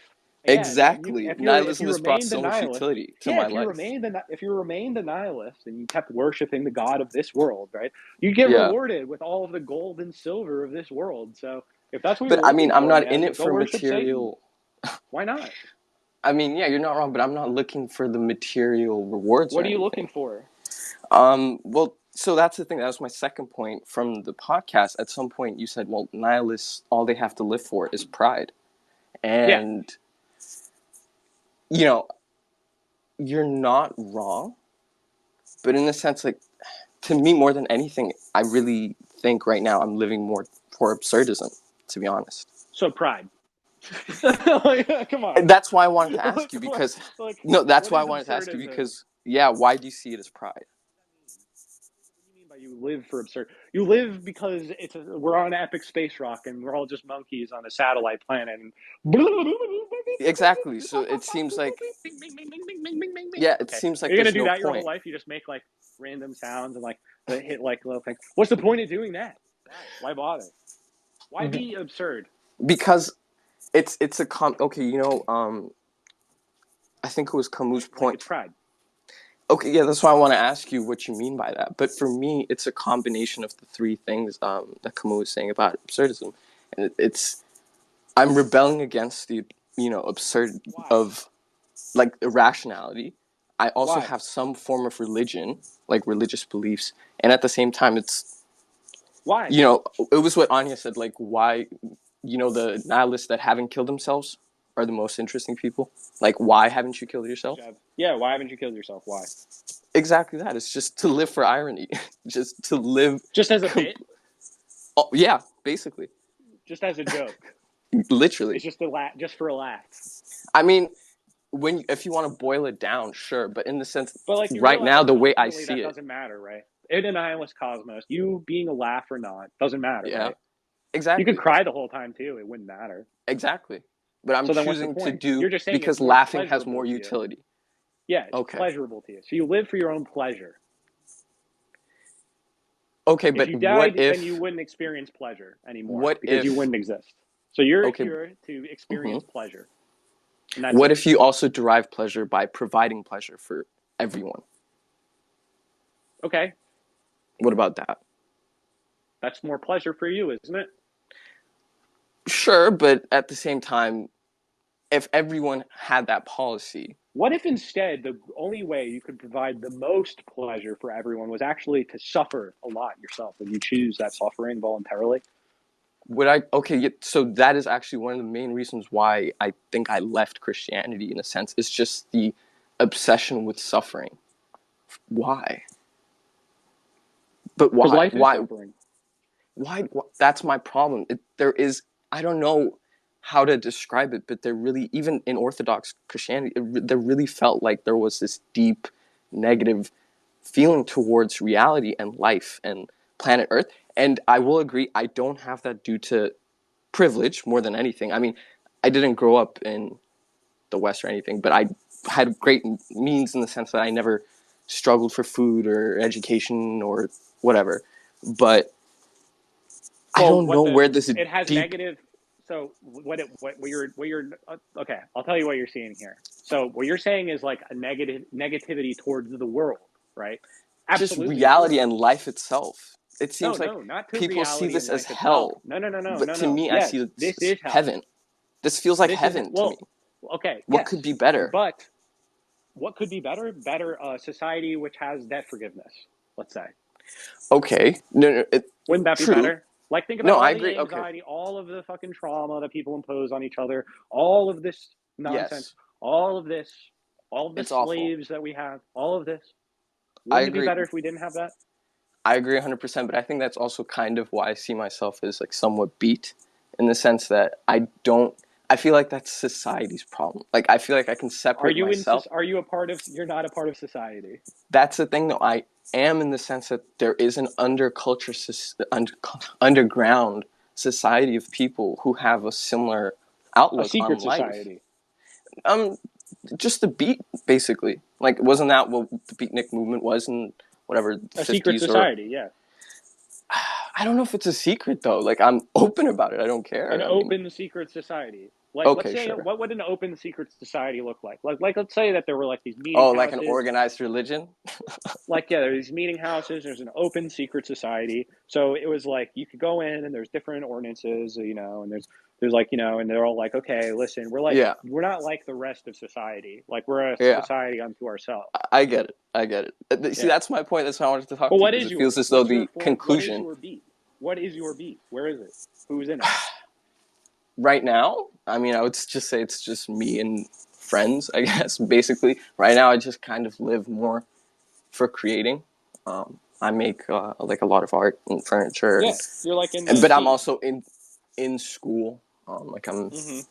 in my final year or whatever. But it's me trying to find my society or try to create it while also being in this larger, terrifying, whatever, dark society. Sure, I agree, but to me, it seems that's more of a challenge.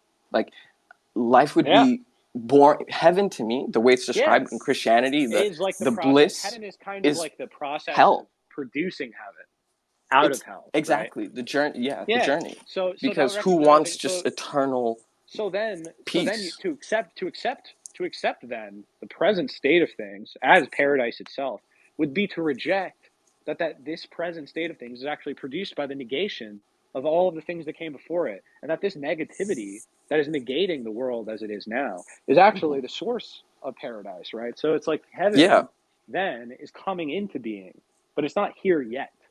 Soon it will be exactly. arriving. But I don't see this soon as in by soon. Do you mean like I die and pass on to the next life? No, there's no next life. I don't know what you mean. Oh, okay. So you don't believe in the afterlife? No, I believe in eternal life, Okay. which is different. Okay. Meaning, so what is this now then? That we're in? A test? This is eternity. Yeah. We're experiencing eternity from within it. So what happens when your body dies? Let's just say. It dies. Your body dies. That's what happens. What happens to you? What do you mean?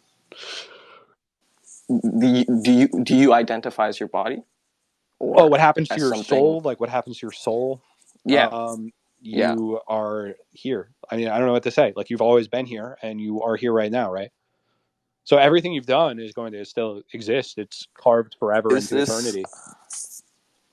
I don't know. I may be uneducated, but is that like a popular Christian thought or something? I don't know. The way I was taught. Well, you believe in the bodily resurrection, which is this notion that everything that has happened in eternity, all of these things that have happened in time, right? That it's like this creation that we exist within, that it will come to an end, and there will be a new creation, right? Which preserves all of the good, right, that occurred in this. Mm-hmm. We'll live in a new world. So it'll be a new world, after this one. It's not an afterlife because it's a complete discontinuity. Okay. I mean, do you agree that that's kind of different than the traditional Christian afterlife? I don't know. I'm just reading the book You and know? what it says there. The afterlife. Okay, what do you think Doctrine about the book as well? kind of Like, comes out. which book are you reading? I mean, know? I've read. I'm a big fan of the KJV, but I mean, I've read the Apocrypha. I've read a ton of the. I've read like the Book of Enoch. I've read a lot of the apocalypse literature. I've read the Clementine literature. I've read the Gnostic literature. I've read the million things. The Essenes. Okay, and I've read the Quran. I've read I've read a bunch of things from all over the place. I don't know. do you not fear like mistranslations or Well, if things I ever being suspect, mistranslations, etc., these days you have all these tools available to you. So if I'm like, this passage seems a little weird, it's been translated a couple different times. Let me look at it in the original. So I'll look at it in the original Hebrew and the original Greek. And I'll be like, okay, what are the origins of these words? How are they used in other things in literature? So you're trying to find consistencies between all the books, basically. Yeah, the truth. Like, what would be the consistency? The thing that's consistent across all books, right, would be like the truth of the universe in which these books are created. So, what is the truth of our universe? What's true? What is the truth? What is truth? Okay.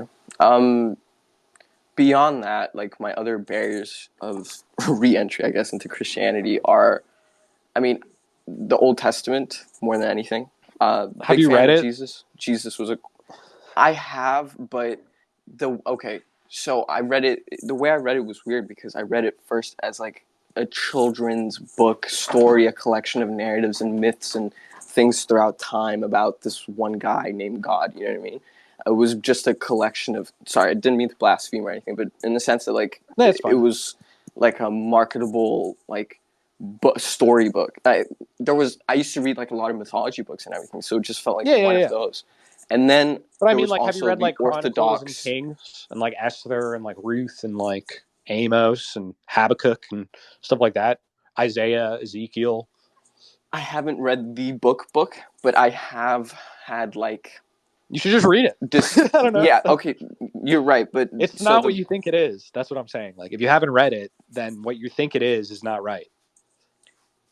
Well, from the Orthodox, like the Ethiopian Orthodox Bible, my grandmother, she would read it like feverishly, like every single day, and she would, we'd talk about it and everything, but in the sense that it just felt like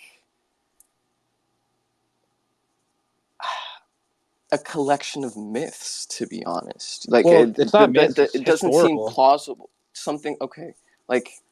I mean, like a lot of like those things, like like we have we have records of the time period, and those things did happen. There was a Solomon, there was a David, but not all of it is true, right? I mean, you don't believe in like the Tower of Babel and things like that, right? Like, well, what is the Tower of Babel? Like, that story is actually very old, right? It's not just in the Old Testament, but that story exists in like the Babylonian mythologies and things like that too, right? Yeah, but that's my point. I mean, there are other myths that exist as well, but that's not exactly how, languages came about, right? Well, how did language come about, bud? Fair enough, but I mean, I don't think it was just from people building a tower saying if we can. Well, that's not where language came from. Adam and Eve had a language. What the Tower of Babel is describing is the reasoning for there being. Why is it that there are different peoples with different languages? Why isn't that all people don't speak the same language? Why is it that not God, because they couldn't build a tower to reach God or something? The transcendental order of reality. Why does the transcendental order of reality not univocally express the same language? Why aren't we all building the same tower to heaven? But okay, so I agree, but that's because you have a more metaphor. Do you agree that you have a more metaphorical understanding of it? Like, you don't take it. What do you think a myth is? Face except value. For, like, metaphor. Like, what do you think the purpose in the first place? But that's so, not like, what Christians is the purpose? Do. That's what do you mean Christians do? No, you're saying a particular subset of Christians who or people who identify as Christians, rather. That these people have tend to have what you would say is like this particular understanding, or whatever. But what does that have to do with anything? Like, I'm not other people, you know? I'm Okay, not just, that's I'm your not the only person who's interpreted it this way. Like, have you ever heard of the Yeah. Alexandrine hermeneutic? No, and I haven't, but I agree with you that more than anything, it is probably like it is a collection of myths. You're supposed to look at it metaphorically. I mean, that's why I'm a big fan of myths, Jesus.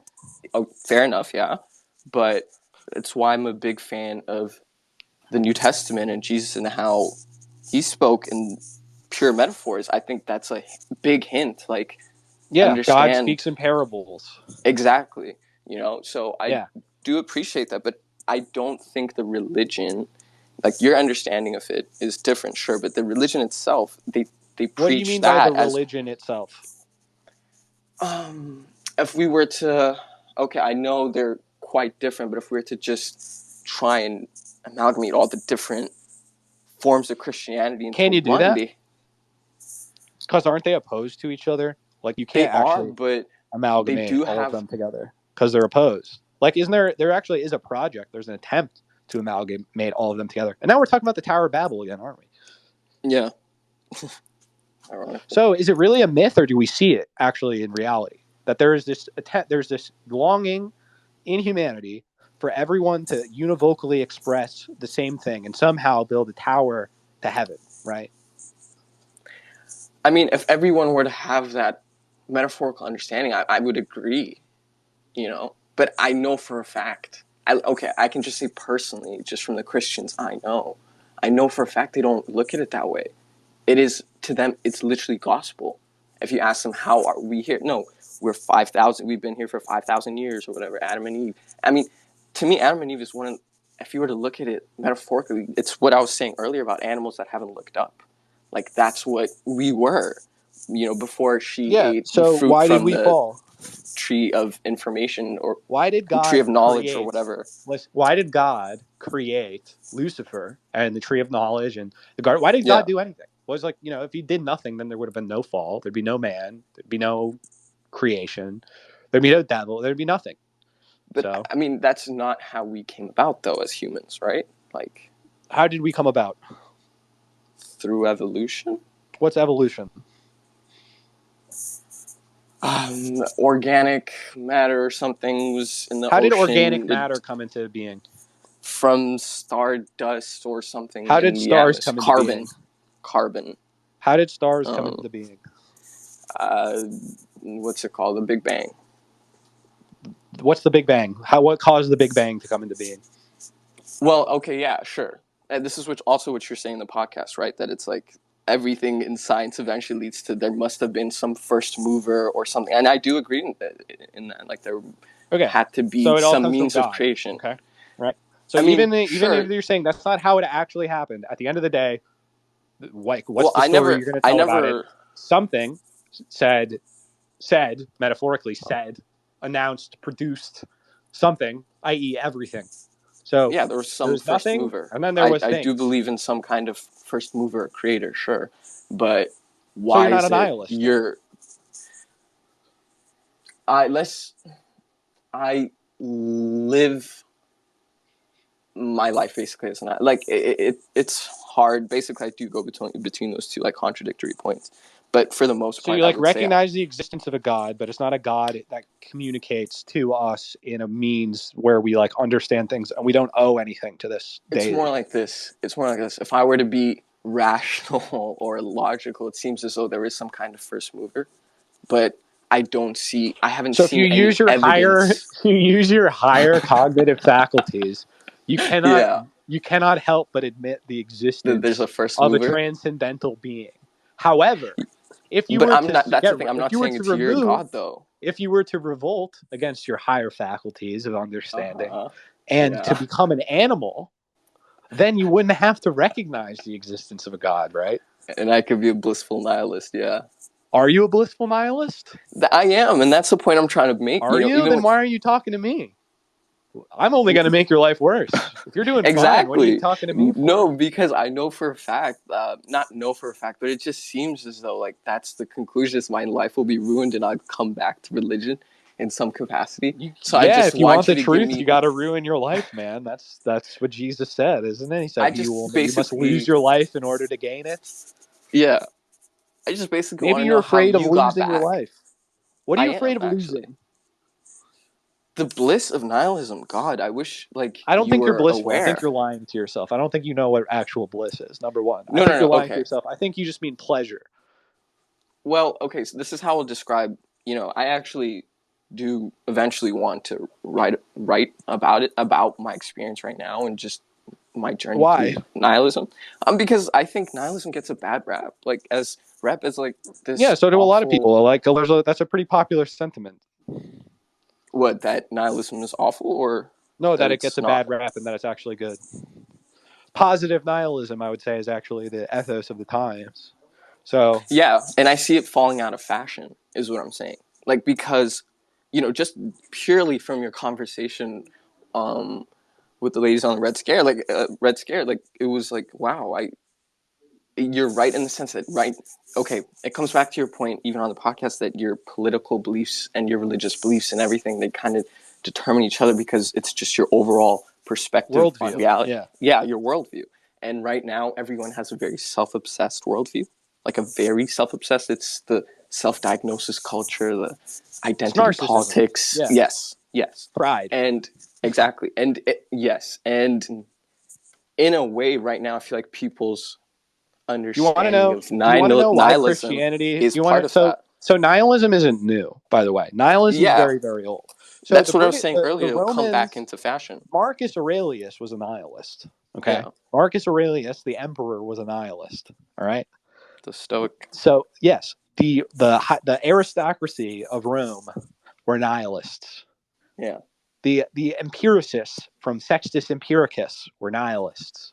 Okay, No, it's all cycles. I agree. Yeah, it's not even cycles. But why is it that these aristocrats would often convert to Christianity at a massive cost to themselves? They gave up their nihilistic bliss because it was boring. Yeah, Because you get bored. decadence is boring. It's extremely boring. Being an Epicurean is boring. You run out But of shit and you get that's when bored with you're. everything. So That's when then you you're a go, what is king. You real? know what I mean? I want something That's when you're a real. I king. want a real risk. I want to really put my life on the line for something.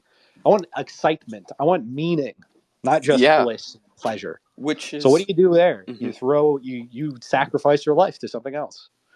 Yes, you're right. You live like Christ, basically. Yes, but and that's much more also exciting a form of than being a decadent, like plugged into the satisfaction of your desires, right? See, that's what I mean. Why do bad anything? rep. Just be a gamer. Just be a gamer and jerk off to porn and like watch Netflix and like what's wrong with that?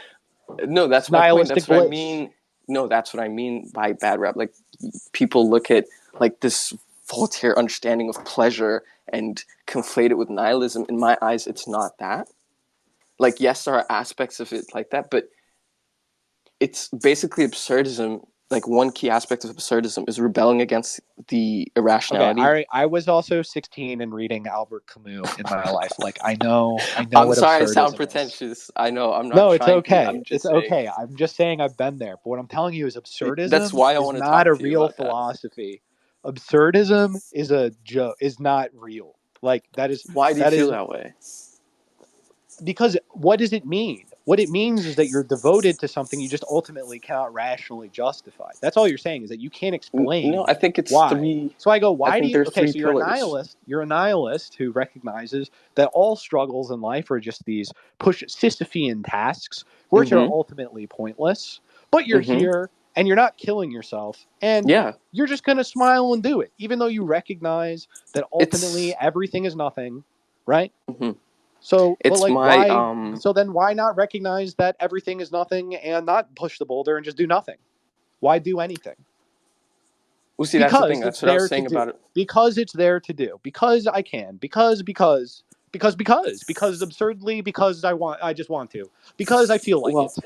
Just because. You're not wrong, but I think there is some to me, absurdism has like three pillars, and one of them is just rebelling against the rationality. And why rebel against rationality? What's the point of that? Irrationality. I think just the world around us. Why bother? If either way is because just I'm alive. See, that's the thing. It's a combination of the three. It's like you either kill yourself, what if someone said the exact opposite? What if someone said the exact opposite and they said, Why do I devote myself to rationalism and I war against irrationalism? Because I'm alive. Yeah. What's your argument against that? It's the exact opposite of your position, but do you have a stance against it? No, I have no problem with it. I mean, Okay. I So do do you have a I may have like problem a with moral anything? problem. Do you have I a do problem with I anything? do. I want as Why? much freedom. I do, because I think we as humans deserve freedom, but there's a limit to that in the Why? sense that we shouldn't get in the way of each other's freedoms. Well, we do. Why do we deserve freedom? Yes. Maybe we don't deserve that. Why do we deserve freedom?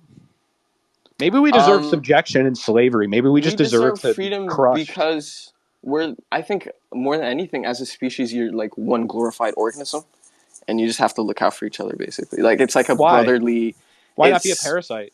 It's basically some form of Christianity, you know. I mean, even parasites work together. It's like being brotherly, being like, look at, you know, you're just having this understanding that we're all beings going through a common struggle, and we should look out for each other. That. You're not capable of justifying that rationally, because you're saying that this. So okay, so then here's the question: does this type of fraternalism, this devotion to species being, or however you want to put it, is this rational or irrational? Sorry, the devotion to what? As you were saying, fraternity, like the freedom of mankind, these things. Is your devotion to those things rational or irrational?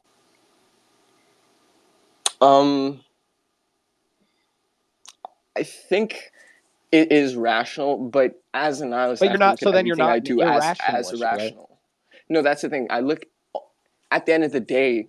That to me, that's what nihilism is. It's just at the end of the day, though, none of this really means anything. So then why devote yourself to anything?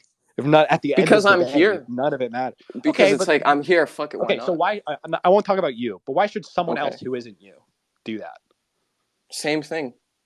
You're here. Okay, but they don't go, well, I don't feel like, well, I won't, because I don't feel like it.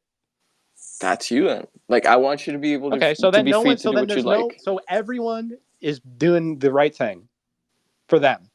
For them, at any time. At any time. So there's actually no problems. There's nothing wrong. Everything is exactly as it ought to be, because everyone is just doing what they're here to do. I don't think your freedom should get in the way of other people's freedom. Why? Because I think we all deserve. What if that's what they want to do? What if I want to do that? What if I'm here and I want to get in the way of your freedom? And that's what I want to do. I just feel like it. Why shouldn't I? Yeah, that goes against it. It's kind of like the common will thing. I think. What's the common will? What is that? No, as in, I don't have it's been a while since I took that class, but just we should all have this general will of freedom, and if you get in the way of that, you're using this should, but you can't actually use an ought or a should if you're a nihilist, because there is no ought, because there's nothing. So nothing ought to be other than it is, and nothing ought to be actually at all. Things just are. There is no ought to be. There just is, right?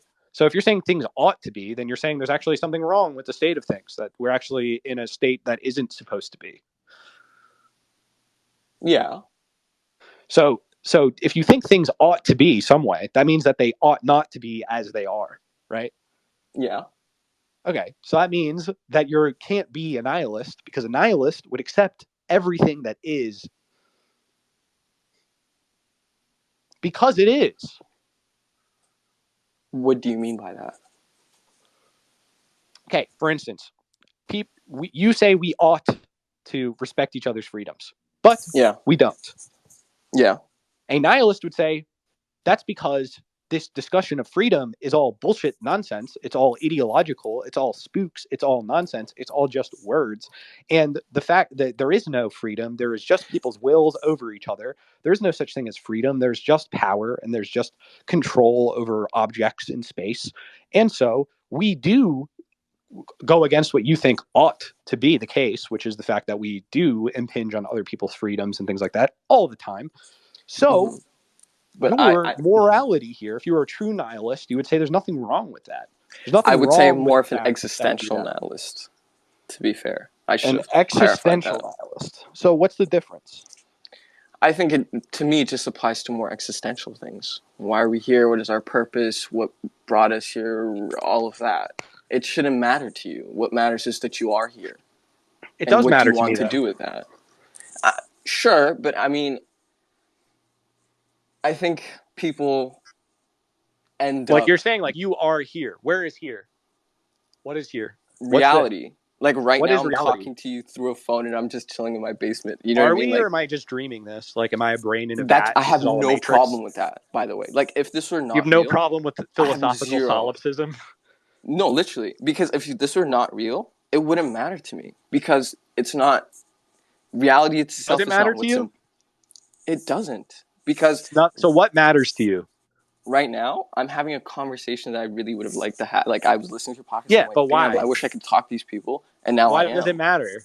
You just said ultimately nothing I matters had a to you, but this question. matters. I had a question. And I wanted it. I wanted to talk to you about it. That's it. Okay, I'm just saying. No, That's all I'm not that trying to be. I'm not matters. trying. I'm doing this for like a rhetorical purpose. Okay. No. I get that. No, like I Yeah, have yeah. no problem with. This is what I Like, was what looking is? for, by the way. But Like like, I yeah, want you I to know. fix I me know and this is bring what me you're back looking home for. to Christ. I know, and I told you that I was going to bring a lot of disutility, a lot of anti-utility Yeah, here. So all I'm really I'm trying to very do is aware of riddle that. you. I'm just trying I to know riddle that's you. So, and yeah, that's the only thing that I can do actually yeah. in this case, because I think that you're performing an open contradiction Yeah, constantly. That's why the I am. nihilist who stays alive is interesting because it's just an open contradiction. You Literally, yourself are a contradiction. But what it seems literally, to me is every when you waking say second is exactly, kind of drives me exactly, crazy. exactly, exactly. So you are just incarnating what is called negativity, right? You are a Hmm. contradiction. You are at odds with yourself. You are at odds with the world. You are at odds with metaphysics. You are at odds with rationality. You are at odds with But everything, it's right? fun. That's Yes. my So point. you It's enjoy fun. being, you're a beautiful soul, as Hegel says, right? You're enjoying the freedom you have to be absolutely negative, to incarnate an absolute contradiction. Oh You're well, I don't reveling in know. your freedom, but that's Hmm. it. I don't know if I would say I'm a contradiction in every sense, though. You're a nihilist who believes in something. I would say I'm an existential nihilist that believes in reality. Let's just put it like that. What's reality? What do you mean, man? Come on. No, Where it did doesn't. you find this reality, man? Where did you find that? Show it to me. It doesn't matter though because it feels real. I always think about this. If I were in So the Matrix, feelings. why would I ever leave? Who cares? It feels real. I don't care. Like, even if I'm aware that this is fake, it doesn't feel that way. So why do I care? To be honest with you, okay, this Is that what you say when you go on Pornhub too? It's like, why should I have a wife? Like, it feels real to me. Like, why should I care? It's the same thing. No, that is definitely not the same thing. Come on, you know that. Well, I mean, But I could also say that a simulation of the world is not the same thing as the world, right? In the same but way, what if you didn't know? then you'd be in a state of ignorance, right? Isn't Yeah. it? So, And what's wrong with that? what's wrong with that is that you'd be in the wrong. You wouldn't know what's going on. You'd be, enslaved by illusions. You'd be in a state of idolatry. I mean, are we not all enslaved? Kind of like we're just all doomed. Not me. Not in a. Oh, yeah, Not me. I've fair, been freed by my Lord and Savior, Jesus Christ. And yet you will still die. You know what I mean? Like we're not ice me. cubes riding our melting or whatever. Not me, buddy. I'm not gonna die. But you don't want to die? No, I don't care. You could kill me right now. It wouldn't make a difference. I'm not gonna die though. So do you just kill my body? So this is my only problem with what you're saying. The contradiction is for me is that I am an nihilist and I do enjoy. I guess if you guys want to look at it as suffering, I do enjoy it actually. I don't fear death actually. I'm very comfortable. I'm actually very I don't want to talk about that because I know people aren't on the same level and weird people, but I'm actually very comfortable with that. And I think people, in a sense, shouldn't be too scared to. Yeah, we shouldn't be afraid of death. There's no point. Yeah, I'm not afraid. or So just I'm even not pulling I your don't own think cord. You know what I mean? You shouldn't be afraid of death. You should be afraid of hell. Eternal suffering. No. Judgment. But I mean, I you should be afraid of judged. You're who judging cares? your existence to the But transcendental Christianity mediator of reality. is judging, though. That's literally. Yeah, and exactly. It was awful. Who cares? I don't think though? so. I care. You I care care about if you're God's being judgment judged? on my soul. Yeah, I do. You can Why? lie to yourself and say you don't care if other people judge you, but you do. No. Of course. I mean, I think, to a sense, it also has some kind of like biological, aspect. But as in, it shouldn't stop me though from living the way I would like to, right? Why not? Maybe the way you want to live is wrong. Fair. I mean, it is. It's not a binary thing. It's like there's use to judgment. Obviously, like hey, maybe you shouldn't, commit mass genocide or something. It's like, okay, sure, yeah, fair. Like we The all guy need a says, bit of why critique. not? I feel like it. I'm an absurdist. Let's imagine this. Let's imagine the absurdist General Kurtz, Colonel Kurtz, the absurdist. Okay. I And don't think he would have made it all the way to general if he were an absurdist. He would have died homeless, but yeah. No. I'm saying like he started out not being an absurdist, right? And he Okay. acquired all this power and skills. But then he realized in the jungles, in the deep, when people were just in the dark heart of humanity, that ultimately everything's pointless. And you can just do whatever you want because nothing matters and nothing means anything. So he went rogue, right? And he stopped being a lawful general. And he started to became a spirit of lawlessness. And he reveled in his war against the rationality of all others. Like a terrorist.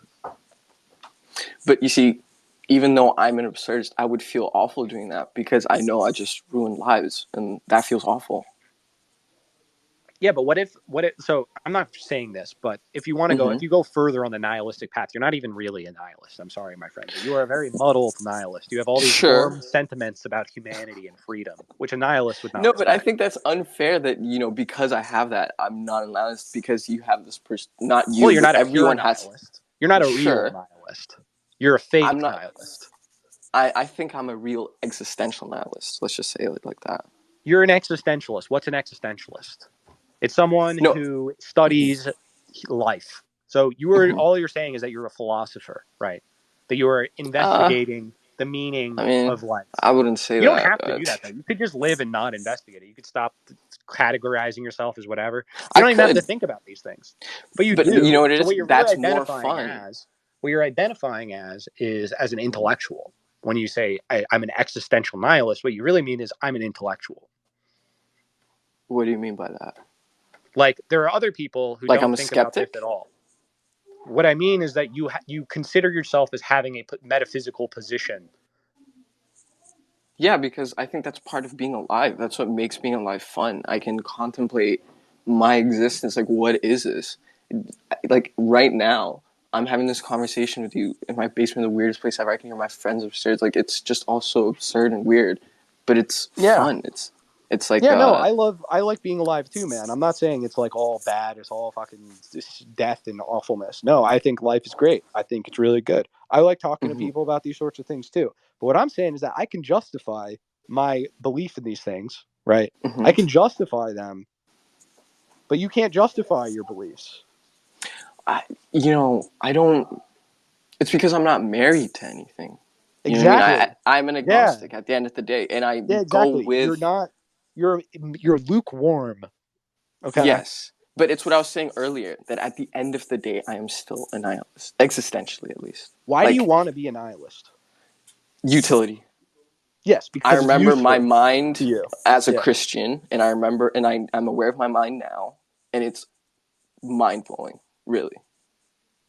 Like what? I mean, what is it that you can do now that you couldn't before? Like, what is it that you gained? It's the obsessive thoughts that have left my mind now. You know what I mean? What were the obsessive thoughts that were in your mind before? As any Christian, guilt, sin, suffering. I don't think that's any Christian. I think maybe that's your particular, because we're the Christian. Christ forgives our sins. So why do we have to be worried about that? I'm not worried about that. Is it still? I mean, if you're aware it's a sin and you keep committing it, though, I mean that's wrong, right? Like you not just if said you judgment. Keep asking forgiveness. But you just said you feared judgment, no? Well, I already did. Like, I was born that way. You see, like I don't like. Oh, like I you're don't born fear, sinner. Like your fear of the Lord is the beginning of wisdom, right? Like you don't want to be punished, right? So you fear the punishing, not the judgment. Well, I don't want. No, I think the judgment will be good. like I try to enact that judgment upon myself See, in that's this what I life mean. so that I'm Then it's comfortable. like, If I sorry. feel comfortable in my position in the last judgment, then I'm fine now. But then you'd have to live your life in order to, Yeah, but I want to get do that. past that test. Yeah, but That's what I want to do. I enjoy it. Like pass. I mean, all of it though. Yeah. How? What are like? Do you fast, for example? I mean, I guess I've been doing that just because that's how I like to live my life. Like I found out that like my normative way of eating was called like intermittent fasting. Yeah, intermittent fasting. So I just do that just Okay. because I like doing that. I end up like my people wife has should do to it. like I do it too. It's remind me great. to eat. My wife has to remind me to eat because I'll be like reading all day, and she'll be like, "Have you Yeah. eaten anything today?" And I'll be like, "Oh no, I forgot." No, it's pretty great actually. I've been doing it too for like the past 2 years or whatever, and it's been great like in terms of like I play sports and it's been really good for me. So Yeah, I mean, I keep that have up. stomach But I problems, mean, so I kind of just did that because I like if I ate in the morning, I would feel sick. So I just kind of, I didn't like consciously do that. I don't know. You're again asking me like what rituals I perform, right? So it's like I guess I do so that in a that's my way, but point. it's not really like in a sense where I'm doing it like, I don't know. It's not like a diet. It's just like what I do, being myself. But I think more than that, like just the ritualistic stuff, there's the the day-to-day. I don't know how to exactly. Okay, it's like I can see it in conversations with Christians. It's like whenever they're trying, being introspective or something, or talking about something they're doing. It How do always you know comes those back. people are Christians? Because they're I don't know, they're my family and friends, and I've witnessed them live and believe in Christianity their entire lives. I don't know, and they seem pretty devoted to all the ritualistic stuff that I never really Okay, but did. So is that I what? mean, I did How at are some we point. supposed to be able to identify Christians? Like as I mean, it's Christ. difficult because I can say I'm a Christian, right? And I think people would find it very difficult to find to say that I'm not. Okay. But it's by You're right. fruits, Like it's right? hard By to. the fruits you shall know. So you know by Yeah. their fruits. Yeah. But I'm saying my problem is not Christianity as a belief. It's Christianity as an organized religion, and Me too. I'm against the like Church of it's the Antichrist. Yeah. and I don't think it's. Yeah. Well, I mean, you're not talking like again. I'm not trying to get you to start going to some fucking meetings or something. Yeah. That's not what I'm here to do. I'm just telling you what I think the truth is, right?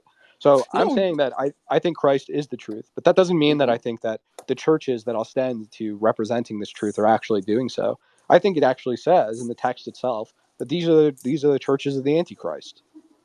Mm-hmm.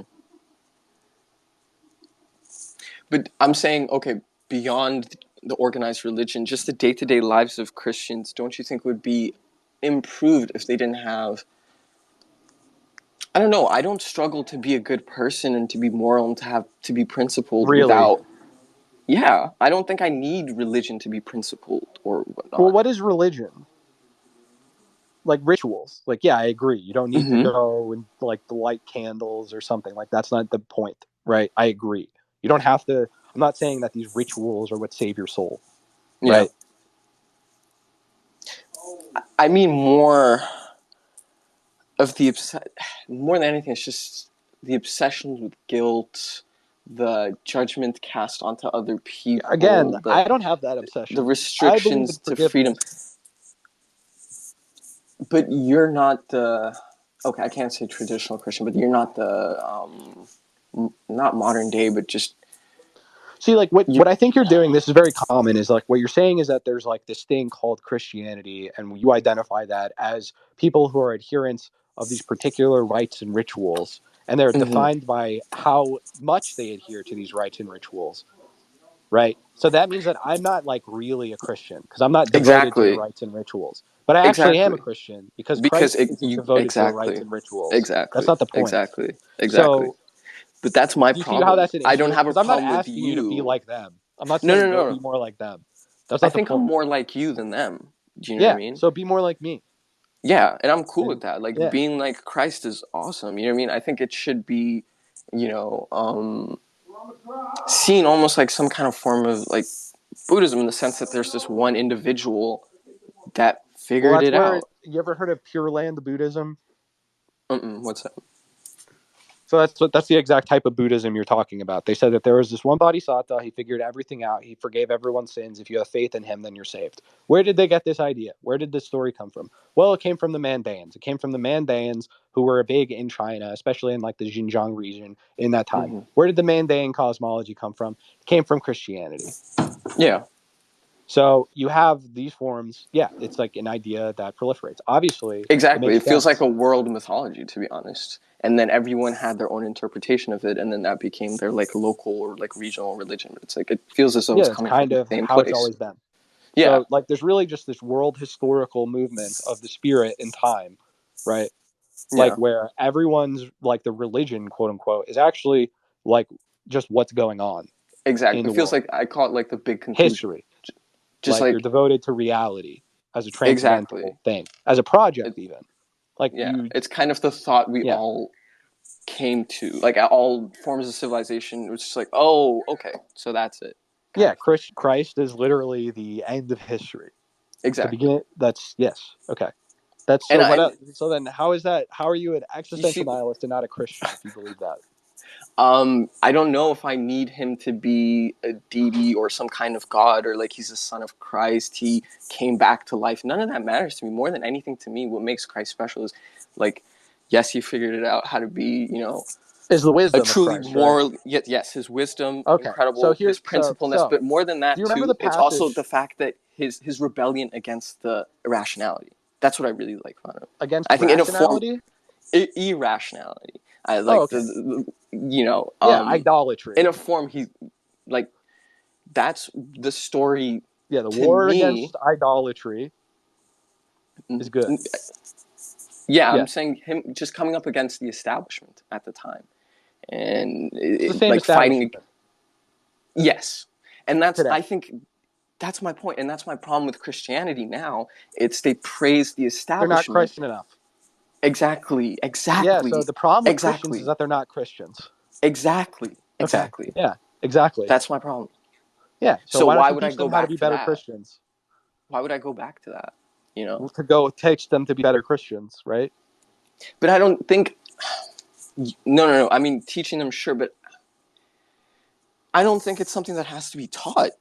I feel It like does, though. You didn't. I You feel weren't. like You didn't come out of the womb with this understanding. no, but I think in a sense I did kind of reach this conclusion that you should just be a morally principled person that fights this But that question. establishment that fights against that. You know? But how? But like the question then ultimately becomes the specificity of that. Which establishment? What is the establishment? We're gonna get into like Marxism now, but like it's more of a class thing. I think The just people capital, who Mammon, the powers of the god yes, of the this world. powers of be Capital is the Mammon. people who have assumed, you know, the The most principalities and powers of capital. this world. Yeah. Yes, Okay, that's so the you're establishment. defining it then according to that conception of what the powers of this world is. Because other people might say, Jesus Christ is the power of this world. And we should just rebel against that. Eliminate But that's all remnants clearly of that. not true. You know what I mean? Elon, you know, all those billionaires wouldn't exist. You're talking about a guy who, you know, preaches, you know, a guy who split like loaves and fed thousands with fish and everything. No one, there's no way, right? We're living in Christ's world and people like that can exist, in my eyes, unless I've completely misunderstood what he was saying. Well, we're not. I mean, we're living in the times of Revelation. Like we're not at the end of history quite yet. The New Jerusalem Mm-hmm. is not descended upon us, right? We're in the project. We're it's a project. We're in history. Things are happening. They're being revealed, right? So it's not Mm-hmm. like we're at the end state now, right? So we don't live in Christ's kingdom. Well, we do spiritually, but we're trying to Mm-hmm. immanentize that on earth as it is in heaven, as it says in the Lord's Prayer, right? You see, that's Because where. it's not here. Because it's not here yet. See, that's where I think that's why I still see myself as an existential nihilist, because and when it comes to the spiritual aspect of it, I do find myself being like, I don't know, you know, like that could just be me and my immaturity or whatever, you know. I could, like I'm saying, I feel like you are the conclusion of my path or whatever, but I don't know. I don't see why that's important. You know what I mean? Like, What's important? why? Let's focus on, to me, the most important aspect of Christ is really fighting the establishment in order to better people's lives. Like, he was a healer. You know what I mean? Yeah. I think that should be glorified. Okay. How do we do that? I think Christianity as a whole, it's just like, you know, not your version of Christianity, not the true version of it, but right now it's just supposed to be marketable. You know what I mean? Like, I feel as though the church of the Antichrist. So we have to go war against the Antichrist. The church is the Antichrist too, right? But then you're going to war with basically everyone. Yeah. It's like like as if the people in your own household became your enemies, and then you still have to love and pray for them, right? Okay, yeah. It is. So that's what it's like to be a Christian, right? Yeah, basically, like everyone's going to scapegoat you. You're going to become the enemy of everyone, even though all you want is the best for everyone, and you're trying to make things better. Except they know not what they do, and so they see you as a heretic, as a blasphemer, as the worst possible thing, right? And they'll want to kill you, and then you have to forgive them. It sucks, man. That's my point. That's what I mean by utility. And you know, it has no utility. I could go on further. Like, I'm sorry, I've taken up a lot of your time. No, I think this is a good conversation. Yeah, I thought so too, and I'm really. No, that's what I mean. It's like, do you actually want? But if you just want utility, then it's like, why not worship Satan? That's way better. No, it's not. Why not? You get whatever. I looked into it. It's not. But you get whatever you want. It's like it stems from just being a contrarian, and that's like super pathetic to me. No. I mean, we're all contrarians. I'm not saying being a contrarian is pathetic, but I mean devoting yourself to religion just to say like fuck you. I don't know. It just feels so stupid. But I'm comfortable. You know, that's my point. I think it's exactly that. It's that being Christ, going in Christ's path, is filled with suffering, and it ends with you being crucified. And it's pain. So it's, why do I want to bring that to my life? But I think ultimately what will happen is I will continue being this, you know, pseudo nihilist, whatever, you know, pleasure-seeking thing or whatever. Flirting with the possibility, but not exactly into the and thing. Then like 10 years will pass, I'll get married, I'll have kids, and then I'll be like, I'm bored, let me follow in Christ's path. You know, maybe that's many such cases. Yeah, it feels like that's gonna be the conclusion. But I mean, ultimately, I think it is fair to say though, like, even though what you're saying is like true Christianity, it's not what is Christianity today, right? I mean, is that fair to say? I don't know. Just for the masses. Well, basically, what you mean is like. So I'm saying, what is the essence of Christianity, and you're saying, what is the appearance of Christianity, right? Yeah, it's the same thing with like capitalism, right? Sure. It's like everyone has a problem with capitalism. We're not really technically in a capitalist world, right? It's people have a problem with capital, and they attribute that to capitalism, but we don't live under capitalism. So exactly. They're just the myopic. Same way they're not really Christians, but you know, that's where it came from. It feels as though like that was the starting point, right? Christianity was the starting point, and then it eventually led to this, like this highly marketable tool of control that is Christianity today. It's like, okay, but what was religion before Christianity? Wasn't it a similarly highly marketable tool of control, as you say? Yeah. So I think that gets in the way of human freedom, right? And if you're saying that it's all just, it does get in the way of human freedom. That's why Christianity is a war against idolatry, because it is the idols that are imposed upon us, like our subjection to these abstractions, to these virtual bodies, etc. This is idolatry. And I just want a renegotiation, basically. Can we change the terms? Christ was the mediator. Change the terms. Yeah, that's already happened. Can we have more freedom, please? Like, and less judgment and guilt and obsession with sin and all of that. Well, the thing is, you say that, and then, you know, people want to kill you, so it's gonna hurt. Get that message out there.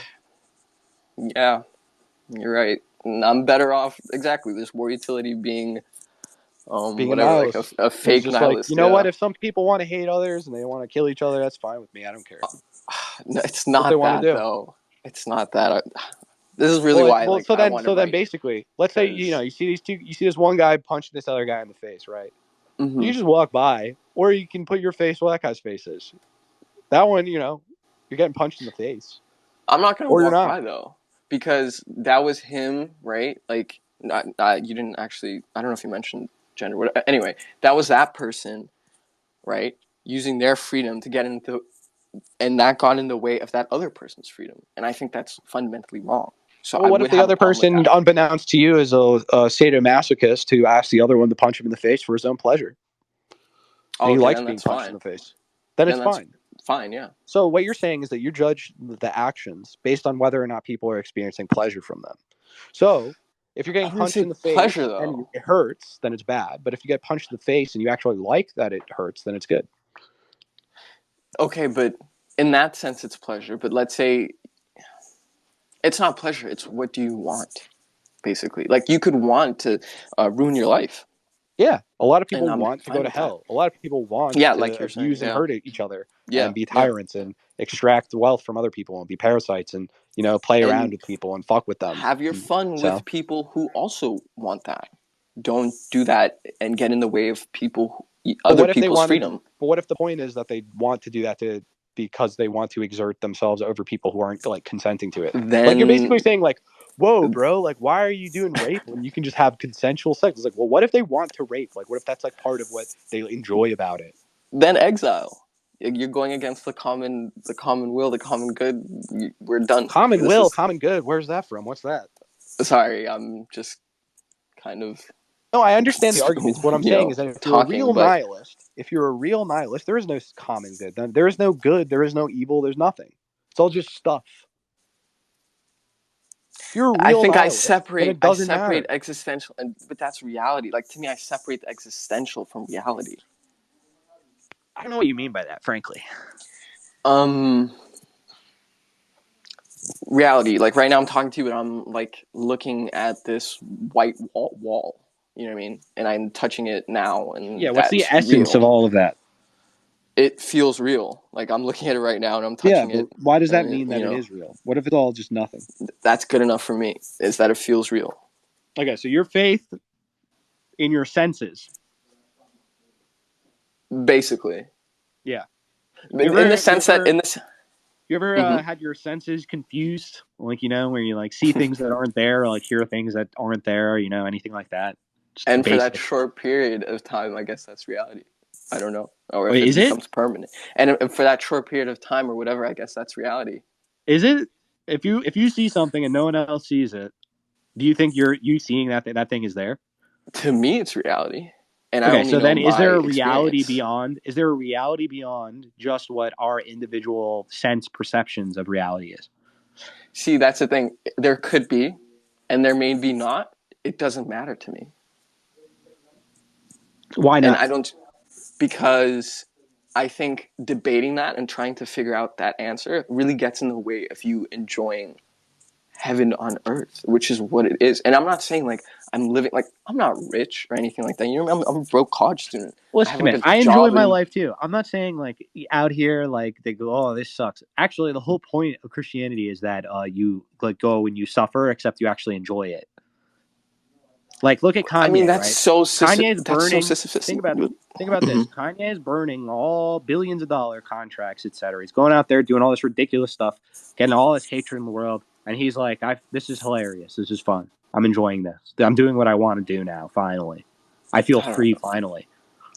I think there are other things. I think more than anything, I think he was just he was taken advantage of people. He's surrounded by he's been taken men. advantage of his whole life. Everyone's being taken advantage of all the time.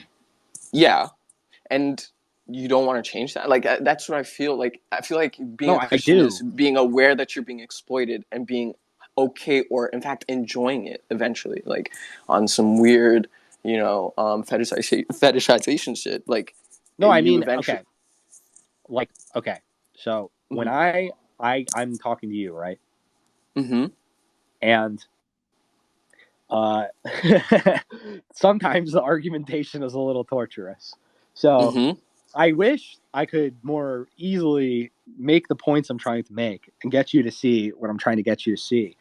And Okay. I could say that my patience here is like a form of like I have to actually exact patience. Like I don't have to do this. I could just go, I could go drink a beer right now. I could Wait, go do seriously though, anything. like because I don't have to keep No, no, ranting. no, You no, know what I no. mean? I'm just making a Okay. point. I'm Okay. making a point because I actually Okay. enjoy that I'm doing this, right? But it's not. I Okay. could do other Okay. things that'd be more Okay. Good. pleasurable, right? Okay. Good. See, that's what I want for you. I want you to pause, but I want you to be No, no, happy or no. What I'm whatever. saying is like I could just not do this. Like, do you know how many times I think like, why do I do this? Like, Yeah. I could just not do any of this. Yeah. But like, why do I do it? I'm doing it because you enjoy it to some capacity, right? No, partially, but I don't enjoy it most of the time. Like I don't enjoy being a public figure at this point. It fucking sucks. I hate having to deal with all of this shit. How much people try to fuck with me. I don't like it. It's not fun. No. It's but humiliation. doing It's what you guys are saying on the podcast, yeah. Yeah, it's humiliating. But I keep doing it. I mean, because of an end goal, right? Like because of Not really. This is just what I do at this point. Okay. And do you have a problem with that? I'd be doing do you this. want I'd to be doing change this that? person to person in real life. Or I could do it this way. It just means that I'm annoying less people around me because people are really sick of me talking about this stuff to them all the time. No, same. Yeah, that's why I wanted to talk to you. I mean, it's not you don't have that many people to talk to about these kinds of things. Yeah. Yeah, I mean, most people don't have the patience for it. They don't want to talk about this shit at all. They just want to do what you say they should do, which is not pay attention to any of this and just go watch TV. I'm not saying that though. But like, why in a shouldn't sense, people just go watch Rick and Morty and like Marvel movie? Like, why shouldn't they? Like, why bother doing all this stuff and like exacting yourself, like putting yourself through reading Camus and worrying about meaning and like the existential? Why not? Why bother with any of it? That's boring. I think more than anything, I'm probably just a better junkie than everyone else, and I just know the better drugs. I think you're right. And well, it's the thing like is, the life best drug in the world. The best drug in the world. Yeah. is being alive with God. Oh, okay. Well, for me, it's being alive. You know what I mean? Yeah, which is communion with God. Fair. Yeah, I guess, okay. So, yeah, if you were to not look at God just as the universe or something like that, yeah, it is. It's just you communing with God. Yeah. No, you're right. We're always doing that. But yeah, and it's fun. It's great. Like, it's different. I'm saying, like, challenges and all, and, it's what really comes back to Sisyphus. Like, it is just struggling and it is suffering, sure, but it's you finding joy in that, right? And doing it just because. But I'm not doing it just because. You have a purpose? Yeah, this is my purpose. So you've already reached the end goal. Like, you've reached the destination, and now you're just, like, lounging in it, basically. Not really. It's not really an end goal. It's like perpetual. It's like I'm gonna be doing this until I die. Which is just living, right? It's like by doing, you're not referring to like writing or like podcasting or like, talking to weird people on the internet. Well, that's part of life. Big part of my life, anyway. Yeah. So you're saying I'm doing it, meaning like life, right? Well, like talking to you about this specific subject in particular, right? Like I didn't know, like I didn't like, you know what I mean? Like I'm trying to like help people understand reality, Yeah. Because I put a lot of effort in my own life into doing that, and I created a lot of disutility for myself. I went through a lot of suffering myself in trying to figure this out, and instead of just not, I could have easily just not. Could have easily just been like, you know what? I'm not trying to figure out what the fuck's going on anymore. I'm sick of it. Yeah. I'm just gonna grill. I'm just gonna, just chill. But I couldn't. I tried to do that a couple of times. It just didn't work. I kept being haunted by these questions. I couldn't help it. I was torturing me. I was suffering. So I had to figure out what was true. So to assuage myself, so that I felt comfortable in my understanding of things, because I didn't. So now that I do, I see that other people are in the same situation, and I'm trying to help them. Do you know what it was for me? It was the same thing. Like, that's what got started this journey. It was just that obsessive, like, what is going on, trying to answer that. And then going through that, I realized, like, originally I thought it's an unanswerable question. And then I realized, no, it is. Like, you just have to stop moving. It's like a journey, a perpetual journey, if you're just going through, like, different thoughts and beliefs or whatever. And if you just stop, you've reached a conclusion. Like, that is your answer. That is the answer for as in, there is no one clear answer. There is an answer, though. It's whatever you're comfortable with. No, I disagree. I think that you don't have to. Your comfort with it has nothing to do with it, whether or not it's true. Sure. But it's not comfort, but it's like once you accept it as, it's just you stop moving, you stop questioning. It's like you not stop questioning. How do I put it?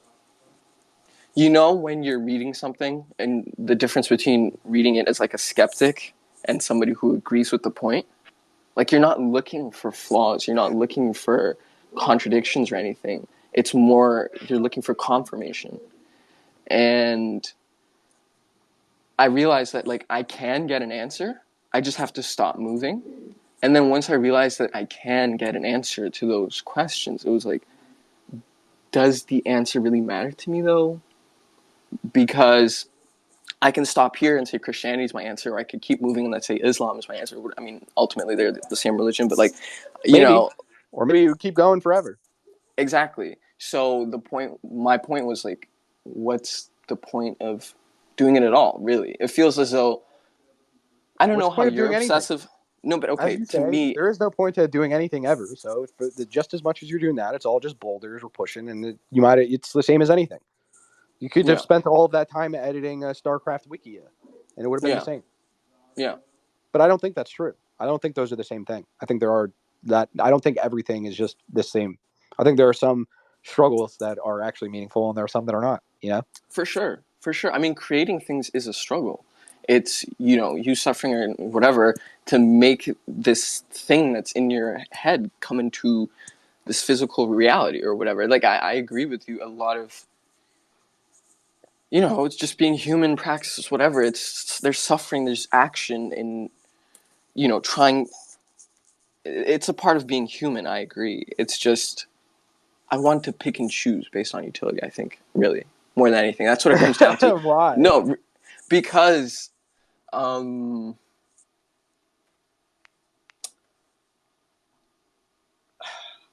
it's like, it's all a perspective, really. Like religion, whatever, it's a worldview, it's a perspective. It's like a pair of glasses. Like, it's red tinted, whatever. You're looking through it. Is there any way to look at the world to see what's actually there? Or is it all just perspective? Is there I think a that doesn't matter. That doesn't matter once you're aware that you're constantly going to have to be wearing glasses. Like, it's impossible for you to take them off ever. So never in my see head, the truth. Yes, because you'll never know it's a truth. It's like you'll see it every day. Yeah. So in you fact, need to that's have what faith. I believe. The truth is you need right to have in my faith face. Yes. That reality is real. Faith to me is stopping, right? It's like you stop and you're like, okay, this is it. Right? But I'm just a really indecisive person, I guess. And to me, so that's what I mean by kind of like when obsessive you thoughts. walk. Faith to me is when you walk a full circle and you end up back where you started. And you go, oh, I'm going to assume that if I walk this whole circle, I'm going to end up here again. Because otherwise, you could just walk in a circle for eternity, which is what Sisyphus does. Yeah. So you're like, I might as well just stop. Why keep walking? Well, you just go in a different direction, maybe. I don't know. Maybe not walking in the same circle over and over. But okay, sorry, I know now I've taken a ridiculous amount of your time, and sorry to the people who are waiting. But so it's just that I've accepted. I will never stop walking in a circle. I don't. It's more of the glasses metaphor. Like, I don't think I'll ever be able to have any glasses off. Like, I can try. That's what I really want to do. Is just try as hard as possible to live without any glasses on and just see it for what it is. I don't know if that's possible for me. So the way I'm going about things now is just picking and choosing the best glasses that give me the best view of things based on what I need and want at this time. So you're like right? organizing like the Pinterest UI page of Yeah. your experience with the world so that it is the most pleasing to you. Not pleasing, provide the most utility. For example, like I'm in school, right? I'm trying to get, this degree or whatever. I fundamentally hate academia and want to get out, So that's not a good perspective for graduating, right? So let's take off those glasses and let's put on the, But what if hey, you school's hate not it bad. because it sucks? And changing your opinion on that isn't going to change the fact that it does suck. Yeah, that's my constant battle now. It's like a constant contradiction. But there are So like it moments. seems to me like you're trying to just psyop yourself into Yes. going against your own instincts in a lot of ways.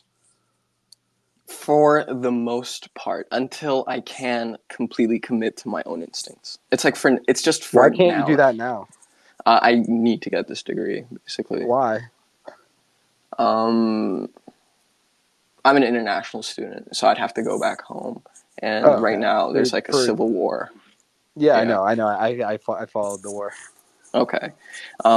Yeah, so you just need that so that you can stay as like a kind semi-citizen of the U.S. No, I'm not in the U.S. But like, oh, okay. I don't know. It's I just no, assumed. It's actually none of that. To any officers or anything that are listening to this, I'm actually just getting this degree to, I don't know, better society or whatever I'm supposed to say. But, like.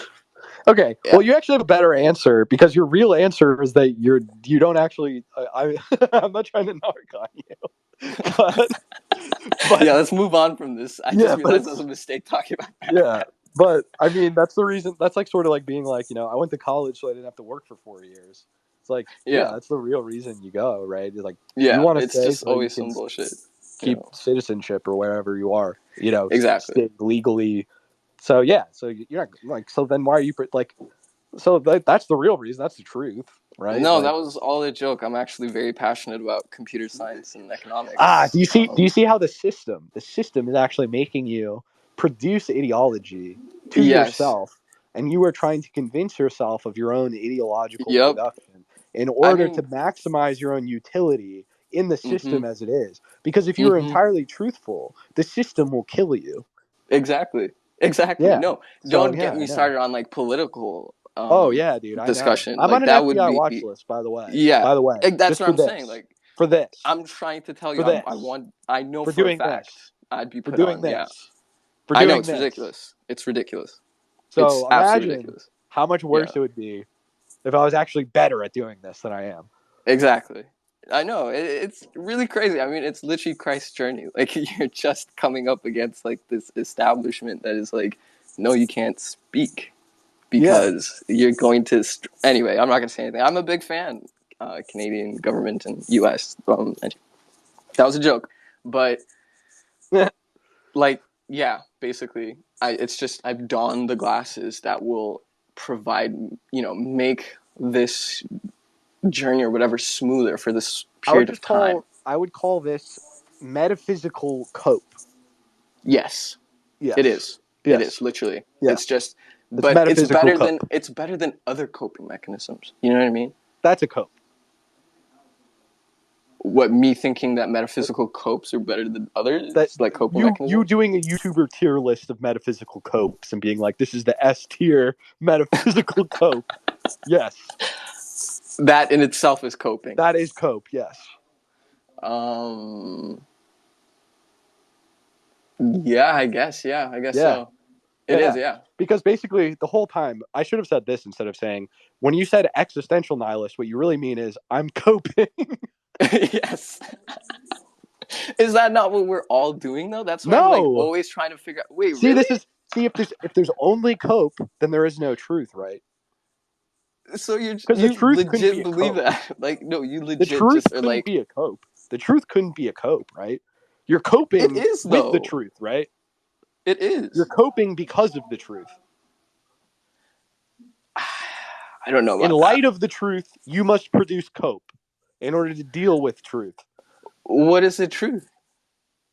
The truth is that if you were entirely honest, and devoted to the truth, that it would create disutilities in your life that you don't want to deal with. So to cope, you've come up with reasons for not having to do so. Okay, yeah. That is true. Yeah. But is in light of what Christ calls upon us to do, you are coping.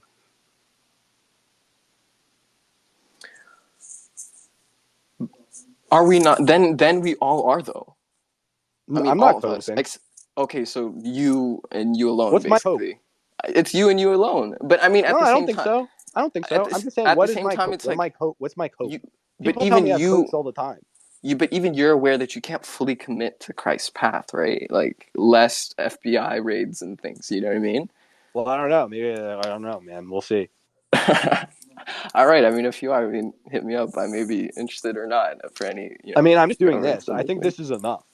Like, I'm doing a lot more than I ever thought I'd be able to. That is how many true. people It are is listening to me talking right now? Yeah. I don't know. I'm just doing this, man. This is me doing this is me trying to do trying to do that. You know? So maybe I'm coping. I'm not doing a good enough job, but I'm always trying to do a better job. And I do think I'm coping a lot of the time. Like, I've gone through a lot of I'm actually my own worst critic here, right? Because I'm like, is this all just a cope? You know, that's something I think about a lot.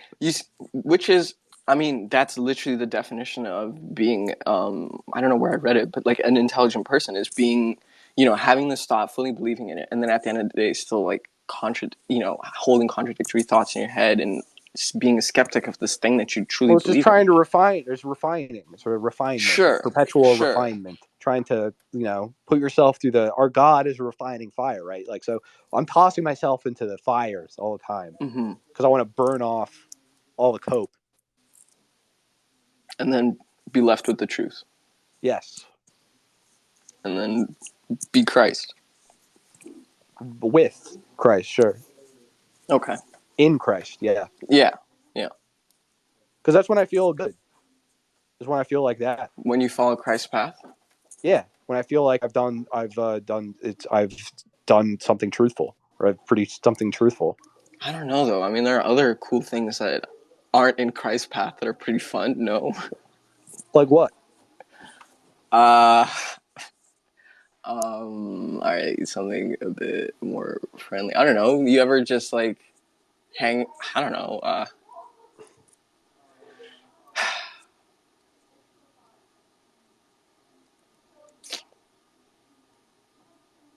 Wasn't Christ was he didn't he die a virgin or something like that? I mean, not to. So no one knows, but didn't he have some kind of objection against sex to some capacity? I don't know. Where you want to cite me something? There's nothing on that. So I mean, I'm just asking you to cite me what you were making a claim about. I don't know. I guess I kind of assumed because of Christianity as a whole and not Christ. Yeah. Well, I don't know. Christ was Christ said it's better to be married. Man, you shouldn't commit adultery. I think that's true. I'm trying to think of things that are fun that aren't in Christ's path. I don't know. Just things he didn't think of. I mean, things that just weren't there at that time, right? But things that are available to us now. I don't know. Driving while blasting music. That's pretty great. You couldn't be on a chariot with someone with a fucking harp or something. I don't know. Really, how different are things really? Like, you don't think people played music on long? Wasn't he broke? Long treks. How do you? He was on a boat. You don't think they were singing sea shanties? Oh yeah, I guess that's fair. I mean, that's all three. Like movement and song. I mean, that's pretty fucking old. I guess yeah. I mean, he's cool with everything. He drank wine too, right? YouTube though. What if Jesus had YouTube? I'm not. You know what it is? It's that Christ himself probably had no problems with it, but Christianity does, right? So it's following the path of Christ or following the path of Christianity. Man, you got to stop with the. What do you mean by that? What you mean is you're talking about a delimited set of. Yes, I am. Yeah, I am. So it's like. But I mean, it applies to almost. Be more specific. But I mean, think of the fake Christians. Let's put it like that. Okay. Yeah. What about them? So They it's do things fakely and then not. no. I'm They saying do. like, I think I've conflated Hey like the man, these path. people who say that they worship Christ, but they like low key don't. They're kind of doing things that I don't think Jesus would like too much. Yeah, I don't know about that. Yeah. Basically, yeah. But I think throughout my life, right, have just really conflated the path of the fake Christians as the path of Christ or being Christian. Yeah. I think a And lot of it's people what are you're saying. doing Yeah, that, it's a and that's what re-education I'm of here. what being That's Christian is. why that's the thing I think I do. That's the most important is that I'm saying that that's not what it is. Yeah. Like, because it's like, as I said, I am in a generation where people think that that Christ is the God of George W. Bush, that Jesus Christ told George W. Bush to invade Iraq. That's like effectively what people believe Christianity is in their new atheism now, or whatever, right? They're like, well, Christianity is just this, backwater bigotry of that teaches hatred and bad things. It's all just about badness and suppressing all pleasure. There's nothing, you can't enjoy anything. It's all just about imposing suffering on each other and being cruel, vindictive, and judgmental. This is like people's conceptions of Christianity. That's what you're saying Christianity is too, but that's not what it is. No, you're right. Yeah. Sorry. No, it's okay. I just mean, but I honestly think this is like what I'm doing, right? This is like my job here is to do that. But the thing is, like, you also have to understand that it's just like you. If I were to take you back home, right, and I'm like, go speak to the Christians here, they would be like, you're not a Christian. You know what I mean? It's like your I do that conversation all with the time. Dasha. A lot of the if you Yeah, you're were gonna those be like people acting Catholic or very Orthodox. Christ-like to me? I don't know. No. I'm saying I agree with you that they're wrong, but I'm saying as far as Christianity goes today, I mean, even if you're on like the Catholics, Orthodox, whatever, there are these base level agreements you need to have, and a lot of them are just like ritualistic or like tradition. I don't know, like yeah, I know. Thought. Yeah, not really my thing. Exactly. So basically, all I gathered from this conversation is like I was trying to figure out, will I end up a Christian, and I just figured out I am a Christian basically. Yeah. And that no one else is a Christian. You need more clarification on that. That's all. What Christianity like you don't is. have faith in your own understanding of Christianity. So you go like, I can't be a Christian because those guys, they know what a Christian is. They got all these tests. They're going to ask me to they're going to measure me to determine whether or not I'm a Christian. They're going to check my report That's not card. even my problem. My problem is more just that it's, a tool, right, of control more than anything. But then beyond that too, it's just seeing their interpretation of this, because, I was really religious at some point. So, I grew okay, up let's Orthodox. say that's the case. I would agree with you that's the case. What would you do to change that? Educate, yeah. Yeah, okay, so that's what I'm doing, right? Yeah. That's what I'm trying to do. I think I'm doing a pretty good job. This is real. Yeah, actually. I mean, I came around somewhat. Yeah. No, I mean, I honestly, but I this is don't the only see thing. you as the people I was like I write books, I write poetry, I do this other stuff, but honestly, the only thing that actually I feel like I do that is meaningful is having conversations like this, because every time I have conversations like this, I get a large outpouring of people saying that this is like the most beneficial thing that I've done, or that I've helped them in some way to understand something that's like been very helpful to them, etc. That's the only thing that I do that people feel this way about. So I don't. This is the thing I feel least bad about spending my time on. No, that's really great. Like, first of all, I'm happy to hear that after taking like 2 hours of your time. But just as a perspective, like I enjoy this. That's great. Yeah, I'm saying, same. Like I could do this for like the next week. You know what I mean? Like this is great. I think this is what being human is already. Yes, I already had these conversations in my head like for decades or whatever. Same. Like, do you know how hard it is to listen to the podcast with you guys, and it's like not to say things out loud, like try and respond to you guys, Well, that's why I do what I do, man. I mean, look at them. You gotta show up to their apartment if you want to get on Red Scare. But me, you can just pop on in right here. I'm a man of the people. Yeah, it's pretty cool. But no, I think you just gave me a really, a good understanding of what it is actually to be a Christian. But my argument really is against go read them. the book of Matthew today. Just go pick up the book of Matthew. You just read that sucker. I And don't you'll be know if I like, can do that. I don't know if I can. why not? The Bible, because It's great. the Bible, it's great. It's great. Exactly. It's so good as a story, like a collection of myths. It's so great. But then when it's Matthew like isn't a myth. Matthew is okay, yes, writing about New Testament. Yes, I agree with the disciple. Yeah, I'm more worried about mistranslation, like the power. This is something I'm thinking about a lot now. You know how the fun it power is? of Okay, words you and can go to reading. Bible Hub right now. You can get your interlinear Greek version where you can look at the Greek and all of the other translations that have been made of every single passage. I don't know if I can believe that. What do you mean? I don't know if I believe that is the actual Greek original. Like, what you can do that is you can go see, okay, where did they get this Greek text from, and you can go see which papyrus collections they actually got this from, and then you can actually go look at scans of them on the internet now. I mean, like for me, it's much easier. I've seen literal physical books written like back in Ethiopia. You know, like I've seen it in my own eyes. So I'm aware that there's like some form of an original text, and getting access to that is hard. But at the same time, I also don't know if that is the actual real one. You know what I mean? Or if it was just swapped and someone put it there. Like even then, I don't know if those are the real teachings. Like this is my basic logic. I see it. It is a tool for control. Who's to say that this book that they're basing it off of? I mean, supposedly math. I mean, no, it wasn't he. Like originally. Yeah, who wrote the Gospel of Matthew?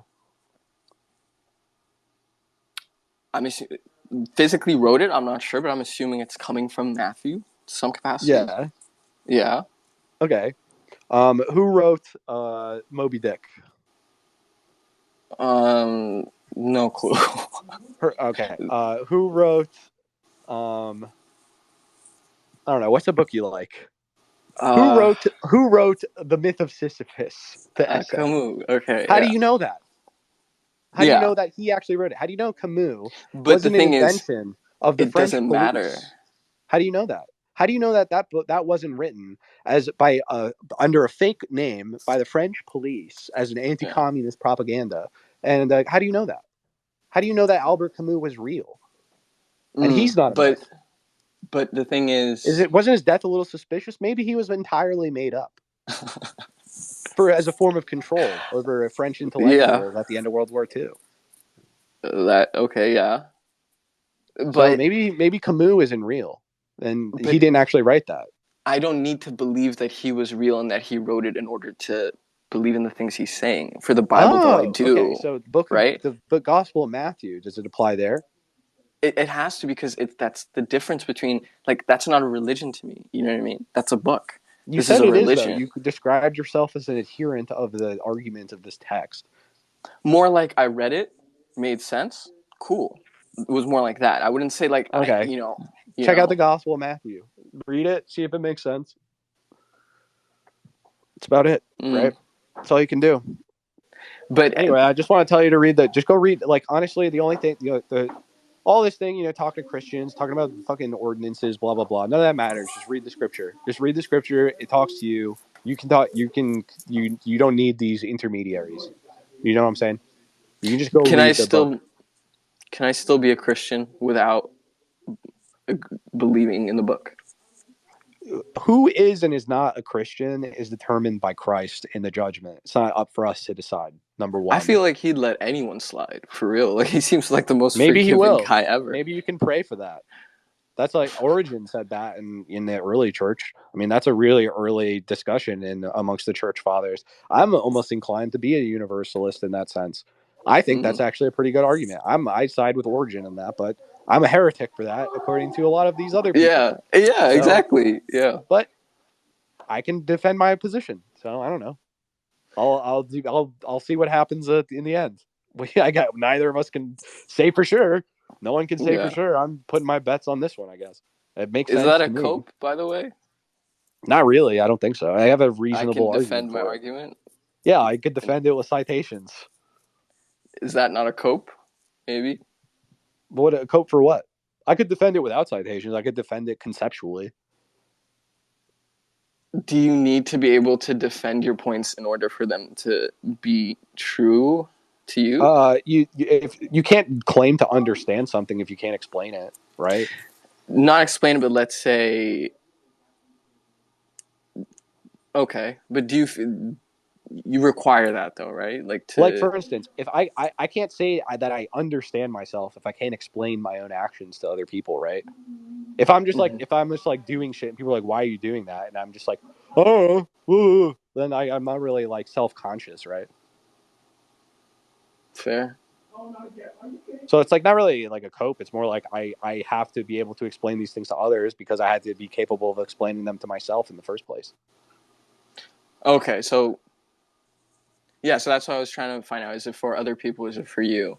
It's both. Okay. Yeah. Like I am another person to myself. You know what I mean? You ever feel that way about yourself?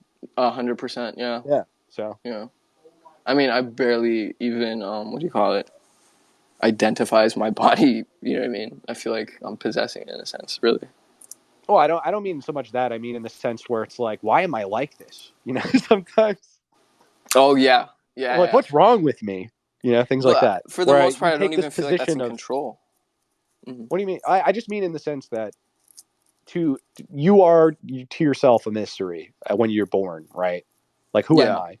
That's not, you don't know. Yeah. That's something you have to explain to yourself.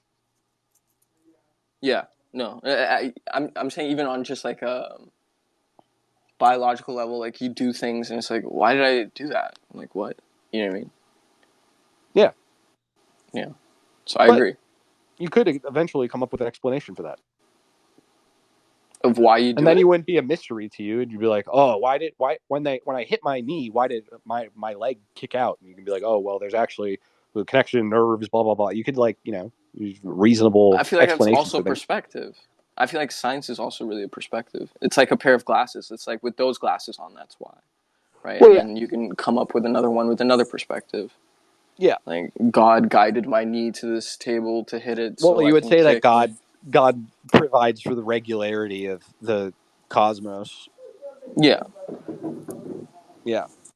All right. Well, but yeah, nice that was great. Yeah, thank you so much. Sorry to everyone that's listening. I'm so sorry that it took a lot of time. No, I think people are interested enough to keep listening, so don't worry about it, man. It's all good. Okay. But thanks for showing up. Thank you. I don't know if I can do any more, but I'm probably gonna. There's people been waiting a while, so I'm gonna let iHeart Internet on. And I think I've talked to Space Invaders emoji before, so I don't know how we get to you, buddy. But once more, readbooksvlt.com/shop. And what's up, iHeart Internet? Oh, last guy was. I mean, I'm not gonna say he was annoying, but it was a bit irritating. Waiting this entire time, but it wasn't that bad of a conversation. I'm trying to do a public service. We don't have to bully him. He was a little going in circles, I think. Yeah, well, but that's how it tends to go. I just hope he can, in maturity, he will eventually learn to be content with his place in life. And I think he will. I think he's on a good path. Yeah, the youth sometimes they get a bit too much internet, and they start reading. They put the cart before the horse. They start reading too many definitions of different funky terms. They start going for third order things before they do the basics. Yeah, and it gets. They're like, listen, yeah. Instead of reading the book, they need the perfect argument for reading the book first. They won't just go do it. Mm-hmm. And they end up with all these fancy. It's like a horse. It's a horse that you have to convince. Like they're like, I'm thirsty, and you're like, do you know what being thirsty is? It means you need water. And prove to me the water exists. Yeah, but you're like, shit. It feels to me more like first principles. More like they start with, oh no, this horse needs special. What do you call it? I don't know, some kind of Fiji water or something. Because I read on the Rational Wiki that this is the best way to do it. But yeah, how can you prove that this water won't kill me? Yeah. I actually learned that none of this matters, and you don't need to drink. You're not actually thirsty. But anyway, yeah, if you tell yourself you're not thirsty, then you don't need to drink water. Yeah.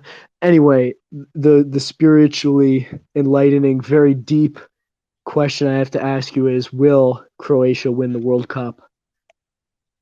Dude, I literally have no idea. I haven't paid attention to World Cup Okay, shit even 50-50, yes or no? slightly. I'm calling on your clairvoyance. Who's it against, though? I gotta pick. I gotta decide based on who it's against. Well, it could be. They play Is that the Argentina. finals already? No, they play Argentina in the semifinals tomorrow, and then So who's left? It's Argentina, Croatia, Argentina, France, and Morocco. I'm thinking it's either going to be. I'm going with Morocco, baby. It's either going Let's to go be Morocco. Morocco or Croatia. I think. I'm rooting for Morocco. If it's a Croatia and France final again for the second World Cup in a row, I don't know. Win or lose, my heart cannot take it. I'll probably die. I got to root for the North Africans. Yeah. I think it's just been funny to see all the people saying that they've using it at a point that Morocco has defeated so-called colonizer countries, completely ignoring the fact that Morocco has themselves at multiple points in history. You know, we all like to pretend that part of history didn't happen. Yeah. It's okay. I think there was never any slavery outside of America. We invented it. We're so sorry. I think it's just that a lot of people really, you can never underestimate how stupid people are and just how little they know. Well, it's not that they're stupid, it's that they're ignorant, which is different. Because you can be stupid or smart has to do with your potentialities, right? So it's like your capabilities, like what you could possibly do. Yeah. Like if you're stupid, then you could be very well informed, but it wouldn't really matter because like your understanding of what that information is would be flawed in some way. Yeah. You can also be smart and ignorant, which is all too often the case, where there's people who are very, very smart but are extremely ignorant about most things that have actually in the world, right? That's much worse. I think it's more common for people to just be dumb. I don't know. I don't think so. I don't really think smart or dumb has much to do with it. I think it has everything to do with ignorance. Because that could be possible. Like for instance, to have no knowledge, for instance, of what you're saying, like, oh, they don't even know that these people have also done the same fucking things. It's not like they're uniquely anti-imperialists or whatever. It's like, they've also been members of empires and they've also like taken over territory. Everyone's family has in the arc of time has been enslaved and has enslaved, and they've done saintly things and they've done evil things. We've got a mixed history of everyone, right? So the real thing would be the ignorance of not knowing that there's worlds beyond the world that they are privy to. Yeah, that's true. But for practical purposes, I usually group the two of those things together, being stupid and just being plain ignorant. I think usually the ignorant I think make the transition over to the other side. Stupidity. I'm friends with a lot of stupid people, but oftentimes they're not that ignorant. A lot of times stupid people are aware that they are stupid, and that makes them wise. I love stupid people. Like people who are actually just a bit dumb, but they have good hearts. That is my favorite type of person. Yeah, it's because they're wise, because they recognize that they aren't smart. The problem is smart people who recognize themselves as smart and are so proud of their own intelligence. And actually don't know anything. Shit. Yes, and they're actually ignorant. It's the worst. Yeah. Mm-hmm. I find stupid people are aware of that, are often curious, and they want to. The stupid people, they want to get rid of their ignorance. The stupid people operate on more of a base instinct. And as you get smarter and smarter, you actually come back around closer to that base instinct because the instinct developed for a reason. Yeah. So when you get to the absolute peak of intelligence, you sound like an idiot. You manually figure out everything that led to the reason why those instincts formed. So you and the idiot have the same conclusions. You do the same things because they're operating on instinct and you operate on the same things that founded instinct. That's like this beautiful novel called The Idiot by Dostoevsky. Mm-hmm. Yeah, being an idiot is good. I think I'm I don't know if people are always like, oh, like low IQ or whatever, but like IQ has nothing to do with whether or not you have wisdom. I think it's generally just a by the person kind of thing. Like IQ is like if you're a raven that can figure out that the pellet machine works if you move this puzzle piece. IQ, I never liked IQ tests because it's always like you want to solve a Rubik's Cube and it's like I really don't really Yeah. care. I don't want to do math puzzles right now. I'm kind of Yeah. I'm not Yeah. trying to figure It's out kind of how trivial. to do a pattern. Like it's more kind of practical in the way, and really just by the persons. Either someone is or they aren't. They either have that kind of IQ spark or they measures don't. your potential value as a commodity in the knowledge economy. So high IQ means that you could provide utility to this economy, and low How IQ means well that you maybe won't provide utility. how well are you going to be able to memorize the math textbook and then take a test? Well, more like how well are you going to be able to follow orders that your boss tells you to do? Yeah. The more specific and Difficult. Like, for instance, elaborate if your boss is like, orders. "Hey, can you figure out a way for us to what do we do with this nuclear waste?" That matters. Yeah, or computer science. Yeah, exactly. Yeah. God, Stuff I like could that. never do computer science. I would rather die. So right hand I before mean, God.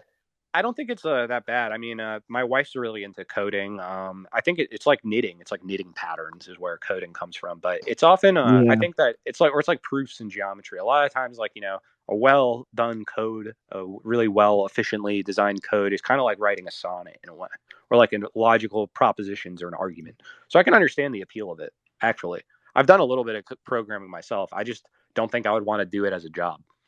Yeah. It's not like I think it's bad. I just, me personally, I'd rather die. It's like a language that only computers speak, and I don't like computers. Yeah, well, they're here with us, so I kind of Yeah, like computers. I we think they're should pretty cool. segregate them. I think computers are cool. I think we do dumb things with them. I think that we're at fault. But Yeah. Well, basically, kind of computer technology, really, in general, almost every kind of technology reached a peak in like 2007. yeah, And since then, like that's when at absolute practical application, it's got the peak. So then since then, all these people with jobs in the industry have just been having to figure out nonsense to do to justify their paychecks. yeah. So we're making we're creating these Byzantine cryptocurrency networks to give a patent office to minted GIFs or whatever the Yeah. fuck. Since then, But it's that and user interface changes, and it's yep, that all the way down for people who are paid hundreds of thousands of dollars a year, and Indians who are paid nothing to yeah, actually develop the systems that keep yep, everything running. yep. That's So a how it is. 747 crashes into the Indian Ocean, and 400 people die, and that's just the way it is. Yep. That's how it is now. Yep. Can't deny that. What else is there to say? I don't know. Anything else I can do for you? I think the Space Invader guy wants to get on, but I want to get off pretty soon. I've been doing this for like 5 hours, I think. Jeez. Yeah, you definitely have. I'll see myself out. I've been All iHeart right. Internet. Follow me, please. All right. Thanks for coming on, man. All right. And I got you, buddy. You're the last one. You got in my hoodie. What's up? Yo, can you hear me? Yeah, what's up, man? What can I do for you? What, as a follower of Christ, what's your like approach to Satanism or like people like? Because I feel like you could like a broadly stroke most of reality as like satanic.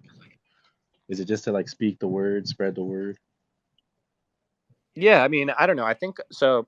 If you're talking or about like do like you the even waste modern your time Satanist, labeling things satanic? do you mean like it's kind of okay? So it's sort of like we live in under like the rule of Satan, right? Since the fall. Yes. So it's like, yeah, you could trivially say like the powers of this world, like this is satanic. That's it. The banks are satanic. That's it. This fashion industry satanic. The music industry satanic. Banking satanic. How we govern like pharmaceutical industry satanic. You can point at everything, and be like, this is all satanic because it is. unless it's like being governed in like the rule of Christ, but that seems to be like, like where do we see that in the world? You could say like, oh, the church is actually under the rule of Christ, or you could be like, actually, I see Satan there. Yeah. So, because I always wonder, like, what should like my focus and attention be towards like stomping out Satanism? I think it's not like, the thing is that you're not trying to like negate Satanism. You're trying to like go beyond that, right? Yeah. It's not enough just to be skeptical of evil. It's only sufficient to be good. And so, yeah, that's like a great way of saying it. Yeah, I think Because it's Tertullian such a said that waste of it's like time not enough. otherwise. It's not enough to just avoid bad things. It is good to do the good. Like, it's not enough to just be against Satanism. You must be a Christian, you know? Right. Well, and it's like, because when I started seeking for truth, I started in like occult literature and like that whole Yeah. like and now I'm a Christian, and that I've always wondered about like, well, yeah, the relationship to Satanism, or what I see as like all anti-Christian. But I guess the only way is just to do good, spread the word, live by it, There you and go. that's Pray for enemies, and yeah. The thing is that a lot of people who devote themselves to Satanism, etc., are kind of like the guy I talked to for like 5 hours on here, or however long we were talking. Well, right, In the that's what I sense mean. that, Like, I feel like you could have just called him a Satanist and like wrapped it up. oh yeah, but that wouldn't be that useful. Like that, like, because he wouldn't accept that label, because he's like, well, I'm not like a part of the Levian Church of Satan. I'm not like adhering to this. Well, Like, I I don't think think he he did say is that. in He the said in the he, self conscious sense. yeah, he said something about it because it's cringe because it's from Christianity. But it's like all these people live as if there's a God. That's why he's such at a loss for words and has to go into classes he's taking, because these people live as if there's a God. And Everyone so does. I mean, that's the thing, because if that's you what I believe that mean. there's any meaning in the world, or there's any value to anything, then there has to be a God, because otherwise there's no meaning to anything, and there's no value to anything, because there's no God. Like, it's that simple. But what I'm saying is, a lot of the reason why people become Satanists, like more ardently or more openly or more like Sure. theologically, or like articulating themselves in Right, this way, right. is because they see Christianity or Christians as basically their form of Satanist, right? Like, Satanism. Yes, when they yeah, say you're right. Christianity, they mean like how they interpret like what is the actual active evil force in the world. It's like a lot of these people would make fantastic Christians. Like they would make Exactly. the The church thing is that better. they're Like, bigoted yeah, that I mean, yeah, and in the same exact it's way narrow. It's so that the people that narrow-minded. they're against are bigoted. They're actually like the same thing. Like, these like Satanists online, like, like the Church of Satan, etc. They're literally the same thing as like the evangelical Christians who are like super bigoted. They just are bigoted against each other. They just have the reverse polarities. And like kind of what you said about how people think Jesus Christ is like George Bush's like Yeah. vice president. It's like the Christian today is something that can be openly mocked, openly stereotyped by people who haven't read the Bible Yeah. or read the Gospels or whatever, Just So completely in ignorance. yeah, Just yeah, yeah, completely ignorantly. And if you did this to other traditions, etc., there'd be more of an uproar in some senses. I mean, I don't know. I guess there's not. If like, you're making fun of the Prophet Muhammad, everyone's like, yeah, that's fine. And then some people, ironically, the same people would be hating on Christianity, would be like, you can't do that because it's like, POC people or whatever. But you're not. We don't have this type of animosity towards like any other faith, because that would be considered bigoted. But the notion is that Christianity is hegemonic. So to oppose Christianity would be to be not bigoted, but to be calling out the bigotries of Christianity, And it's like, they're trying to be Christ-like in a weird way. They're like, look at these Pharisees and like the Christian churches who are doing like evil things or whatever. They just like overcorrect, and they're like, that means Satan is good. and I think they have a hard time understanding I guess the claim of Christianity that it's like a personal relationship with the eternal creator. Yeah. So they can't accept that, and so they can only be like this weird, like what fucking out, like how you say, like a pharisaical atheist somehow, just pointing out like oh, these Christians aren't actually Christians, these Christians aren't actually Christians, when if they could or like if they could come to grips with a supernatural God, then they would just be Christians. Yeah. And then instead of being like, oh, these people are bad because they're Christians, you could be like, hey, you're not really being a Christian. Like, this is what doing, like, you just have to, like, it's not sufficient to just be critical. It's sufficient to be good, like, you can't just criticize everyone for their flaws all the time. You have to take the log out of your own eye, and if they did that, then they'd have to be more humble and things like that. So, like, it's And it's like, if what it, if you really don't like what the Christians are doing, then go talk to them. Go, that's what I do. yeah, when you understand, which I think this is it might be uniquely Christian teaching, but when you understand that the world is made up of self-righteous people and fucking humble people, and you, instead of like good or bad, that it like makes a lot of sense, especially for like atheists who are just extremely self-righteous, Yeah, like, which I yeah, guess it's what like, Satanism is the worship of the self or whatever. it's pride. It's just pride. Like, literally, it's like we have a month for it. It's called Pride, and I believe the Church of Satan has a big booth every year. So, yeah, it's pretty Yeah, so simple. good Christianity is just, Is a if everyone humble was a good Christian, humility. there's no Satanism. So I just Yeah, like, don't know, like, there's nothing to yeah, be proud of. Like, it's just like being humble, like, just being, exactly. being okay with being like a dude, being like, being honest, truthful. Because in truth, we should all be humble. We have nothing to be proud of at all. Yes, Like, yeah. what do we have to be proud of? Well, that's what it is. It's like in the light of it, in that, I guess, yeah. Anyway, I'm not gonna waste any more of your time. Maybe next phase. I think we might have like Rosicrucian beef. Like, I think I've maybe misinterpreted some text, maybe, but I want to flesh some Rosicrucian stuff out with you. Okay, do you want to do that now? If do you think it'd be short, or I don't know? I don't know. I just feel like some people who claim to have been Rosicrucians or part of different societies Well, like yeah, manipulate biblical prophecy in like yeah, definitely, bad ways. especially the late. Okay. Like, when I'm talking about the Rosicrucians, what I really mean is like the 17th century, like the earliest form of it, like the OGs, because like they were so influential, like their writing, like, was so influential, right? That everyone started identifying as that. The Jesuits Yeah. were saying that they were the real Rosicrucians. So then it just becomes this term for like that Okay. type of authority of being, of, like, you know what I mean? So it's like, Sure. then you have multifarious people all claiming this lineage in the same way that they would with Christianity, right?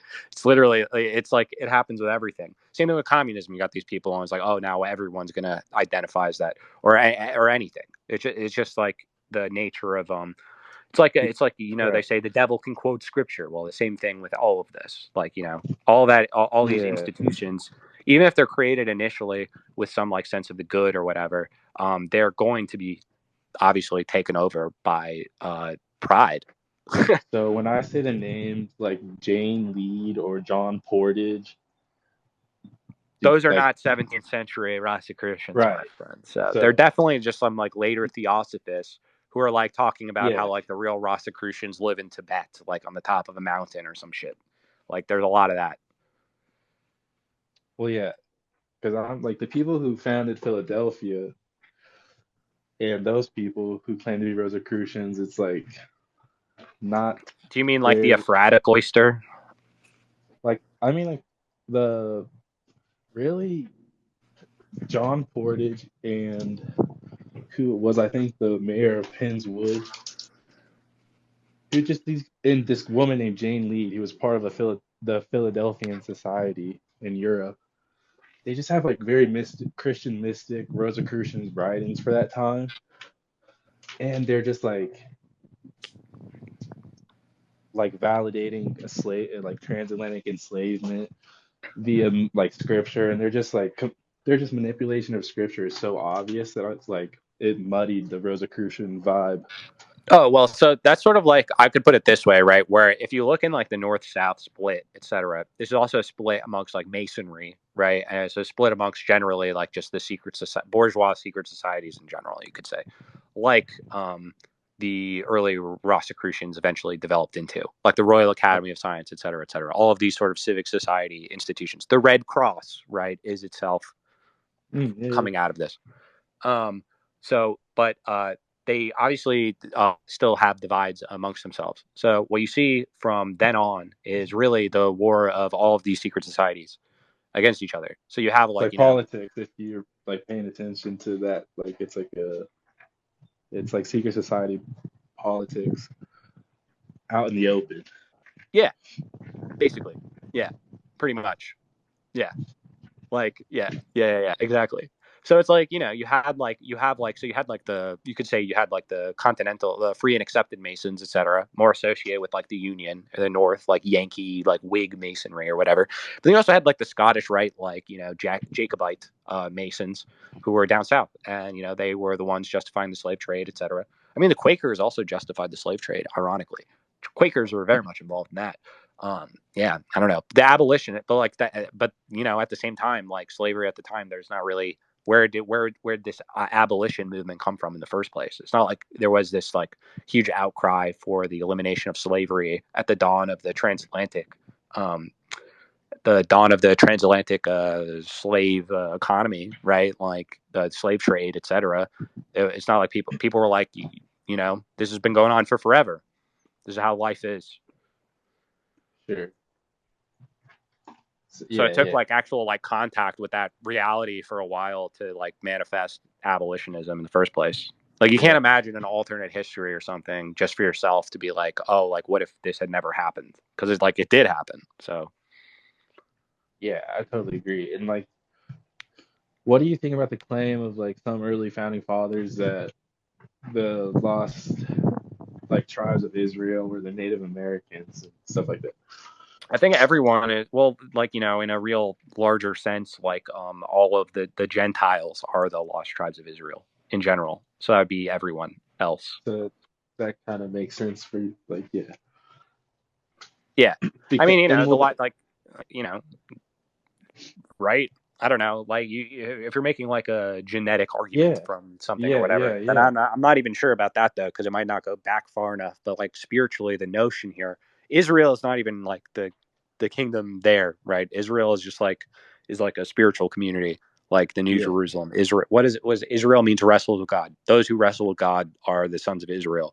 That's what Israel means. And right. And so like,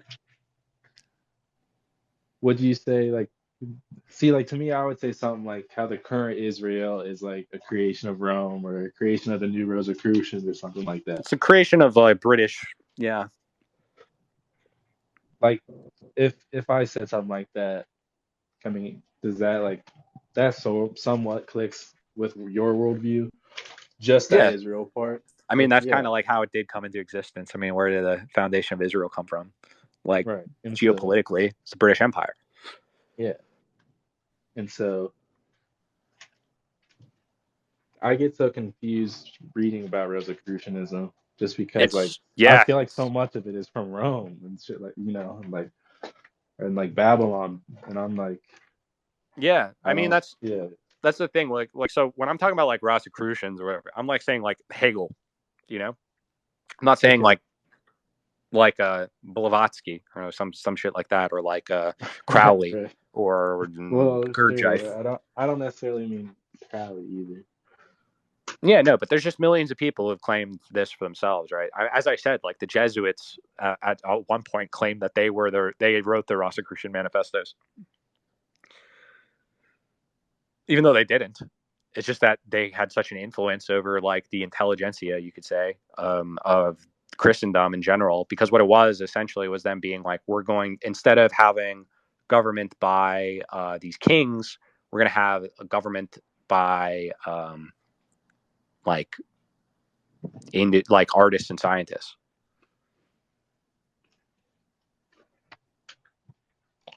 Okay, well, so I'm pretty much just I had some bigotry against Rosicrucians, so that was I mean, I do too. Needed. No, it's yeah.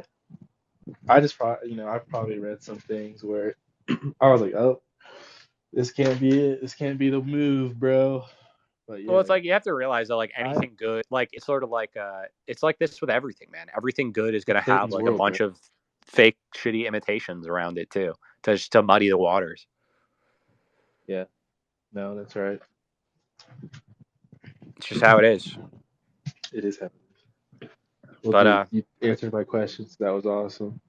great. I'm cold. I'm gonna go back inside. You do a great job. I do Word. have more questions, but that's chill For another time, man. I don't know when the for next another time I'm gonna time. be doing a space is, but thanks for coming on, man. And I'm probably gonna be taking a break from here for a bit. I want to get more writing and stuff done. Probably put out. I want to record with Stilico pretty soon and some other stuff like that. So I'll be doing stuff like that. Probably won't be hanging out on the timeline too much. Holiday season, etc. Kind of getting bored of the discourse anyway. And so hope it's been a good one, guys. I'm tired as hell from doing this all day now. All right, good night.